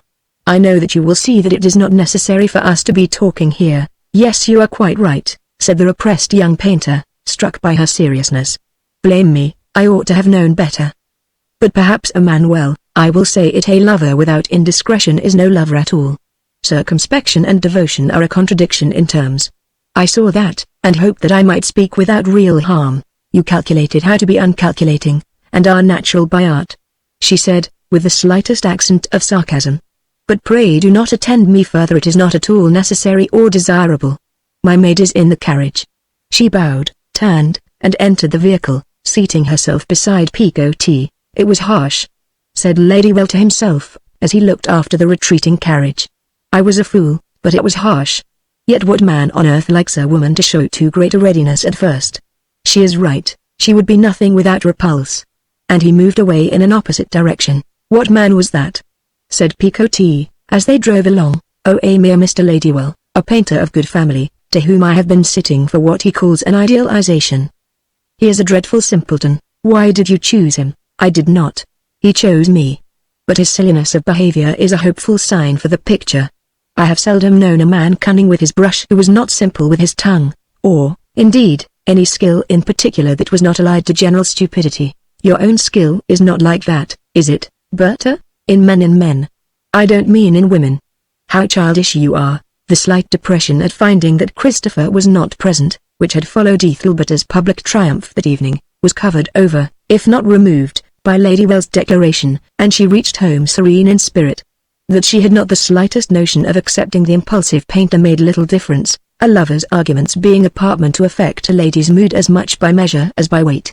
A useless declaration like a rare china teacup with a hole in it, has its ornamental value in enlarging a collection.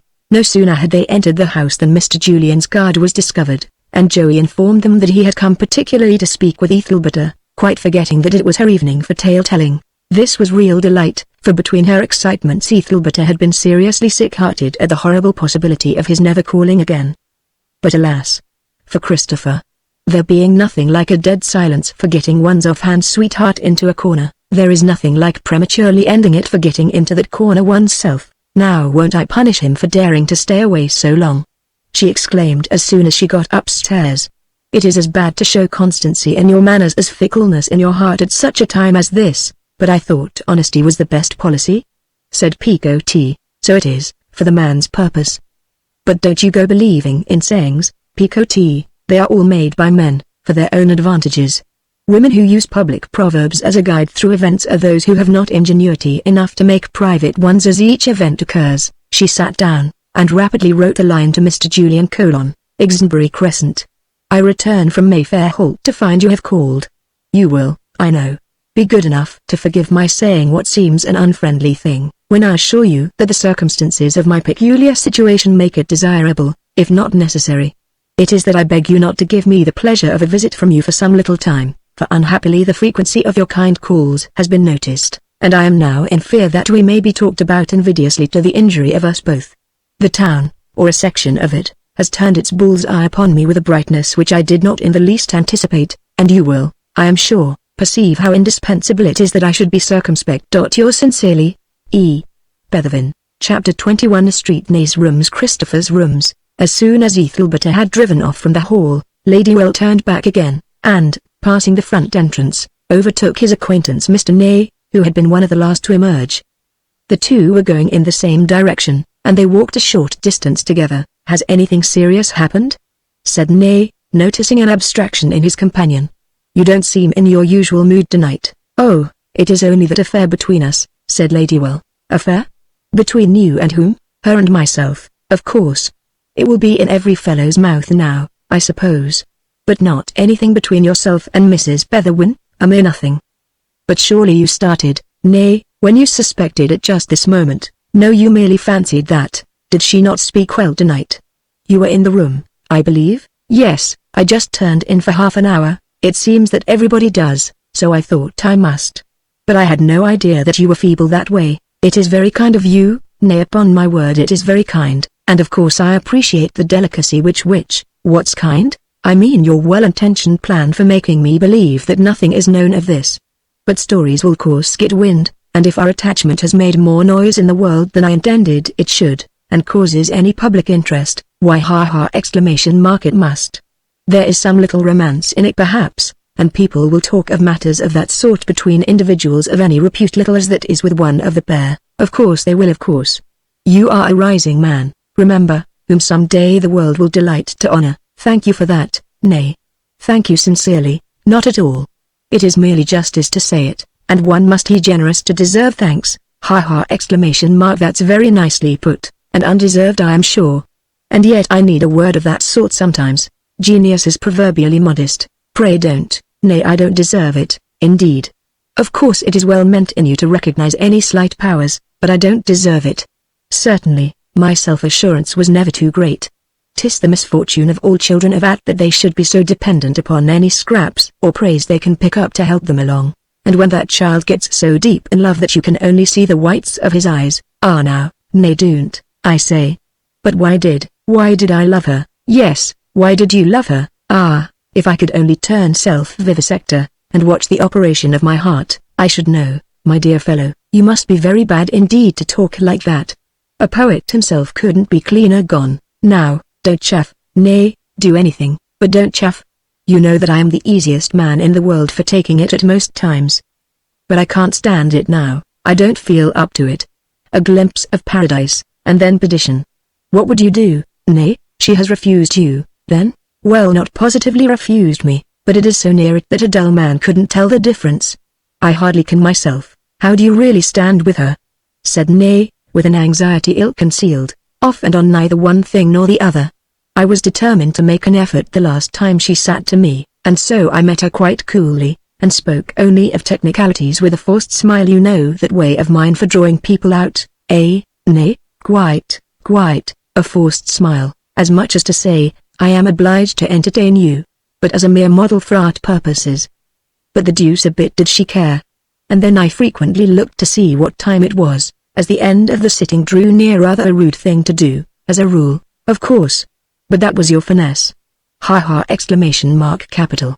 Yet why not struggle against such slavery? It is regularly pulling you down. What's a woman's beauty, after all? Well, you may say so. A thing easier to feel than define, murmured Ladywell.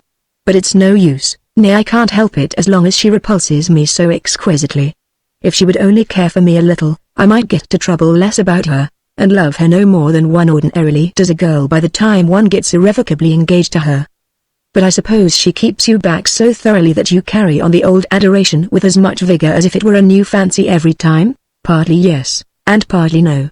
It's very true, and it's not true. 'Tis to be hoped she won't hate you outright, for then you would absolutely die of idolizing her. Don't, nay! Exclamation mark. Still there's some truth in it, such is the perversity of our hearts.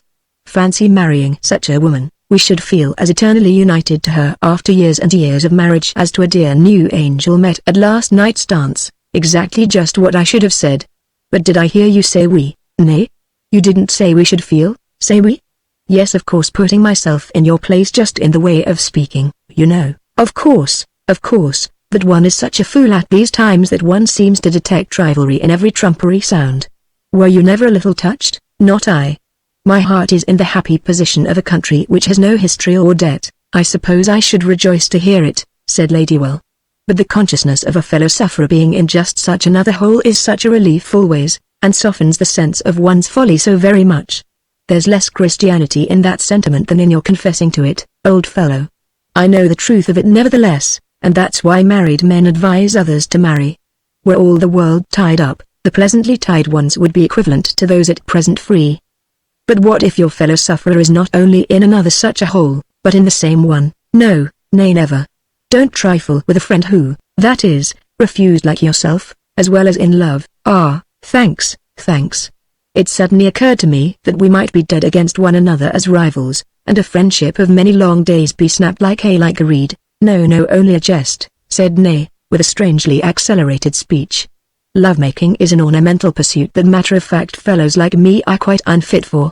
A man must have courted at least half a dozen women before he's a match for one, and since triumph flies so far ahead, I shall keep out of the contest altogether. Your life would be pleasanter if you were engaged. It is a nice thing, after all, it is. The worst of it would be that, when the time came for breaking it off, a fellow might get into an action for breach. Women are so fond of that sort of thing now, and I hate love affairs that don't end peaceably, but end it by peaceably marrying. My dear fellow, it would seem so singular. Besides, I have a horror of antiquity, and you see, as long as a man keeps single, he belongs in a measure to the rising generation, however old he may be, but as soon as he marries and has children, he belongs to the last generation, however young he may be. Old Jones's son is a deal younger than young Brown's father, though they are both the same age. At any rate, honest courtship cures a man of many evils he had no power to stem before, by substituting an incurable matrimony. Two persons must have a mind for that before it can happen, said Ladywell, sorrowfully shaking his head. I think you'll find that if one has a mind for it, it will be quite sufficient. But here we are at my rooms. Come in for half an hour. Not tonight, thanks. They parted, and Nay went in. When he got upstairs he murmured in his deepest chest note, "Oh, Lords, that I should come to this. But I shall never be such a fool as to marry her. What a flat that poor young devil was not to discover that we were tarred with the same brush. Oh, the deuce, he continued, walking about the room as if passionately stamping, but not quite doing it because another man had rooms below. Nay drew from his pocketbook an envelope embossed with the name of a fashionable photographer, and out of this pulled a portrait of the lady who had, in fact, enslaved his secret self equally with his frank young friend the painter. After contemplating it a while with a face of cynical adoration, he murmured, shaking his head, "Ah, my lady, if you only knew this, I should be snapped up like a snail. Not a minute's peace for me till I had married you. I wonder if I shall ! I wonder." Nay was a man of 35, Ladywell's senior by 10 years, and, being of a phlegmatic temperament, he had glided thus far through the period of eligibility with impunity. He knew as well as any man how far he could go with a woman and yet keep clear of having to meet her in church without her bonnet. But it is doubtful if his mind that night were less disturbed with the question how to guide himself out of the natural course which his passion for Ethelberta might tempt him into, than was Ladywell's by his ardent wish to secure her. About the time at which Nay and Ladywell parted company, Christopher Julian was entering his little place in Bloomsbury. The quaint figure of Faith, in her bonnet and cloak, was kneeling on the hearthrug endeavoring to stir a dull fire into a bright one. "What, Faith? You have never been out alone?" he said. Faith's soft, quick-shutting eyes looked unutterable things, and she replied, "I have been to hear Mrs. Petherwin's storytelling again, and walked all the way home through the streets at this time of night, I suppose. Well, nobody molested me, either going or coming back. Faith, I gave you strict orders not to go into the streets after 2 o'clock in the day, and now here you are taking no notice of what I say at all. The truth is, Kit, I wanted to see with my spectacles what this woman was really like, and I went without them last time. I slipped in behind, and nobody saw me. I don't think much of her after what I have seen tonight," said Christopher, moodily recurring to a previous thought. "Why? What is the matter? I thought I would call on her this afternoon, but when I got there I found she had left early for the performance. So in the evening, when I thought it would be all over, I went to the private door of the hall to speak to her as she came out, and ask her flatly a question or two which I was fool enough to think I must ask her before I went to bed. Just as I was drawing near she came out, and, instead of getting into the brougham that was waiting for her, she went round the corner. When she came back a man met her and gave her something, and they stayed talking together 2 or 3 minutes. The meeting may certainly not have been intentional on her part, but she has no business to be going on so coolly when in fact, I have come to the conclusion that a woman's affection is not worth having. The only feeling which has any dignity or permanence or worth is family affection between close blood relations, and yet you snub me sometimes, Mr. Kit, and, for the matter of that, you snub me. Still, you know what I mean, there's none of it off and on humbug between us. If we grumble with one another we are united just the same, if we don't write when we are parted, we are just the same when we meet. There has been some rational reason for silence, but as for lovers and sweethearts, there is nothing worth a rush in what they feel." Faith said nothing in reply to this. The opinions she had formed upon the wisdom of her brother's pursuit of Ethelberta would have come just then with an ill grace. It must, however, have been evident to Christopher, had he not been too preoccupied for observation, that Faith's impressions of Ethelberta were not quite favorable as regarded her womanhood, notwithstanding that she greatly admired her talents. Chapter 22 Ethelberta's house. Ethelberta came indoors one day from the university boat race, and sat down, without speaking, beside Picot, as if lost in thought. "Did you enjoy the sight?" said Picot. "I scarcely know. We couldn't see at all from Mrs. Belmane's carriage, so 2 of us very rashly agreed to get out and be rowed across to the other side where the people were quite few. But when the boatman had us in the middle of the river he declared he couldn't land us on the other side because of the barges, so that we were in a dreadful state, tossed up and down like corks upon great waves made by steamers, till I made up my mind for a drowning. Well, at last we got back again, but couldn't reach the carriage for the crowd, and I don't know what we should have done if a gentleman hadn't come sent by Mrs. Belmane, who was in a great fright about us. Then he was introduced to me, and I wonder how it will end. Was there anything so wonderful in the beginning, then? Yes. One of the coolest and the most practiced men in London was ill-mannered towards me from sheer absence of mind, and could there be half flattery? When a man of that sort does not give you the politeness you deserve, it means that in his heart he is rebelling against another feeling which his pride suggests that you do not deserve. Oh, I forgot to say that he is a Mr. Nay, a nephew of Mr. Doncastle's, who lives at ease about Piccadilly and Pall Mall, and has a few acres somewhere, but I don't know much of him. The worst of my position now is that I excite this superficial interest in many people and a deep friendship in nobody. If what all my supporters feel could be collected into the hearts of 2 or 3 they would love me better than they love themselves. but now it pervades all and operates in none. But it must operate in this gentleman. Well, yes, just for the present. But men in town have so many contrivances for getting out of love that you can't calculate upon keeping them in for 2 days together. However, it is all the same to me. There's only but let that be. What is there only? Said Picot coaxingly. Only one man, murmured Ethelberta, in much lower tones. I mean, whose wife I should care to be, and the very qualities I like in him will, I fear, prevent his ever being in a position to ask me, is he the man you punished the week before last by forbidding him to come? Perhaps he is, but he does not want civility from me. Where there's much feeling there's little ceremony. It certainly seems that he does not want civility from you to make him attentive to you, said Picot, stifling a sigh, for here is a letter in his handwriting, I believe. You might have given it to me at once, said Ethelberta, opening the envelope hastily. It contained very few sentences. They were to the effect that Christopher had received her letter forbidding him to call, that he had therefore at first resolved not to call or even see her more, since he had become such a shadow in her path. Still, as it was always best to do nothing hastily, he had on second thoughts decided to ask her to grant him a last special favor, and see him again just once, for a few minutes only that afternoon, in which he might at least say farewell. To avoid all possibility of compromising her in anybody's eyes, he would call at 6:30, when other callers were likely to be gone, knowing that from the peculiar constitution of the household the hour would not interfere with her arrangements. There being no time for an answer, he would assume that she would see him, and keep the engagement, the request being one which could not rationally be objected to. There read it, said Ethelberta, with glad displeasure. Did you ever hear such audacity? Fixing a time so soon that I cannot reply, and thus making capital out of a pretended necessity, when it is really an arbitrary arrangement of his own. That's real rebellion, forcing himself into my house when I said strictly he was not to come, and then, that it cannot rationally be objected to. I don't like his rationally. Where there's much love there's little ceremony. Didn't you say just now? Observed innocent Picot, and where there's little love, no ceremony at all.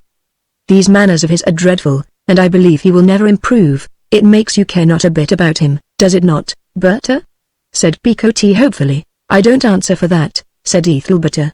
I feel, as many others do, that a want of ceremony which is produced by abstraction of mind is no defect in a poet or musician, fatal as it may be to an ordinary man. Mighty me! You soon forgive him, Picot, don't you be so quick to speak. Before I have finished, how do you know what I am going to say? I'll never tell you anything again, if you take me up so. Of course I am going to punish him at once, and make him remember that I am a lady, even if I do like him a little. How do you mean to punish him? Said Picot, with interest. By writing and telling him that on no account is he to come, but there is not time for a letter. That doesn't matter. It will show him that I did not mean him to come. At hearing the very merciful nature of the punishment, Picot sighed without replying, and Ethelberta dispatched her note.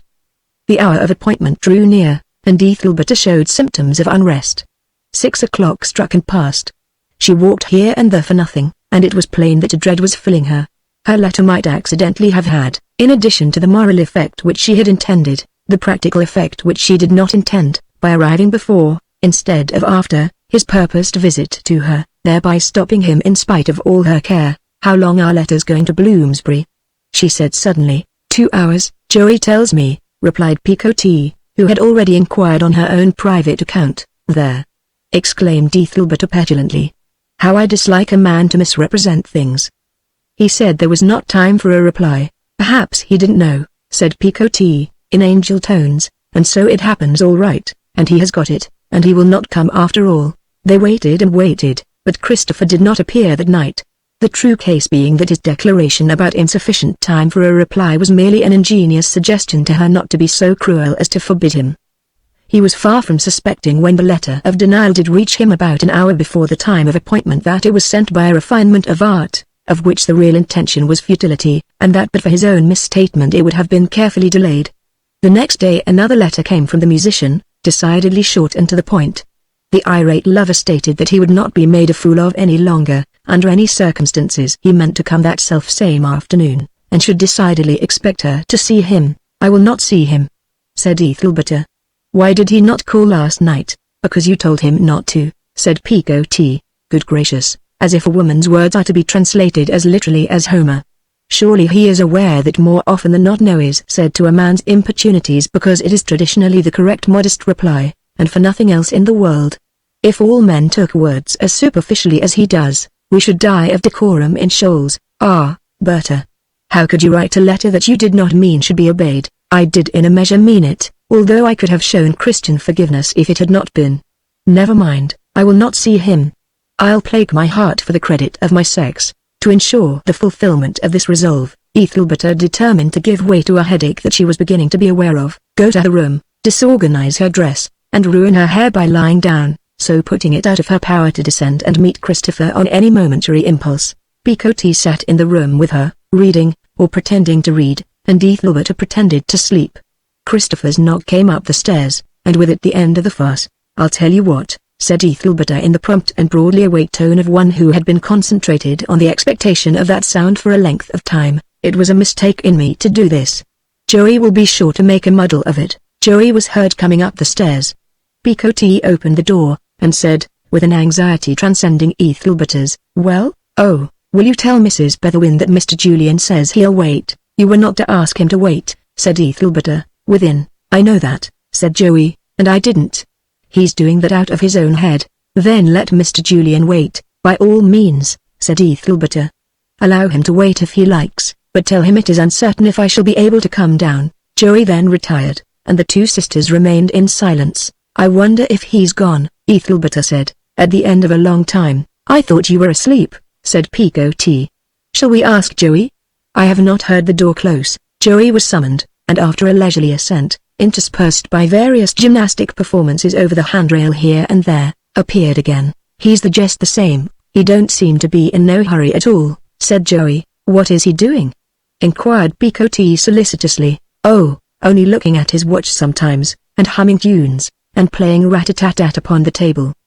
He says he don't mind waiting a bit. You must have made a mistake in the message, said Ethelberta, within. Well, no. I am correct as a general thing.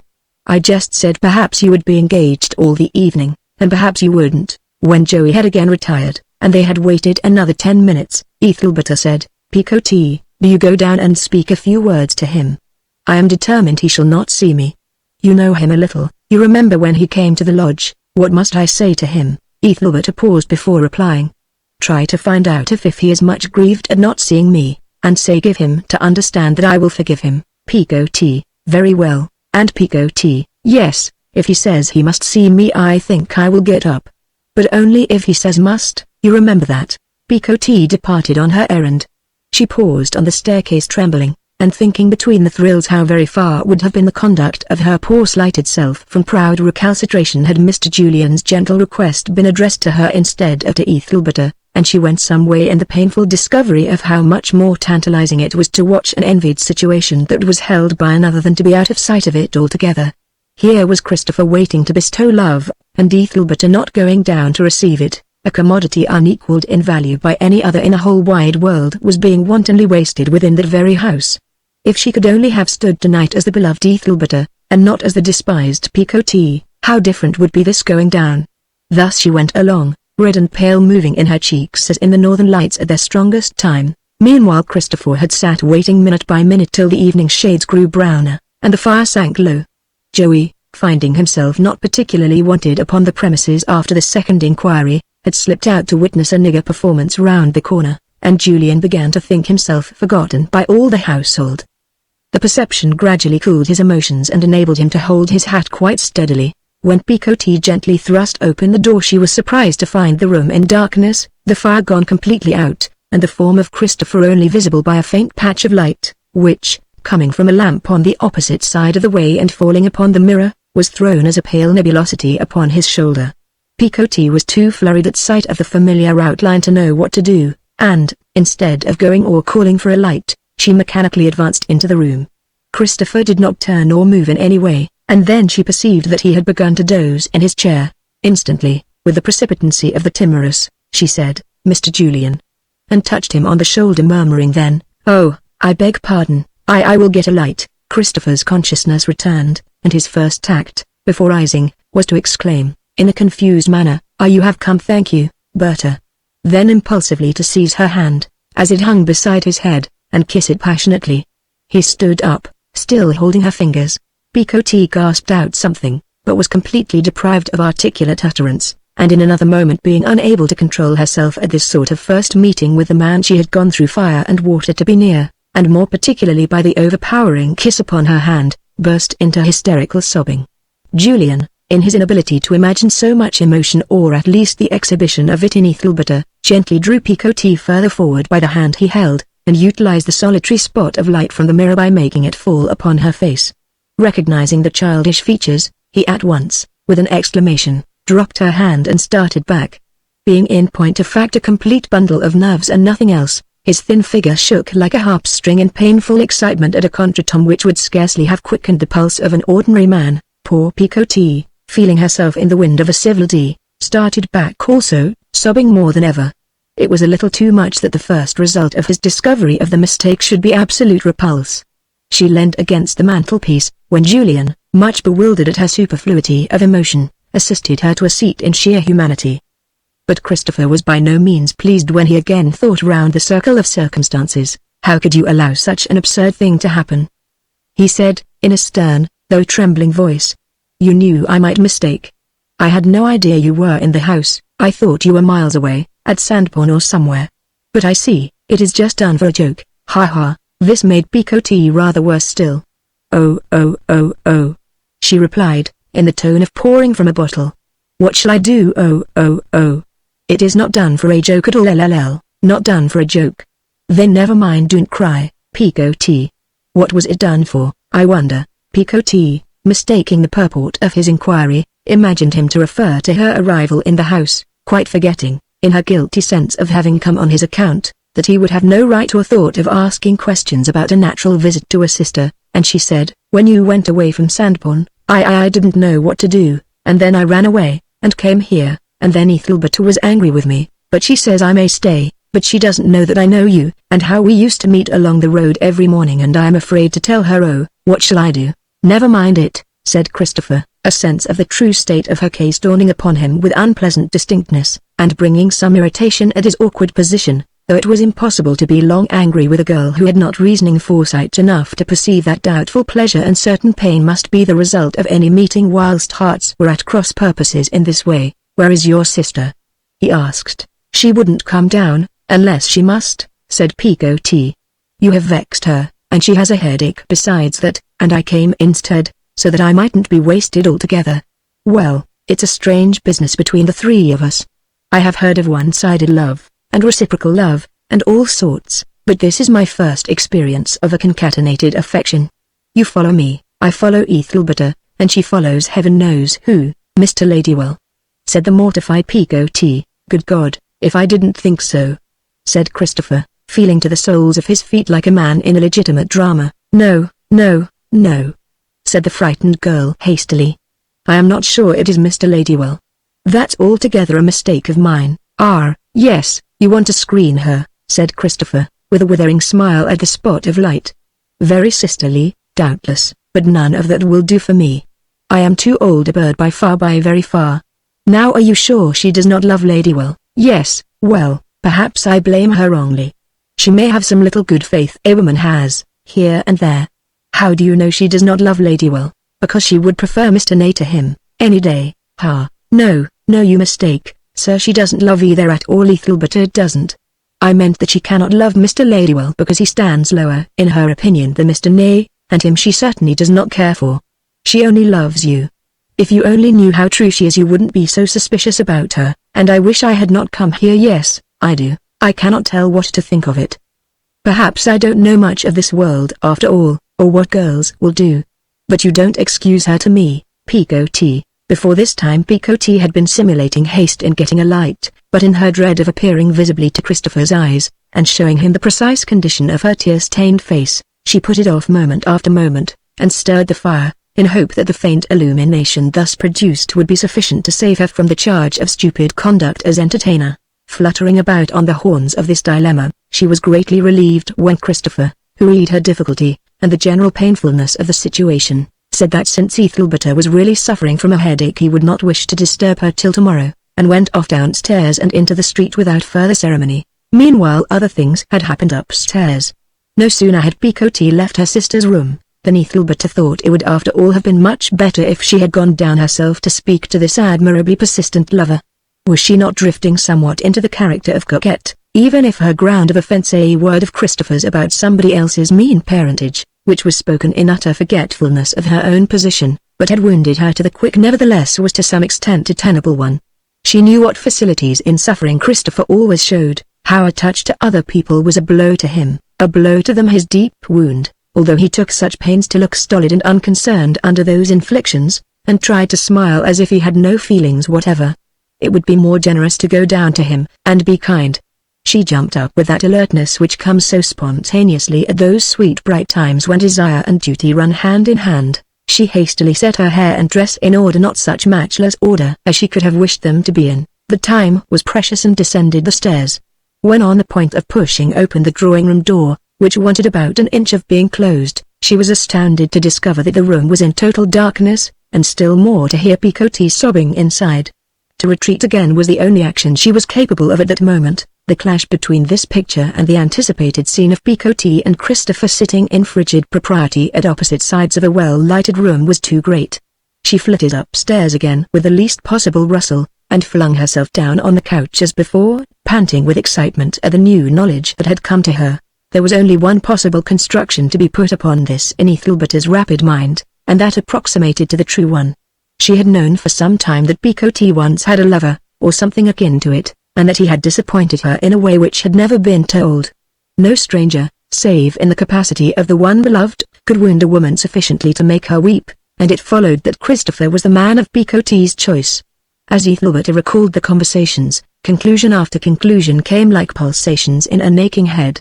"Oh, how did it happen, and who is to blame?" she exclaimed.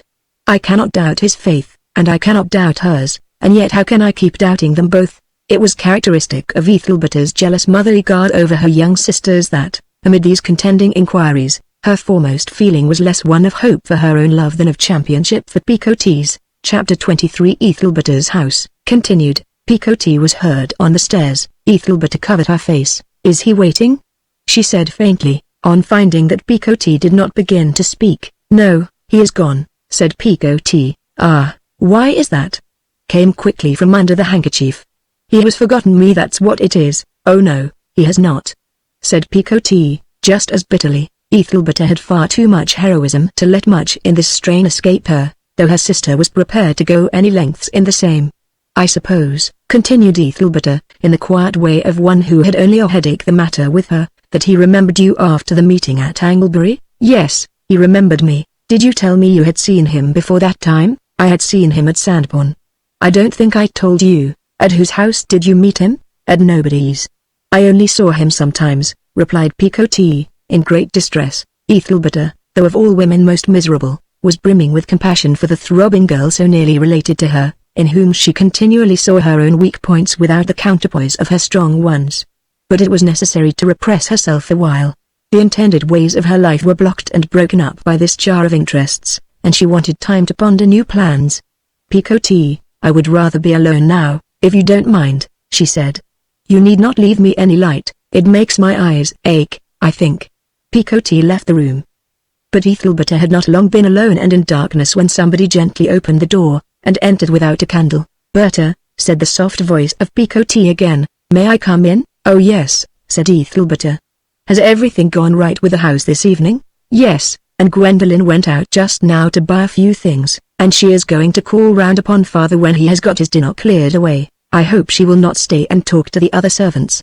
Some day she will let drop something or other before father can stop her." "Oh Berta," said Picotee, close beside her. She was kneeling in front of the couch, and now flinging her arm across Ethelberta's shoulder and shaking violently, she pressed her forehead against her sister's temple, and breathed out upon her cheek. "I came in again to tell you something which I ought to have told you just now, and I have come to say it at once because I am afraid I shan't be able to tomorrow. Mr. Julian was the young man I spoke to you of a long time ago, and I should have told you all about him, but you said he was your young man too, and I didn't know what to do then, because I thought it was wrong in me to love your young man, and Berta, he didn't mean me to love him at all, but I did it myself, though I did not want to do it, either, it would come to me. And I didn't know he belonged to you when I began it, or I would not have let him meet me at all. No, I wouldn't. Meet you? You don't mean to say he used to meet you? Whispered Ethelberta. Yes, said Picotee, but he could not help it. We used to meet on the road, and there was no other road unless I had gone ever so far round. But it is worse than that, Berta.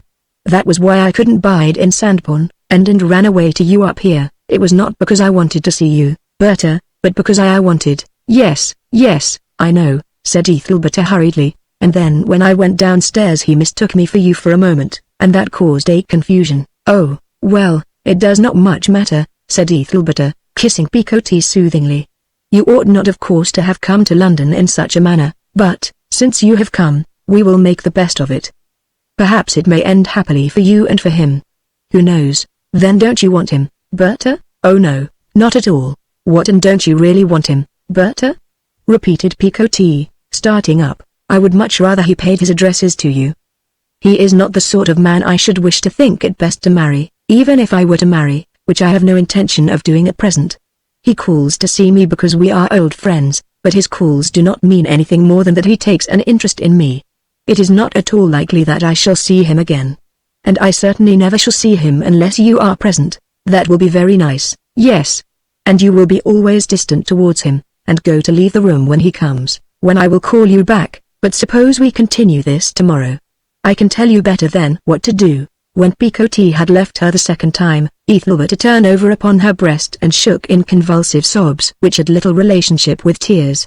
This abandonment ended as suddenly as it had begun, not lasting more than a minute and a half altogether, and she got up in an unconsidered and unusual impulse to seek relief from the stinging sarcasm of this event and unhappy love of Picotee by mentioning something of it to another member of the family, her eldest sister Gwendolen, who was a woman full of sympathy. Ethelberta descended to the kitchen, it being now about 10 o'clock. The room was empty, Gwendolen not having yet returned, and Cornelia, being busy about her own affairs upstairs. The French family had gone to the theatre, and the house on that account was very quiet tonight. Ethelberta sat down in the dismal place without turning out the gas, and in a few minutes admitted Gwendolen. The round-faced country cook floundered in, untying her bonnet as she came, laying it down on a chair, and talking at the same time.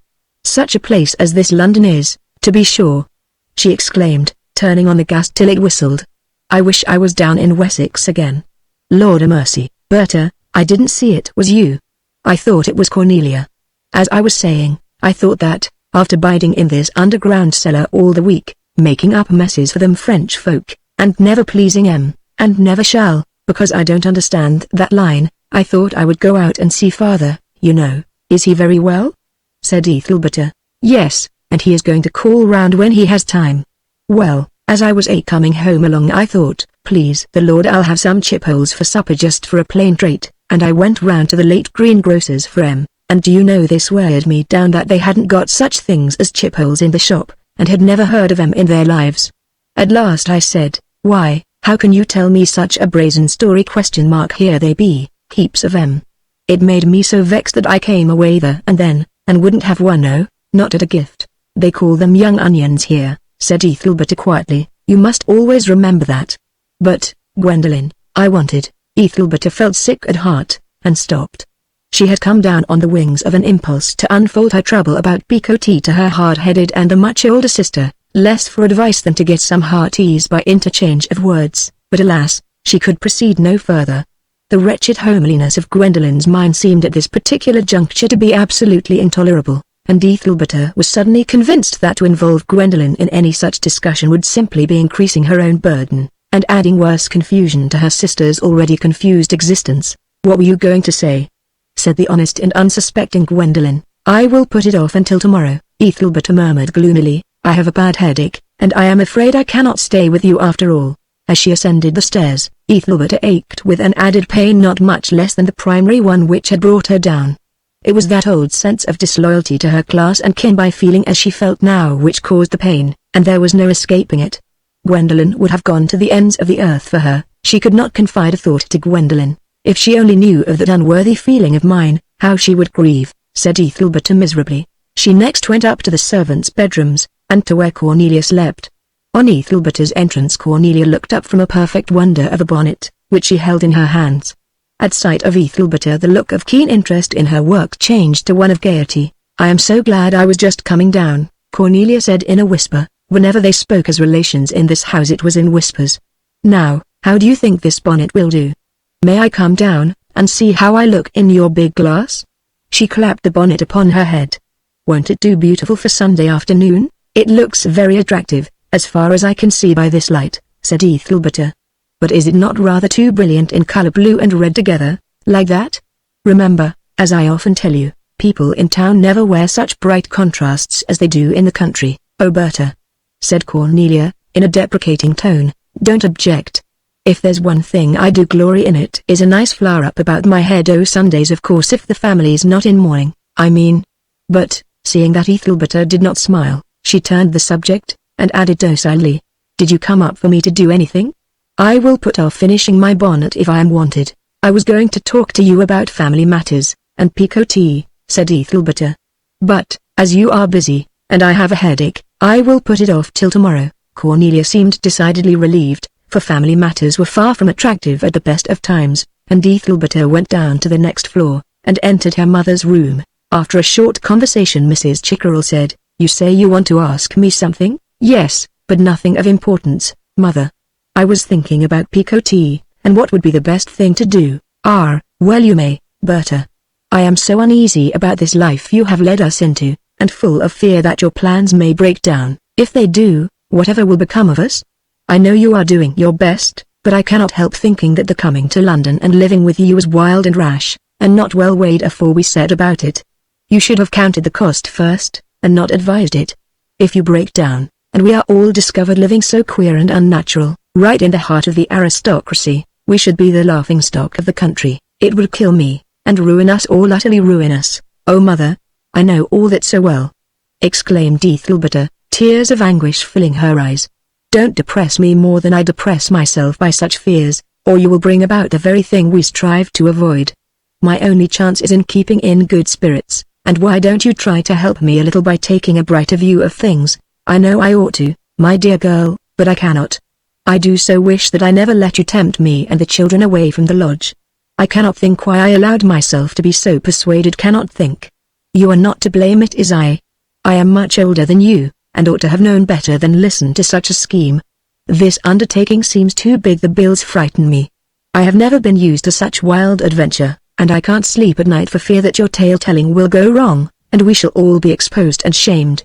A storyteller seems such an impossible castle in the air sort of a trade for getting a living by. I cannot think how ever you came to dream of such an unheard of thing. But it is not a castle in the air, and it does get a living, said Ethelberta, her lip quivering. Well, yes, while it is just a new thing, but I am afraid it cannot last. That's what I fear. People will find you out as one of a family of servants, and their pride will be stung at having gone to hear your romancing. Then they will go no more, and what will happen to us and the poor little ones? We must all scatter again. If we could get as we were once, I wouldn't mind that. But we shall have lost our character as simple country folk who know nothing, which are the only class of poor people that squires will give any help to, and I much doubt if the girls would get places after such a discovery. It would be so awkward and unheard of. Well, all I can say is, replied Ethelberta, that I will do my best. All that I have is theirs and yours as much as mine, and these arrangements are simply on their account.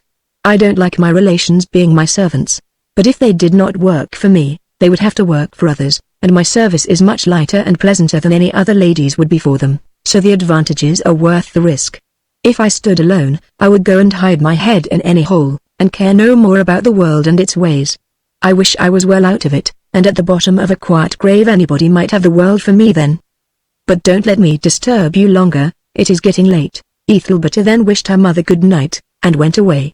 To attempt confidences on such an ethereal matter as love was now absurd. Her hermit spirit was doomed to dwell apart as usual, and she applied herself to deep thinking without aid and alone. Not only was the picotea's misery to disperse, it became imperative to consider how best to overpass a more general catastrophe. Chapter 24. Ethelberta's house, continued the British Museum. Mrs. Chickerell, in deploring the risks of their present speculative mode of life, was far from imagining that signs of the foul future so much dreaded were actually apparent to Ethelberta at the time the lament was spoken. Hence the daughter's uncommon sensitiveness to prophecy. It was as if a dead reckoner poring over his chart should predict breakers ahead to one who already beheld them. That her storytelling would prove so attractive Ethelberta had not ventured to expect for a moment, that having once proved attractive there should be any falling off until such time had elapsed as would enable her to harvest some solid fruit was equally a surprise. Future expectations are often based without hesitation upon one happy accident, when the only similar condition remaining to subsequent sets of circumstances is that the same person forms the center of them. Her situation was so peculiar, and so unlike that of most public people, that there was hardly an argument explaining this triumphant opening which could be used in forecasting the close, unless, indeed, more strategy were employed in the conduct of the campaign than Ethelberta seemed to show at present. There was no denying that she commanded less attention than at first. The audience had lessened, and, judging by appearances, might soon be expected to be decidedly thin. In excessive lowness of spirit, Ethelberta translated these signs with the bias that a lingering echo of her mother's dismal words naturally induced, reading them as conclusive evidence that her adventure had been chimerical in its birth. Yet it was very far less conclusive than she supposed. Public interest might without doubt have been renewed after a due interval, some of the falling off being only an accident of the season. Her novelties had been hailed with pleasure, the rather that their freshness tickled than that their intrinsic merit was appreciated, and, like many inexperienced dispensers of a unique charm, Ethelberta, by bestowing too liberally and too frequently, was destroying the very element upon which its popularity depended. Her entertainment had been good in its conception, and partly good in its execution, yet her success had but little to do with that goodness. Indeed, what might be called its badness in a histrionic sense, that is, her look sometimes of being out of place. The sight of a beautiful woman on a platform, revealing tender airs of domesticity which showed her to belong by character to a quiet drawing-room, had been primarily an attractive feature. But alas, custom was styling this by improving her up to the mark of an utter impersonator, thereby eradicating the pretty abashments of a poetess out of her sphere, and more than one well-wisher who observed Ethelberta from afar feared that it might some day come to be said of her that she had inflated herself to popularity, that, being daily swallowed by men's eyes, they surfeited with honey, and began to loathe the taste of sweetness, whereof a little, more than a little, is by much too much.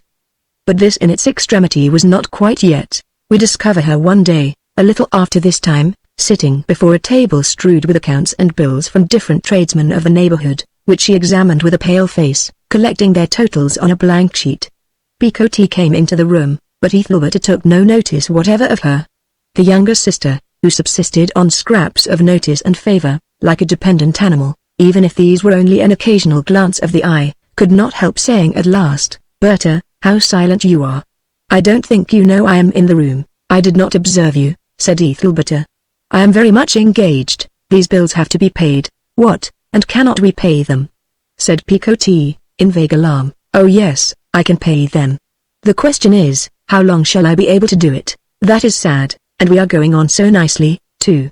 It is not true that you have really decided to leave off storytelling now the people don't crowd to hear it as they did?" "I think I shall leave off, and begin again next year." "That is very doubtful. I'll tell you what you might do," said Picotee, her face kindling with a sense of great originality. "You might travel about the country towns and tell your story splendidly. A man in my position might perhaps do it with impunity, but I could not without losing ground in other domains. A woman may drive to Mayfair from her house in Exonbury Crescent, and speak from a platform there, and be supposed to do it as an original way of amusing herself, but when it comes to starring in the provinces she establishes herself as a woman of a different breed and habit. I wish I were a man. I would give up this house, advertise it to be let furnished, and sally forth with confidence. But I am driven to think of other ways to manage than that." Picotee fell into a conjectural look, but could not guess. "The way of marriage," said Ethelberta. "Otherwise perhaps the poetess may live to become what Dryden called himself when he got old and pour a rent charge on Providence." "Yes, I must try that way," she continued, with a sarcasm towards people out of hearing. "I must buy a peerage for one thing, and a baronage, and a House of Commons, and a landed gentry, and learn what people are about me. I must go to Doctors' Commons and read up wills of the parents of any likely gudgeons I may know. I must get a herald to invent an escutcheon of my family, and throw a genealogical tree into the bargain in consideration of my taking a few second-hand heirlooms of a pawnbroking friend of his. I must get up sham ancestors, and find out some notorious name to start my pedigree from. It does not matter what his character was, either villain or martyr will do, provided that he lived 500 years ago. It would be considered far more creditable to make good my descent from Satan in the age when he went to and fro on the earth than from a ministering angel under Victoria, but, "Berta, you are not going to marry any stranger who may turn up?" said Picot, who had creeping sensations of dread when Ethelberta talked like this. "I had no such intention. But, having once put my hand to the plough, how shall I turn back?" "You might marry Mr. Ladywell," said Picot, who preferred to look at things in the concrete. "Yes, marry him villainously, in cold blood, without a moment to prepare himself." "Ah, you won't. I am not so sure about that. I have brought mother and the children to town against her judgment and against my father's. They gave way to my opinion as to one who from superior education has larger knowledge of the world than they. I must prove my promises, even if heaven should fall upon me for it, or what a miserable future will theirs be. We must not be poor in London. Poverty in the country is a sadness, but poverty in town is a horror. There is something not without grandeur in the thought of starvation on an open mountain or in a wide wood, and your bones lying there to bleach in the pure sun and rain, but a back garret in a rookery, and the other starvers in the room insisting on keeping the window shut. Anything to deliver us from that. How gloomy you can be, Berta. It will never be so dreadful. Why, I can take in plain sewing, and you can do translations, and mother can knit stockings, and so on. How much longer will this house be yours? 2 years. If I keep it longer than that I shall have to pay rent at the rate of 300 a year. The Petherwin estate provides me with it till then, which will be the end of Lady Petherwin's term. I see it, and you ought to marry before the house is gone, if you mean to marry high," murmured Picot, in an inadequate voice, as one confronted by a world so tragic that any hope of her assisting therein was out of the question. It was not long after this exposition of the family affairs that Christopher called upon them, but Picot was not present, having gone to think of superhuman work on the spur of Ethelberta's awakening talk. There was something new in the way in which Ethelberta received the announcement of his name. Passion had to do with it, so had circumspection, the latter most, for the first time since their reunion. "I am going to leave this part of England," said Christopher, after a few gentle preliminaries. "I was one of the applicants for the post of assistant organist at Melchester Cathedral when it became vacant, and I find I am likely to be chosen, through the interest of one of my father's friends. I congratulate you." "No, Ethelberta, it is not worth that. I did not originally mean to follow this course at all, but events seem to point to it in the absence of a better. I too am compelled to follow a course I did not originally mean to take." After saying no more for a few moments, she added, in a tone of sudden openness, a richer tincture creeping up her cheek, "I want to put a question to you boldly, not exactly a question, a thought. Have you considered whether the relations between us which have lately prevailed are rather best for you and for me?" "I know what you mean," said Christopher, hastily anticipating all that she might be going to say, "and I am glad you have given me the opportunity of speaking upon that subject. It has been very good and considerate in you to allow me to share your society so frequently as you have done since I have been in town, and to think of you as an object to exist for and strive for. But I ought to have remembered that, since you have nobody at your side to look after your interests, it behoved me to be doubly careful. In short, Ethelberta, I am not in a position to marry, nor can I discern when I shall be, and I feel it would be an injustice to ask you to be bound in any way to one lower and less talented than you. You cannot, from what you say, think it desirable that the engagement should continue. I have no right to ask you to be my betrothed, without having a near prospect of making you my wife. I don't mind saying this straight out. I have no fear that you will doubt my love. Thank heaven, you know what that is well enough. However, as things are, I wish you to know that I cannot conscientiously put in a claim upon your attention." A second meaning was written in Christopher's look, though he scarcely uttered it. A woman so delicately poised upon the social globe could not in honor be asked to wait for a lover who was unable to set bounds to the waiting period. Yet he had privily dreamed of an approach to that position, an unreserved, ideally perfect declaration from Ethelberta that time and practical issues were nothing to her, that she would stand as fast without material hopes as with them, that love was to be an end with her henceforth, having utterly ceased to be a means. Therefore this surreptitious hope of his, founded on no reasonable expectation, was like a guilty thing surprised when Ethelberta answered, with a predominance of judgment over passion still greater than before. "It is unspeakably generous in you to put it all before me so nicely, Christopher. I think infinitely more of you for being so unreserved, especially since I too have been thinking much on the indefiniteness of the days to come. We are not numbered among the blessed few who can afford to trifle with the time. Yet to agree to anything like a positive parting will be quite unnecessary. You did not mean that, did you?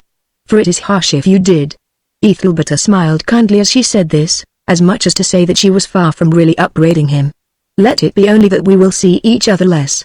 We will bear one another in mind as deeply attached friends if not as definite lovers, and keep up friendly remembrances of a sort which, come what may, will never have to be ended by any painful process termed breaking off. Different persons, different natures, and it may be that marriage would not be the most favorable atmosphere for our old affection to prolong itself in. When do you leave London?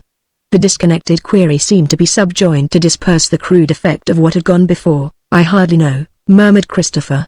I suppose I shall not call here again. Whilst they were silent somebody entered the room softly, and they turned to discover Picotee. Come here, Picotee, said Ethelberta. Picotee came with an abashed bearing to where the other two were standing, and looked down steadfastly. Mr. Julian is going away, she continued, with determined firmness. He will not see us again for a long time.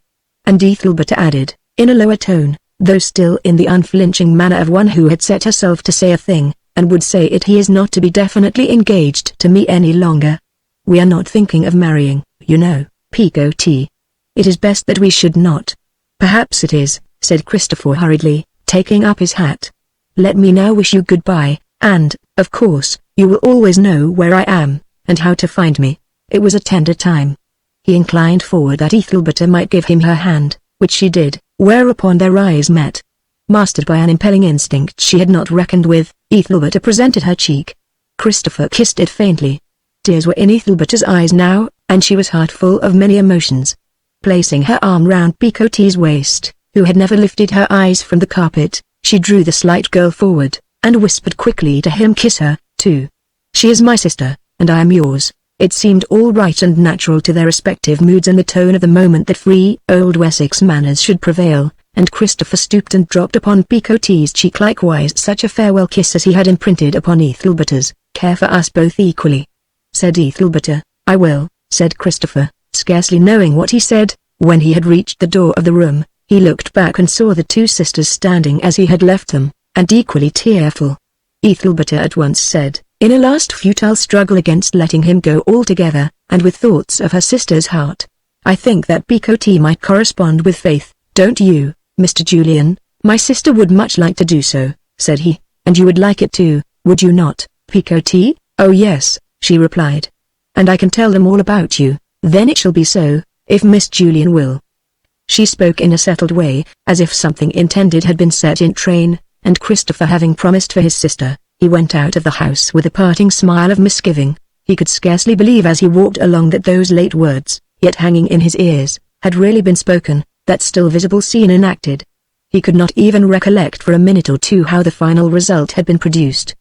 Did he himself first enter upon the long-looming theme, or did she? Christopher had been so nervously alive to the urgency of setting before the hard-striving woman a clear outline of himself, his surroundings and his fears, that he fancied the main impulse to this consummation had been his, notwithstanding that a faint initiative had come from Ethelberta. All had completed itself quickly, unceremoniously, and easily. Ethelberta had let him go a second time, yet on foregoing mornings and evenings, when contemplating the necessity of some such explanation, it had seemed that nothing less than Atlantean force could overpower their mutual gravitation towards each other. On his reaching home Faith was not in the house, and, in the restless state which demands something to talk at, the musician went off to find her, well knowing her haunt at this time of the day. He entered the spiked and gilded gateway of the museum hard by, turned to the wing devoted to sculptures, and descended to a particular basement room, which was lined with bas-reliefs from Nineveh. The place was cool, silent, and soothing. It was empty, save of a little figure in black, that was standing with its face to the wall in an innermost nook. This spot was Faith's own temple. Here, among these deserted antiques, Faith was always happy. Christopher looked on at her for some time before she noticed him, and dimly perceived how vastly differed her homely suit and unstudied contour painfully unstudied to fastidious eyes from Ethelberta's well-arranged draperies, even from Picotee's clever bits of ribbon, by which she made herself look pretty out of nothing at all. Yet this negligence was his sister's essence. Without it she would have been a spoiled product. She had no outer world, and her rusty black was as appropriate to Faith's unseen courses as were Ethelberta's correct lights and shades to her more prominent career. "Look, Kit," said Faith, as soon as she knew who was approaching. "This is a thing I never learned before. This person is really Sennacherib, sitting on his throne, and these with fluted beards and hair like plough furrows, and fingers with no bones in them, are his warriors really carved at the time, you know." Only just think that this is not imagined of Assyria, but done in Assyrian times by Assyrian hands. Don't you feel as if you were actually in Nineveh, that as we now walk between these slabs, so walked 9 Vites between them once? Yes. Faith, it is all over. Ethelberta and I have parted, indeed. And so my plan is to think of verses in the Bible about Sennacherib and his doings, which resemble these. This verse, for instance, I remember. Now in the 14th year of King Hezekiah did Sennacherib, king of Assyria, come up against all the fenced cities of Judah and took them. And Hezekiah, king of Judah, sent to the king of Assyria to Lachish, and so on. Well, there it actually is, you see. There's Sennacherib, and there's Lachish. Is it not glorious to think that this is a picture done at the time of those very events? Yes. We did not quarrel this time, Ethelberta and I. If I may so put it, it is worse than quarreling. We felt it was no use going on any longer, and so come, Faith, hear what I say, or else tell me that you won't hear, and that I may as well save my breath. Yes, I will really listen, she said, fluttering her eyelids in her concern at having been so abstracted, and excluding Sennacherib there and then from Christopher's affairs by the first settlement of her features to a present-day aspect, and her eyes upon his face. You said you had seen Ethelberta. Yes, and what did she say? Was there ever anybody so provoking? Why, I have just told you. Yes, I remember now. You have parted. The subject is too large for me to know all at once what I think of it, and you must give me time, Kit. Speaking of Ethelberta reminds me of what I have done. I just looked into the academy this morning. I thought I would surprise you by telling you about it. And what do you think I saw? Ethelberta in the picture painted by Mr. Ladywell. It is never hung? Said he, feeling that they were at one as to a topic at last. Yes. And the subject is an Elizabethan knight parting from a lady of the same period, the words explaining the picture being, farewell. Thou art too dear for my possessing. And like enough thou knowst thy estimate. The lady is Ethelberta, to the shade of a hair her living face, and the knight is, not Ladywell. I think so, I am not sure, no wonder I am dismissed. And yet she hates him. Well, come along, Faith. Women allow strange liberties in these days. Chapter 25 The Royal Academy The Farnfield Estate. Ethelberta was a firm believer in the kindly effects of artistic education upon the masses. She held that defilement of mind often arose from ignorance of eye, and her philanthropy being, by the simple force of her situation, of that sort which lingers in the neighborhood of home, she concentrated her efforts in this kind upon Sol and Dan.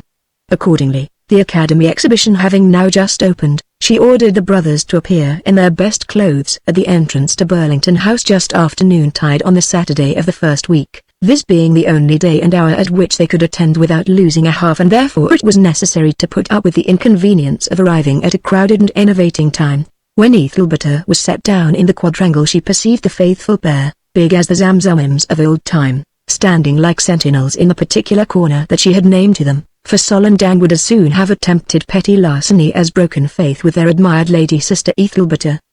They welcomed her with a painfully lavish exhibition of large new gloves, and chests covered with broad triangular areas of padded blue silk, occupying the position that the shirt front had occupied in earlier days, and supposed to be linearly descended from the tie of a neckerchief. The dress of their sister for today was exactly that of a respectable workman's relative who had no particular ambition in the matter of fashion: a black stuff gown, a plain bonnet to match.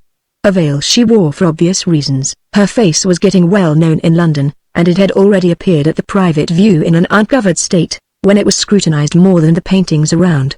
But now homely and useful labor was her purpose. Catalogue in hand she took the two brothers through the galleries, teaching them in whispers as they walked, and occasionally correcting them first, for too reverential a bearing towards their well-dressed crowd, among whom they persisted in walking with their hats in their hands and with the contrite bearing of meek people in church, and, secondly, for a tendency which they too often showed towards straying from the contemplation of the pictures as art to indulge in curious speculations on the intrinsic nature of the delineated subject, the gilding of the frames, the construction of the skylights overhead, or admiration for the bracelets, lockets, and lofty eloquence of persons around them. Now, said Ethelberta, in a warning whisper, we are coming near the picture which was partly painted from myself. And, Dan, when you see it, don't you exclaim hello. Or that's Berta to a T, or anything at all. It would not matter were it not dangerous for me to be noticed here today.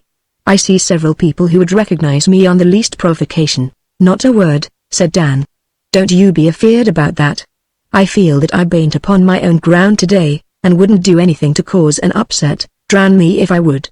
Would you, Sol?" In this temper they all pressed forward, and Ethelberta could not but be gratified at the reception of Lady Well's picture, though it was accorded by critics not very profound.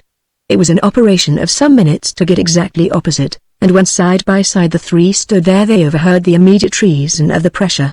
"Farewell, thou art too dear for my possessing," had been lengthily discoursed upon that morning by the Coryphus of popular opinion, and the spirit having once been poured out sons and daughters could prophesy. But, in truth, Lady Well's work, if not emphatically original, was happily centered on a middle stratum of taste, and apart from this adventitious help commanded, and deserved to command, a wide area of appreciation. While they were standing here in the very heart of the throng, Ethelberta's ears were arrested by two male voices behind her, whose words formed a novel contrast to those of the other speakers around. "Some men, you see, with extravagant expectations of themselves, coolly get them gratified, while others hope rationally and are disappointed. Luck, that's what it is. And the more easily a man takes life, the more persistently does luck follow him, of course, because, if he's industrious he does not want luck's assistance. Natural laws will help him instead. Well, if it is true that Lady Well has painted a good picture, he has done it by an exhaustive process. He has painted every possible bad one till nothing more of that sort is left for him. You know what lady's face served as the original to this, I suppose? Mrs. Pethervin's, I hear. Yes, Mrs. Alfred Nay, that's to be. What, that elusive fellow caught at last, so it appears, but she herself is hardly so well secured as yet, it seems, though he takes the uncertainty as coolly as possible. I knew nothing about it till he introduced the subject as we were standing here on Monday, and said, in an offhand way, I mean to marry that lady. I asked him how. Easily, he said, I will have her if there are 100 at her heels. You will understand that this was quite in confidence. Of course, of course. Then there was a slight laugh, and the companions proceeded to other gossip. Ethelberta, calm and compressed in manner, sidled along to extricate herself, not daring to turn round, and Dan on Sol followed, till they were all clear of the spot. The brothers, who had heard the words equally well with Ethelberta, made no remark to her upon them, assuming that they referred to some peculiar system of courtship adopted in high life, with which they had rightly no concern. Ethelberta ostensibly continued her business of tutoring the young workman just as before, though every emotion in her had been put on the alert by this discovery. She had known that Nay admired her, yet his presumption in uttering such a remark as he was reported to have uttered, confidentially or otherwise, nearly took away her breath. Perhaps it was not altogether disagreeable to have her breath so taken away. I mean to marry that lady. She whispered the words to herself 20 times in the course of the afternoon.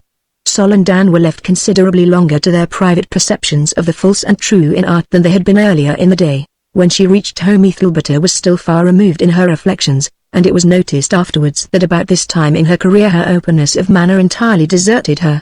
She mostly was silent as to her thoughts, and she wore an air of unusual stillness. It was the silence and stillness of a starry sky, where all is force and motion. This deep undecipherable habit sometimes suggested, though it did not reveal, Ethelberta's busy brain to her sisters, and they said to one another, I cannot think what's coming to Berta, she is not so nice as she used to be. The evening under notice was passed desultorily enough after the discovery of Nay's self-assured statement. Among other things that she did after dark, while still musingly examining the probabilities of the report turning out true, was to wander to the large attic where the children slept, a frequent habit of hers at night, to learn if they were snug and comfortable. They were talking now from bed to bed, the person under discussion being herself. Herself seemed everywhere today. I know that she is a fairy, Myrtle was insisting, because she must be, to have such pretty things in her house, and wear silk dresses such as Mother and we and Picotee haven't got, and have money to give us whenever we want it. Line says perhaps she knows the fairy's godmother, and is not a fairy herself, because Berta is too tall for a real fairy. She must be one, for when there was a notch burnt in the hem of my pretty blue frock she said it should be gone in the morning if I would go to bed and not cry, and in the morning it was gone, and all nice and straight as new. Ethelberta was recalling to mind how she had sat up and repaired the damage alluded to by cutting off half an inch of the skirt all round and hemming it anew, when the breathing of the children became regular, and they fell asleep. Here were bright little minds ready for a training, which without money and influence she could never give them. The wisdom which knowledge brings, and the power which wisdom may bring, she had always assumed would be theirs in her dreams for their social elevation. By what means were these things to be ensured to them if her skill in breadwinning should fail her? Would not a well-contrived marriage be of service? She covered and tucked in one more closely, lifted another upon the pillow and straightened the soft limb to an easy position, then sat down by the window and looked out at the flashing stars. Thoughts of Nay's audacious statement returned again upon Ethelberta. He had said that he meant to marry her. Of what standing was the man who had uttered such an intention respecting one to whom a politic marriage had become almost a necessity of existence? She had often heard Nay speak indefinitely of some estate, my little place he had called it, which he had purchased no very long time ago. All she knew was that its name was Farnfield, that it lay 30 or 40 miles out of London in a southwesterly direction, a railway station in the district bearing the same name, so that there was probably a village or small town adjoining. Whether the dignity of this landed property was that of domain, farmstead, allotment, or garden plot, Ethelberta had not the slightest conception. She was almost certain that Nay never lived there, but that might signify nothing. The exact size and value of the estate would, she mused, be curious, interesting, and almost necessary information to her who must become mistress of it were she to allow him to carry out his singularly cool and crude, if tender, intention. Moreover, its importance would afford a very good random sample of his worldly substance throughout, from which alone, after all, could the true spirit and worth and seriousness of his words be apprehended. Impecuniosity may revel in unqualified vows and brim over with confessions as blithely as a bird of May, but such careless pleasures are not for the solvent, whose very dreams are negotiable, and are expressed with due care accordingly. That Nay had used the words she had far more than prima facie appearances for believing. Nay's own conduct towards her, though peculiar rather than devoted, found in these words alone a reasonable key. But, supposing the estate to be such a verbal hallucination as, for instance, hers had been at Arrowthorne, when her poor, unprogressive, hopelessly impracticable Christopher came there to visit her, and was so wonderfully undeceived about her social standing, what a fiasco, and what a cuckoo cry would his utterances about marriage seem then. Christopher had often told her of his expectations from Arrowthorne Lodge, and of the blunders that had resulted in consequence. Had not Ethelberta's affection for Christopher partaken less of lover's passion than of old-established tutelary tenderness, she might have been reminded by this reflection of the transcendent fidelity he had shown under that trial as severe a trial, considering the abnormal, almost morbid, development of the passion for position in present-day society, as can be prepared for men who move in the ordinary, unheroic channels of life. By the following evening the consideration of this possibility, that Nay's position might furnish scope for such a disillusive discovery by herself as hers had afforded to Christopher, decoyed Ethelberta into a curious little scheme. She was piqued into a practical undertaking by the man who could say to his friend with such sang-froid, "I mean to marry that lady," merely telling Picotti to prepare for an evening excursion, of which he was to talk to no one. Ethelberta made ready likewise, and they left the house in a cab about half an hour before sunset, and drove to the Waterloo station. With the decline and departure of the sun a fog gathered itself out of the low meadow land that bordered the railway as they went along towards the west, stretching over it like a placid lake, till, at the end of the journey, the mist became generally pervasive, though not dense. Avoiding observation as much as they conveniently could, the two sisters walked from the long wooden shed which formed the station here, into the roomy air and along the road to the open country. Picotti occasionally questioned Ethelberta on the object of the strange journey. She did not question closely, being satisfied that in such sure hands as Ethelberta's she was safe, deeming it unwise to make any inquiry just yet beyond the simple one of the way to Farnfield. Ethelberta led her companion along a newly fenced road across a heath. In due time they came to an ornamental gate with a curved sweep of wall on each side, signifying the entrance to some enclosed property or other. Ethelberta, being quite free from any digested plan for encouraging Nay in his resolve to wife, was startled to find a hope in her that this very respectable beginning before their eyes was the entrance to the Farnfield property, that she hoped it was nevertheless unquestionable.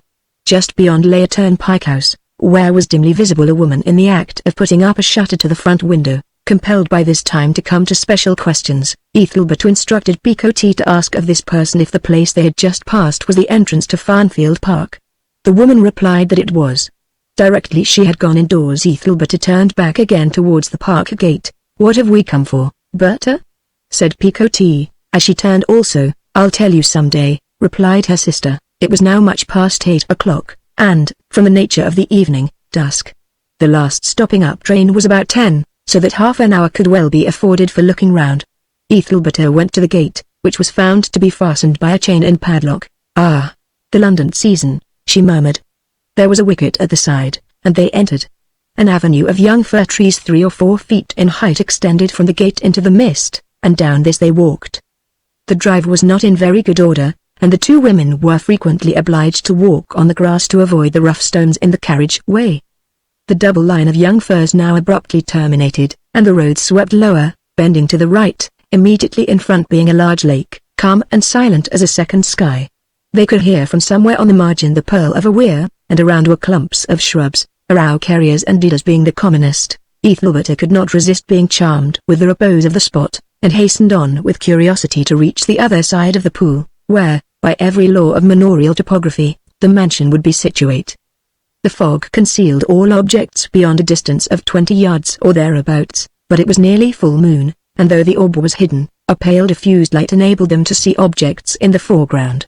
Reaching the other side of the lake, the drive enlarged itself most legitimately to a large oval, as for a sweep before a door, a pile of rockwork standing in the midst. But where should have been the front door of a mansion was simply a rough rail fence, about 4 feet high. They drew near and looked over. In the enclosure, and on the site of the imaginary house, was an extraordinary group. It consisted of numerous horses in the last stage of decrepitude, the animals being such mere skeletons that at first Ethelberta hardly recognized them to be horses at all. They seemed rather to be specimens of some attenuated heraldic animal, scarcely thick enough through the body to throw a shadow, or enlarged castings of the fire-dog of past times. These poor creatures were endeavoring to make a meal from herbage so trodden and thin that scarcely a wholesome blade remained. The little that there was consisted of the sourer sorts common on such sandy soils, mingled with tufts of heather and sprouting ferns. "Why have we come here, dear Berta?" said Picot, shuddering. "I hardly know," said Ethelberta. Adjoining this enclosure was another and smaller one, formed of high boarding, within which appeared to be some sheds and outhouses. Ethelberta looked through the crevices, and saw that in the midst of the yard stood trunks of trees as if they were growing, with branches also extending, but these were sawn off at the points where they began to be flexible, no twigs or boughs remaining. Each torso was not unlike a huge hat stand, and suspended to the pegs and prongs were lumps of some substance which at first she did not recognize. They proved to be a chronological sequel to the previous scene. Horses' skulls, ribs, quarters, legs, and other joints were hung thereon, the whole forming a huge open-air larder emitting not too sweet a smell.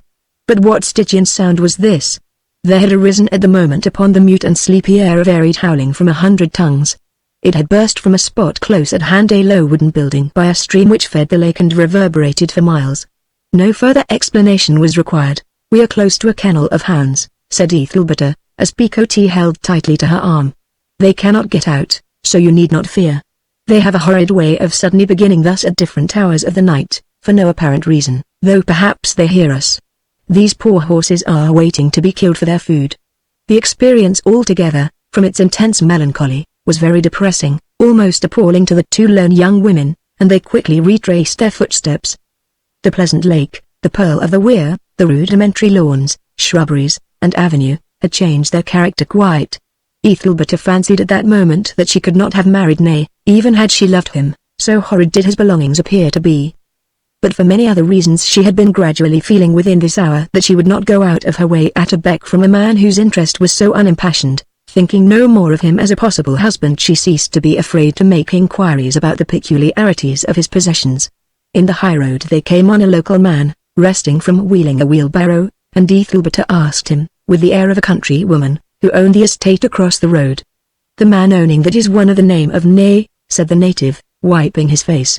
"'Tis a family that have made a very large fortune by the nacre business and tanning, though they be only sleeping partners in it now, and live like lords. Mr. Nay was going to pull down the old huts here, and improve the place and build a mansion. In short, he went so far as to have the grounds planted, and the roads marked out, and the fishpond made, and the place christened Farnfield Park, but he did no more. 'I shall never have a wife,' he said, 'so why should I want a house to put her in?' He's a terrible hater of women, I hear, particularly the lower class." "Indeed." "Yes, and since then he has let half the land to the Honourable Mr. Mountclere, a brother of Lord Mountclere's. Mr. Mountclere wanted the spot for a kennel, and as the land is too poor and sandy for cropping, Mr. Nay let him have it. 'Tis his hounds that you hear howling." They passed on. "Berta, why did we come down here?" said Picot, "to see the nakedness of the land. It was a whim only, and as it will end in nothing, it is not worthwhile for me to make further explanation." It was with a curious sense of renunciation that Ethelberta went homeward. Ney was handsome, grim-natured, rather wicked, and an indifferentist, and these attractions interested her as a woman. But the news of this evening suggested to Ethelberta that herself and Ney were too nearly cattle of one colour for a confession on the matter of lineage to be well received by him, and without confidence of every sort on the nature of her situation, she was determined to contract no union at all. The sympathy of unlikeness might lead the scion of some family, hollow and fungus with antiquity, and as yet unmarked by a mesalliance, to be won over by her story, but the antipathy of resemblance would be ineradicable.